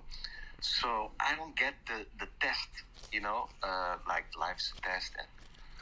But he's all-knowing, all-seeing, all-hearing. He knows everything. So I don't get that. I don't get. Okay, so I mean, I'm not trying to call you out for expressing the fact that you don't get it, but there's a lot of things. There's a lot of things that we don't get. I don't get how the microchips work in my iMac. But what does that have? That's a description of a psychological state, not really an argument. So where's the argument in the question of omniscience, or where's the problem in omniscience? I guess the way I would phrase it. What's the problem in what I just said? Is that what you're expressing to me? A psychological state. I have a problem with this idea. Well, okay, but I mean, there's many things that we all have problems with, but that has nothing to do with the truth or falsity of the position, or whether positions are true or false, or good or bad, or whatever. So where is the argument that omniscience doesn't work or is problematic?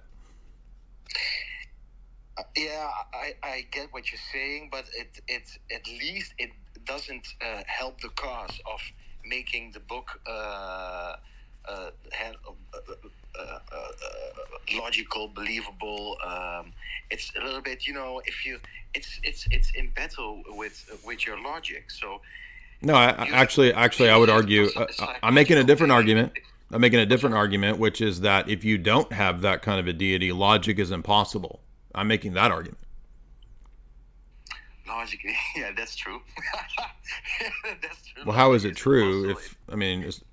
You're rejecting that, so clearly you don't think it's true. So what do you mean? No. I'm just thinking, man. I have no, how do you say, a position where I'm standing at, and this is how it is, or this is how it is. I'm just okay. So if there's no God, then what is logic? What's the grounding for this abstract, realm of rules? How do we believe in that? If there's no deity, there's no transcendent realm, then what is logic? We got rules in how we can think, how the mechanism of. Okay, so are the rules themselves, are they equivalent to matter?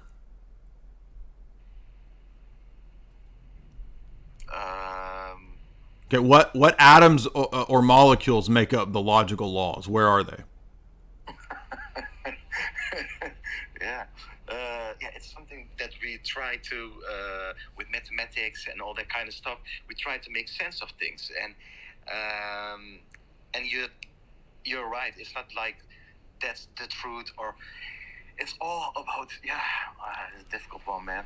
It's all about belief, eh? Okay, well, interesting questions, but no, actually, I don't think it's all about what we believe in. I think it's about what we can give an account for and what we have good arguments and good reasons to believe. So that's what critical thinking is, engaging in, not just why we believe, but do we have good reasons for what we believe? Joseph, what's up? You're up. Just hit unmute. Yeah, I'd just like to make a quick comment here. Sure. For people who are claiming to be atheists and wanting to comment on the Bible, I would like to know, as you're speaking, let us know, have you read the Bible? Or are you just making assumptions based off other people and what other people say? And also, for the lady who was talking about, being wrong to kill somebody, well, you're talking about a moral compass, right? How you feel about that. Well, what created that moral compass within you? I just wanted to make that. Yeah, I think those are great questions to ask. I mean, yeah, it's just sort of reinforcing the point that we need to give an account for why we think this or that is wrong. And so in ethics, this is normativity, right? You ought not kill people. Okay, so we need a justification for why we ought not to kill people. If the atheist view, the atheist worldview is true, and if all that exists is just, rank matter in motion, bare matter in motion, there's not really a reason for anything. There's just what is, right? And this gets into Hume's question. Okay, well, how do you derive an ought from an is? So you can tell me all day long that that is the case. There's nothing about listing states of affairs about what is the case that tells me what ought to be the case. It just is. And so we'll need to hear from the atheist how they get an ought from what is. Let's see. Kiki is back. Let's see if your connection's better.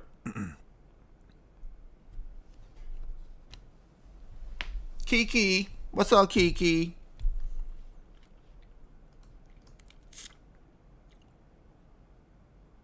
Are you there? Unmute. So you were unmuted. What's up? All right, we lost Kiki. Aaron Burr. What's up, Aaron Burr? Not in the name of an assassin. Who assassinated or tried to assassinate Hamilton? Wasn't that somebody Burr? What's up, Burr? Burr? Hey, what up, man? Can you hear me? Yes. How you doing? Yeah, I just have one quick question, bro. I'm not trying to get cooked on here. I know you be cooking people sometimes, but I'm not trying to get cooked. That's okay. What's up? Go ahead. Okay, cool. So I'm very interested in Orthodox Christianity. I just have one problem. It might be a simple problem. So what I don't understand is the church's position on the Jews, because I grew up evangelical. So the evangelicals teach God ultimately saves the Jews in the end, even though they've been rejecting the Messiah for 2 millennia. So my question is, what is the church's position on the Jews? And does God ultimately save them in the end? And I have a second additional question. The Orthodox Church has not been responsible for any anti-Semitism, has it? Again, this might seem like a minor problem to some people, but this is something that I've been thinking about a lot. Like, what is the church's position on the Jews? And will God ultimately redeem? Right, so I think that there's nothing in rabbinical Judaism automatically that saves anybody. So the only way to be saved is through Christ, and that's the Orthodox position. So if you don't, Jesus says this pretty clearly throughout the Gospels in his messages and homilies, and that there's no way to the Father but through him. I think that most of the Orthodox Church Fathers that comment on the end times say that there will be a restoration and a conversion of the Jews. When that will be, we don't know. But that's my understanding of what the Church Fathers teach. I don't know about responsibility for that kind of hot button topic that we can't really get into on YouTube. But no, I don't think that we're responsible for that. But good questions there. Let's see who's next. Aldo? What's up, Aldo?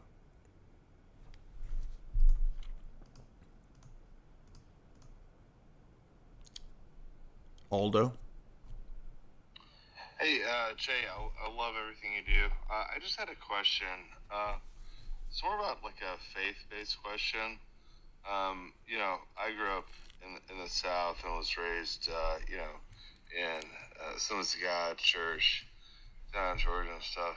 And I just had a question about like imprinting and like how like your faith is genuine and not just imprinting. What do you mean? What do you mean imprinting?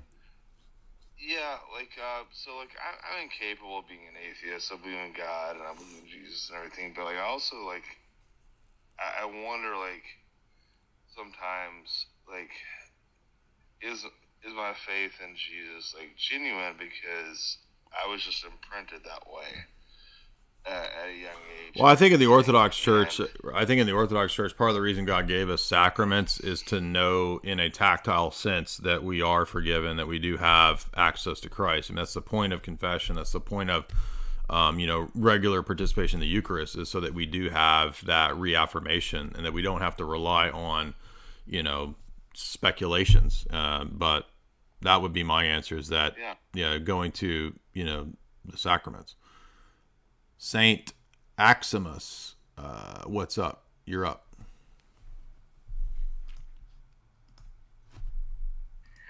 Hey, I got a response for Aldo real quick, if he's still there, listener. My response is, of course you were imprinted. There were no Christians of Aztecs and Mayans and American Indians, and we worshipped Zeus for 3,000 years as humans. Okay, so it's totally based on what time frame you were born in, what your surroundings like, and who is inputting these ideas into your head. It's based on a time construct. That's the time construct you're in, so that's why you're a Christian. Later.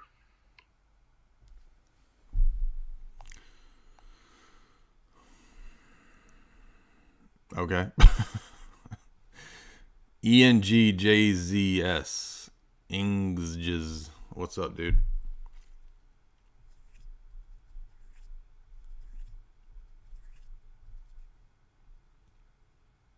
Inges, you're up. Do you want to talk or not? Hello, can you hear me? Hello?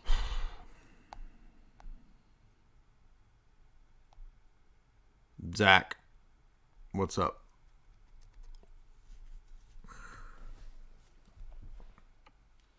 Hello.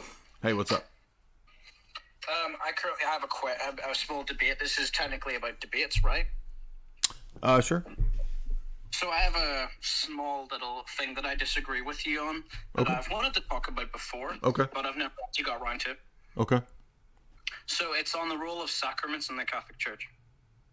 Okay.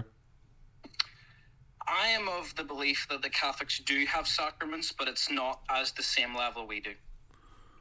Well, I mean, it just depends on what you mean by have sacraments. I mean, if we mean that they have at times the form of it, then that's what I believe too, and that's why people can be received depending on what's, the case is at hand in a case-by-case basis. But if you mean do they have the full possession of, for example, in the Eucharist, do they have the body and blood of Christ? No, they don't, because the Confession of Dositheus says that the only way to have that is by an Orthodox bishop giving permission to do that. No Roman Catholic has permission from an Orthodox bishop to do that. Okay, so do you know Seraphim Hamilton? You obviously know who he is, yeah. But, of course. He made a video talking about the sacramental status of Rome, and I thought, wow, that's amazing. I believe this now, and I think he's right. But so, what was your response to what he says? I haven't watched his video, so tell me what his argument is. Well, he says that I'm not understanding this to the fullest extent, but what I would say is that Seraphim Hamilton claims that what was his name? Mark of Ephesus calls the Pope one of the most blessed fathers. Therefore, yeah, but are you aware of what he said after Florence? Are you aware of what he said after Florence, and what does that have to do with their sacraments? Well, I don't know what he said after Florence, but okay, yeah, exactly. Well, I don't know. It's just an interesting question. Yeah, so read about what he says after the Council of Florence, where he says that before the Council of Florence, I consider the Latins brothers. Now I don't, because I see what they teach. There's a whole thing where he goes into that. All right. Okay. And how would him call? By the way, how would him calling the Pope the blessed man have anything to do with the sacramental graces? What does that have to do with it? If he calls him father, then I think it means that he thinks he's some kind of priest who can administer sacraments, maybe? No, that's a non sequitur. I mean, schismatics are called that. Does that mean that we think the schismatics have the grace of the sacraments? I don't know. You don't know. You don't know, but you're here to debate this with me. Well, no, what I mean by debate is just I have a position here that I want to mention to you about. No, you said you disagreed with it, and that this is a debate stream, and you said you disagreed. Oh, okay. Well, you should watch Seraphim's video on this, because what he said. Yeah, we've had long discussions about this, and I just pointed out something that I don't think he's aware of, because St. Mark of Ephesus' attitude before the Council of Florence radically changed after the Council of Florence, because he realized these people are not our brothers. And he says they're not our brothers. Where does he say that? You can go to Orthodox Ethos and find the whole statement about St. Mark of Ephesus after. Here, I'll send it to you. I've shared it. I've shared it countless times. Well, I mean, what were you saying there a minute ago, that their sacraments have something, but it's not the body and blood? So you're not even familiar with the specifics. It's called, did St. Mark of Ephesus consider the Latins to be a church? Okay. But why do you want to come debate me on this when you're not familiar? You said you're not even a catechumen and you want to debate me on this? Well, no, because I was just wondering what But you're not just wondering. You said you wanted to debate. I wanted to try and formulate Sir from Hamilton's position and see what you thought of it. Are you aware of the Confession of Dositheus? No, I've not heard of that, no. All right, so you haven't heard of, and you're not familiar with one of the key documents in this debate? No, I have not. Okay. So it says in paragraph 17 that no one can administer the Eucharist without permission of an Orthodox bishop. Do Roman Catholics have the permission of an Orthodox bishop? No. Okay, so they don't have the Eucharist. Now, the church can recognize valid form outside of her institution when she deems it so, and anything that's lacking, the oikonomia of the church and her grace makes up for that. So in other words, if we say schismatics, right? Schismatics might have been ordained in the Orthodox Church. They split, and then they do their sacraments. The attitude of the Orthodox Church towards them would be that they're schismatics. They were validly ordained, but they lost the grace because they were excommunicated publicly by the church. So let's say in the case of these schismatics, they were publicly excommunicated. Does that mean that every time they perform the sacraments, there's absolutely nothing going on? Not necessarily, but it doesn't mean that they have the full grace of the Orthodox Church and her sacraments. So there's a form. John of Damascus on the Orthodox faith says the form of the sacraments can exist outside the church. The form, not the grace, the form. So when they restored to the unity of the church, the grace that was lacking is then made active, right? The impediment to the grace has been removed. And so now they can participate in the grace, which their heresy or their schism or whatever was in the way of the grace. So that's my understanding of the sacraments. And it's not a hard and fast issue where you can always easily say what it is. Because, for example, there might have been a group that was a schismatic but had valid ordinations, but over time, because they persisted in schism, that they then say adopted heresies that made it even worse, and their baptisms, for example, might not have even had valid form. So if that happened, and let's say we had a situation where if you look at the Sixth Council, there's canons that talk about when it might be necessary to rebaptize.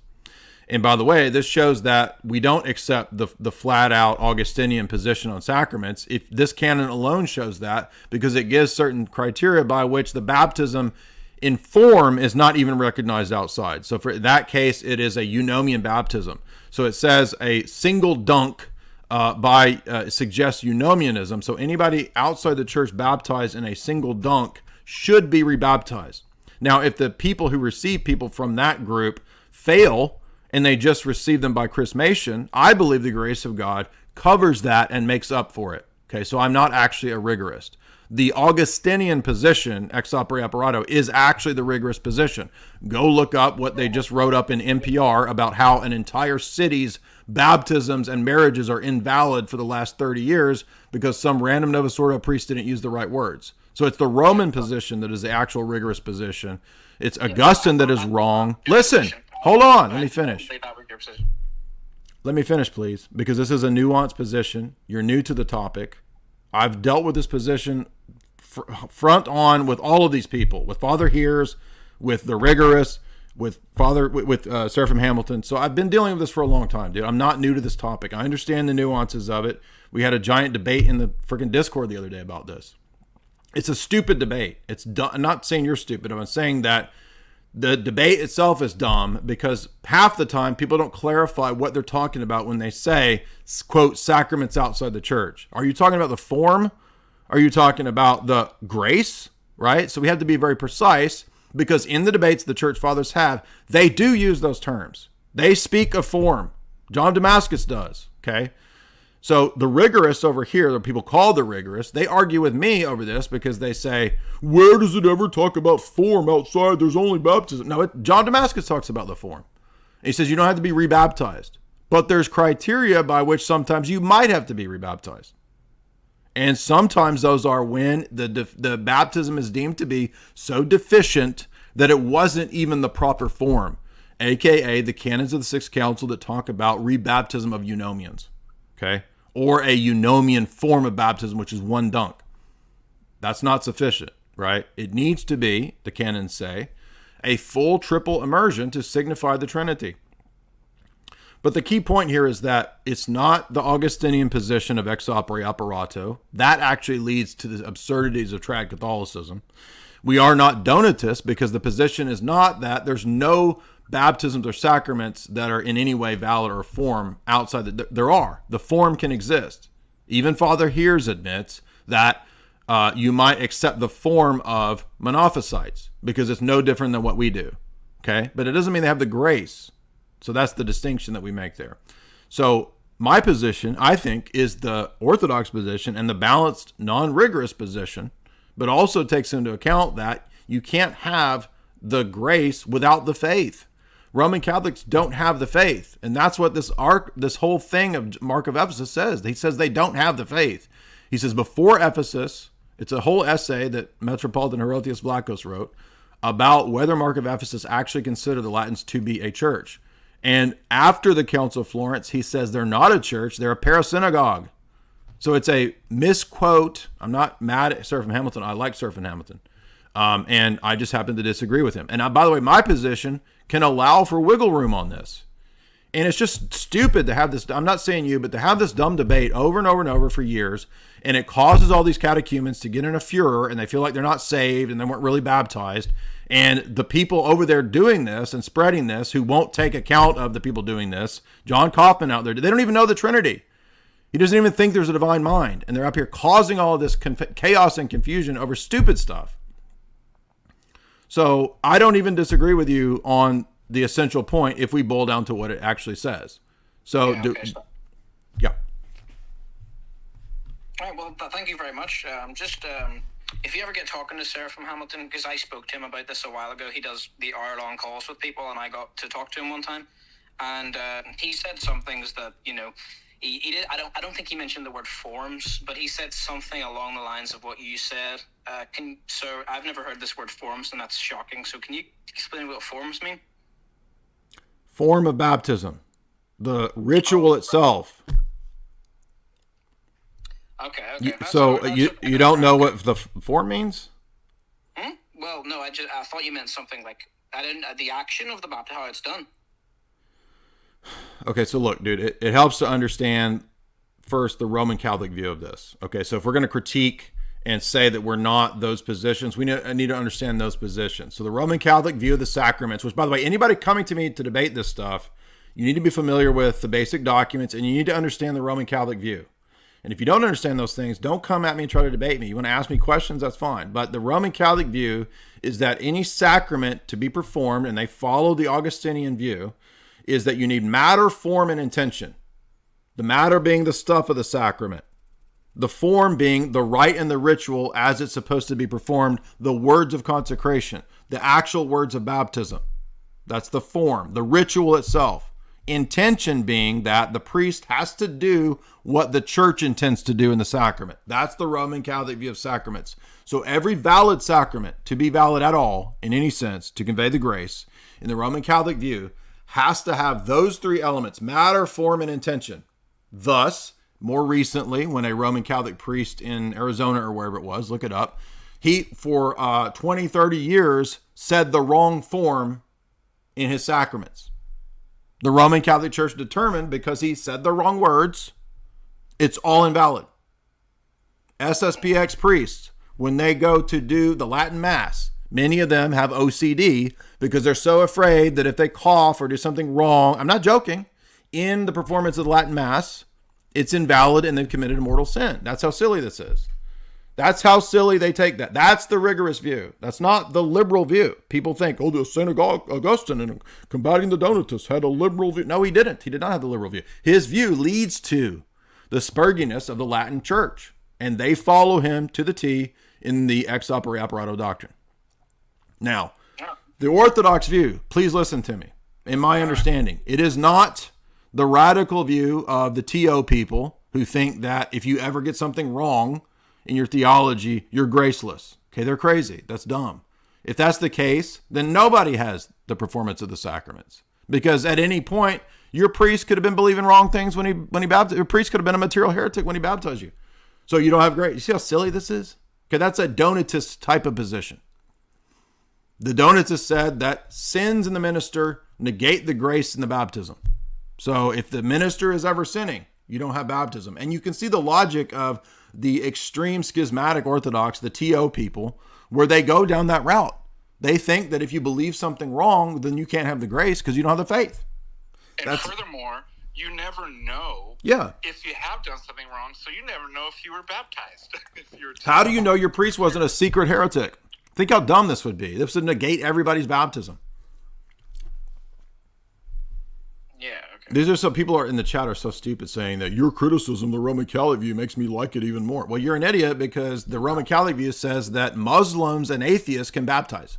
The Roman Catholic view says that you can be ordained as a priest and become a Satanist the next day, and for the rest of your life, you can consecrate a valid Eucharist to desecrate in the Black Mass.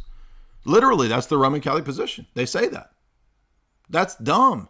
The Orthodox view says, no, look, if you don't have the faith, you don't have the Eucharist. How can you have the grace without the faith? Okay? And you say, well, what does it mean to have the faith? If you are in the communion of the Orthodox Church and you've not been publicly excommunicated, then you have grace. All you have to do is look at the attitude of the church between Moscow and the EP right now. We in ROCOR receive people from EP churches and from Greek churches if they want to come to our communion, and we grant them that their sacraments were gracious. So if a person was baptized amongst the Greeks and they switched to ROCOR, they're not rebaptized, assuming that it was a proper form and whatnot. Right? Trinitarian form. 3 dunks. If the Moscow Patriarchate excommunicates Bartholomew, let's say that happened, which is the next stage in canonical discipline, that's then a public excommunication, and then the sacraments would not be seen as gracious. So do you see that incident, that example, teaches and shows that we don't have the Donatist position and we don't have the Roman Catholic position? It's a middle position between those two. This is why, for example, if you read St. Athanasius' Festal Letters, he says the same thing. He does not have the Augustinian view of the sacraments. Is he a Donatist? Of course not. But he does say that there's no sacraments without the faith. And if there are sacraments without the faith, well, then a Muslim can baptize.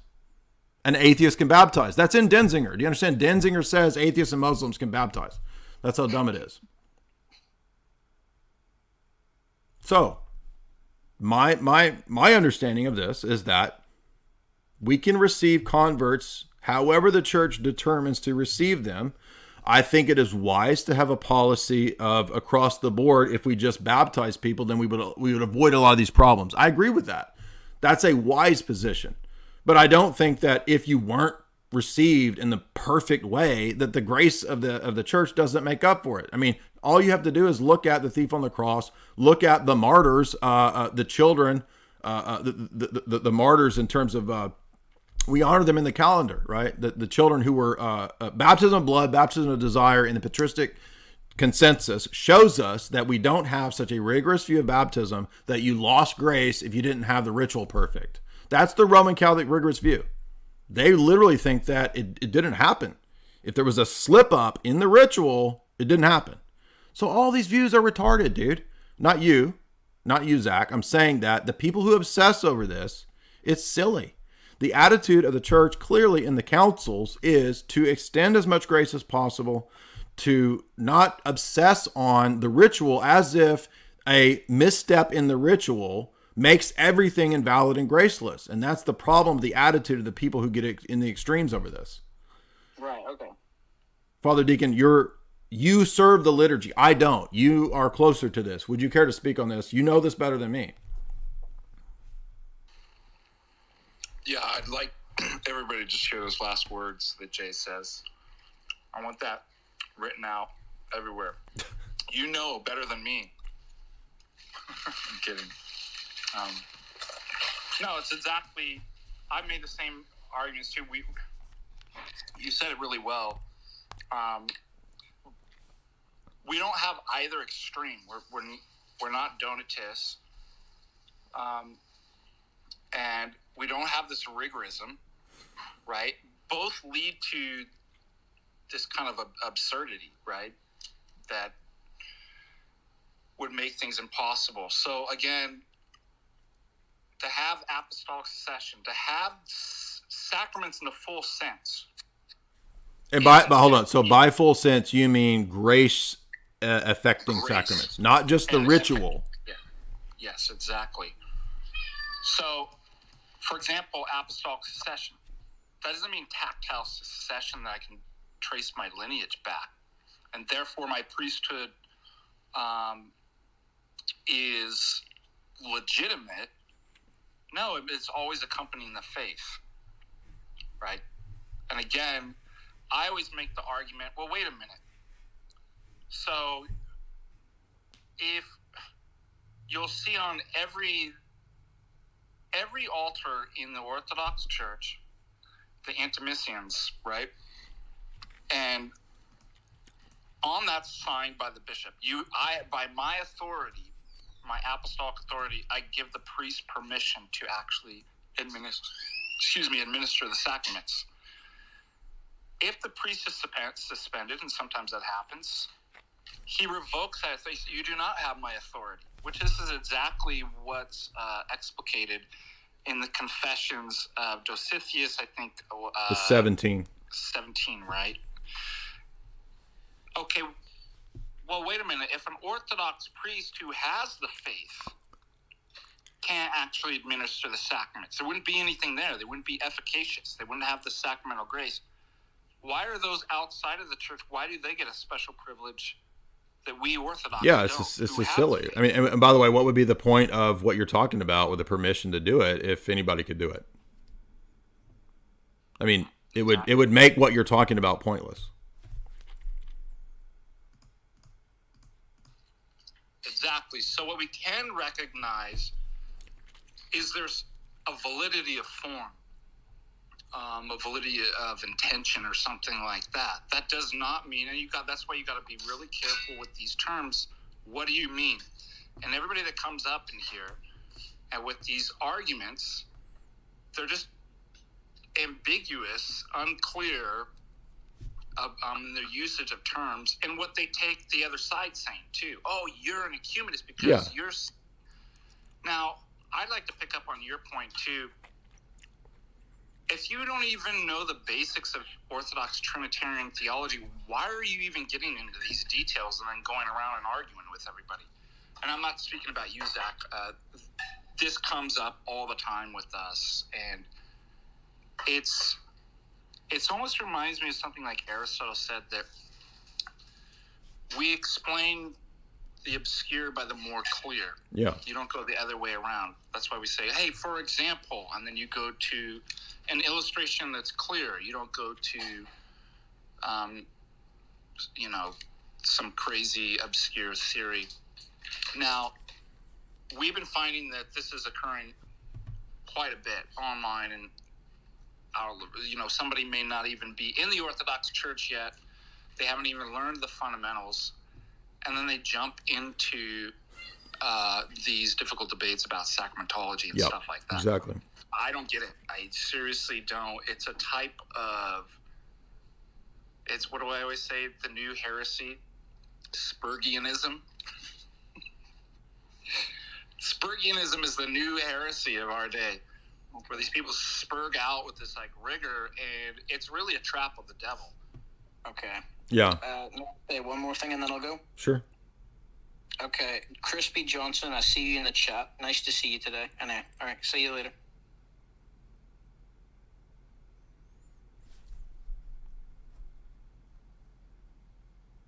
Well, that got everybody hyped up. So, I think I'm going to have to head out, though. So, Zach, I'm sorry I got a little heated there. But really, that wasn't about you. That was because we had a bunch of arguments and issues with other people in the Discord.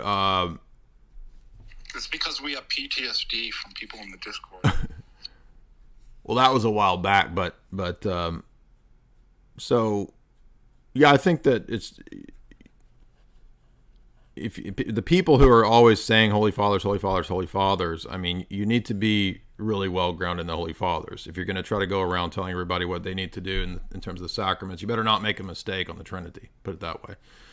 So, Nectaria, $50. Thank you for your perseverance. Looking forward to see you guys in Orlando. Hey, thank you. Looking forward to seeing you too as well there. Thank you so much for $50. That was generous. Garrett Cagle, $5. Jay, I'm converting to Orthodoxy, and I'm trying to understand theosis. I understand theosis is an end goal, but I'm confused what will separate the sheep from the goats. Well, if you're a goat, you don't have theosis. So the wicked don't participate in divine life. So they still have created human life, but they don't participate in divine life. Does sin equal damnation or physical death? Well, we're all going to have ever being. So we're all going to exist forever. So sin doesn't just equal physical death. Sin also leads to spiritual death. So it's both.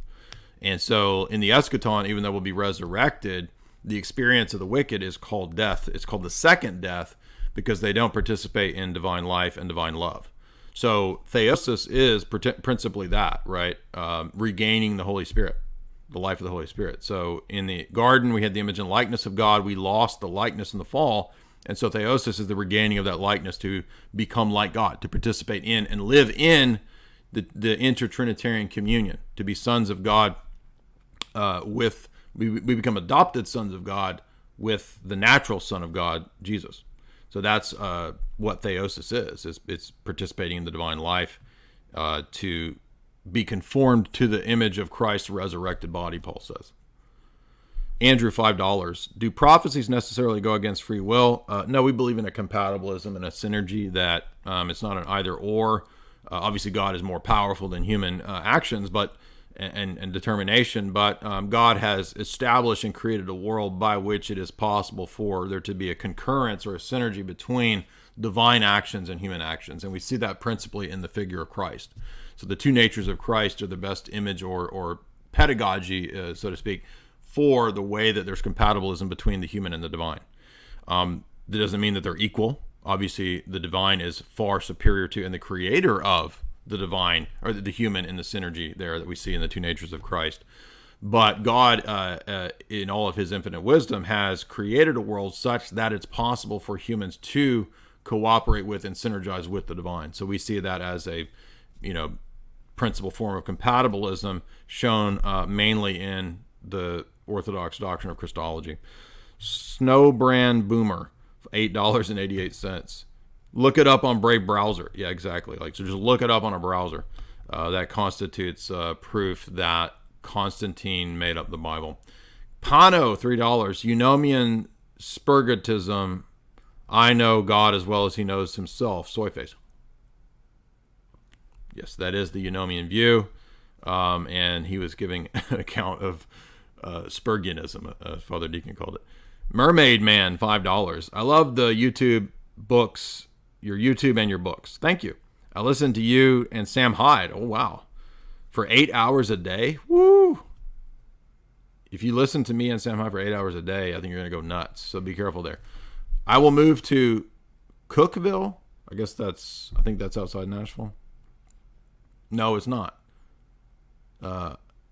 That's East Tennessee. So that's over Chattanooga. My godfather's in Chattanooga.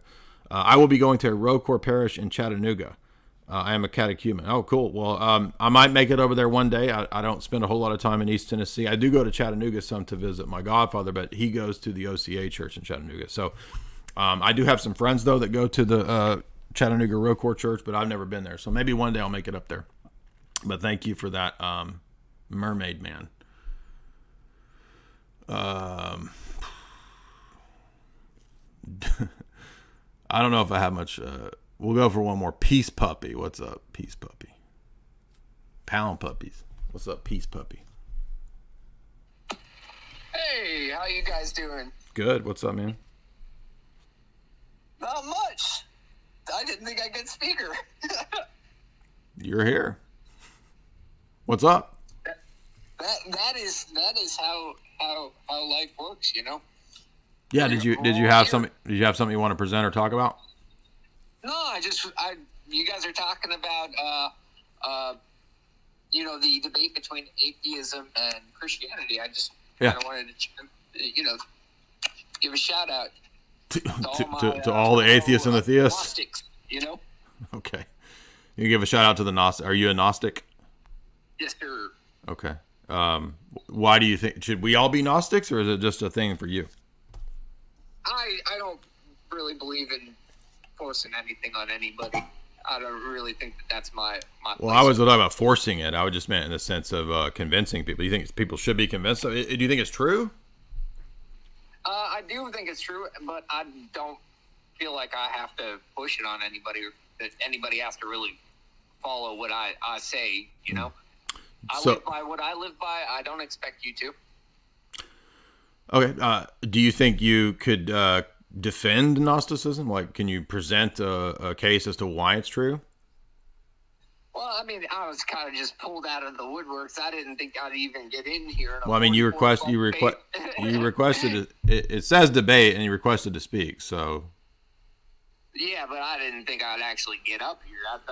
Okay, let's see. I'm gonna have to call it an evening. It was a good time tonight. Thank you guys so much. If you would hit like and share. Also, remember that you can come to the event in Orlando, September 3rd. Tickets are available in the show description. You can get my books over at Jay's Analysis. If you want to support me, do so by going to chalk.com. I think I put that's the wrong link. There we go. So chalk.com right there. I'll put that Mark of Ephesus link underneath where it shows that he changed his position. I'll try to send that to Zach.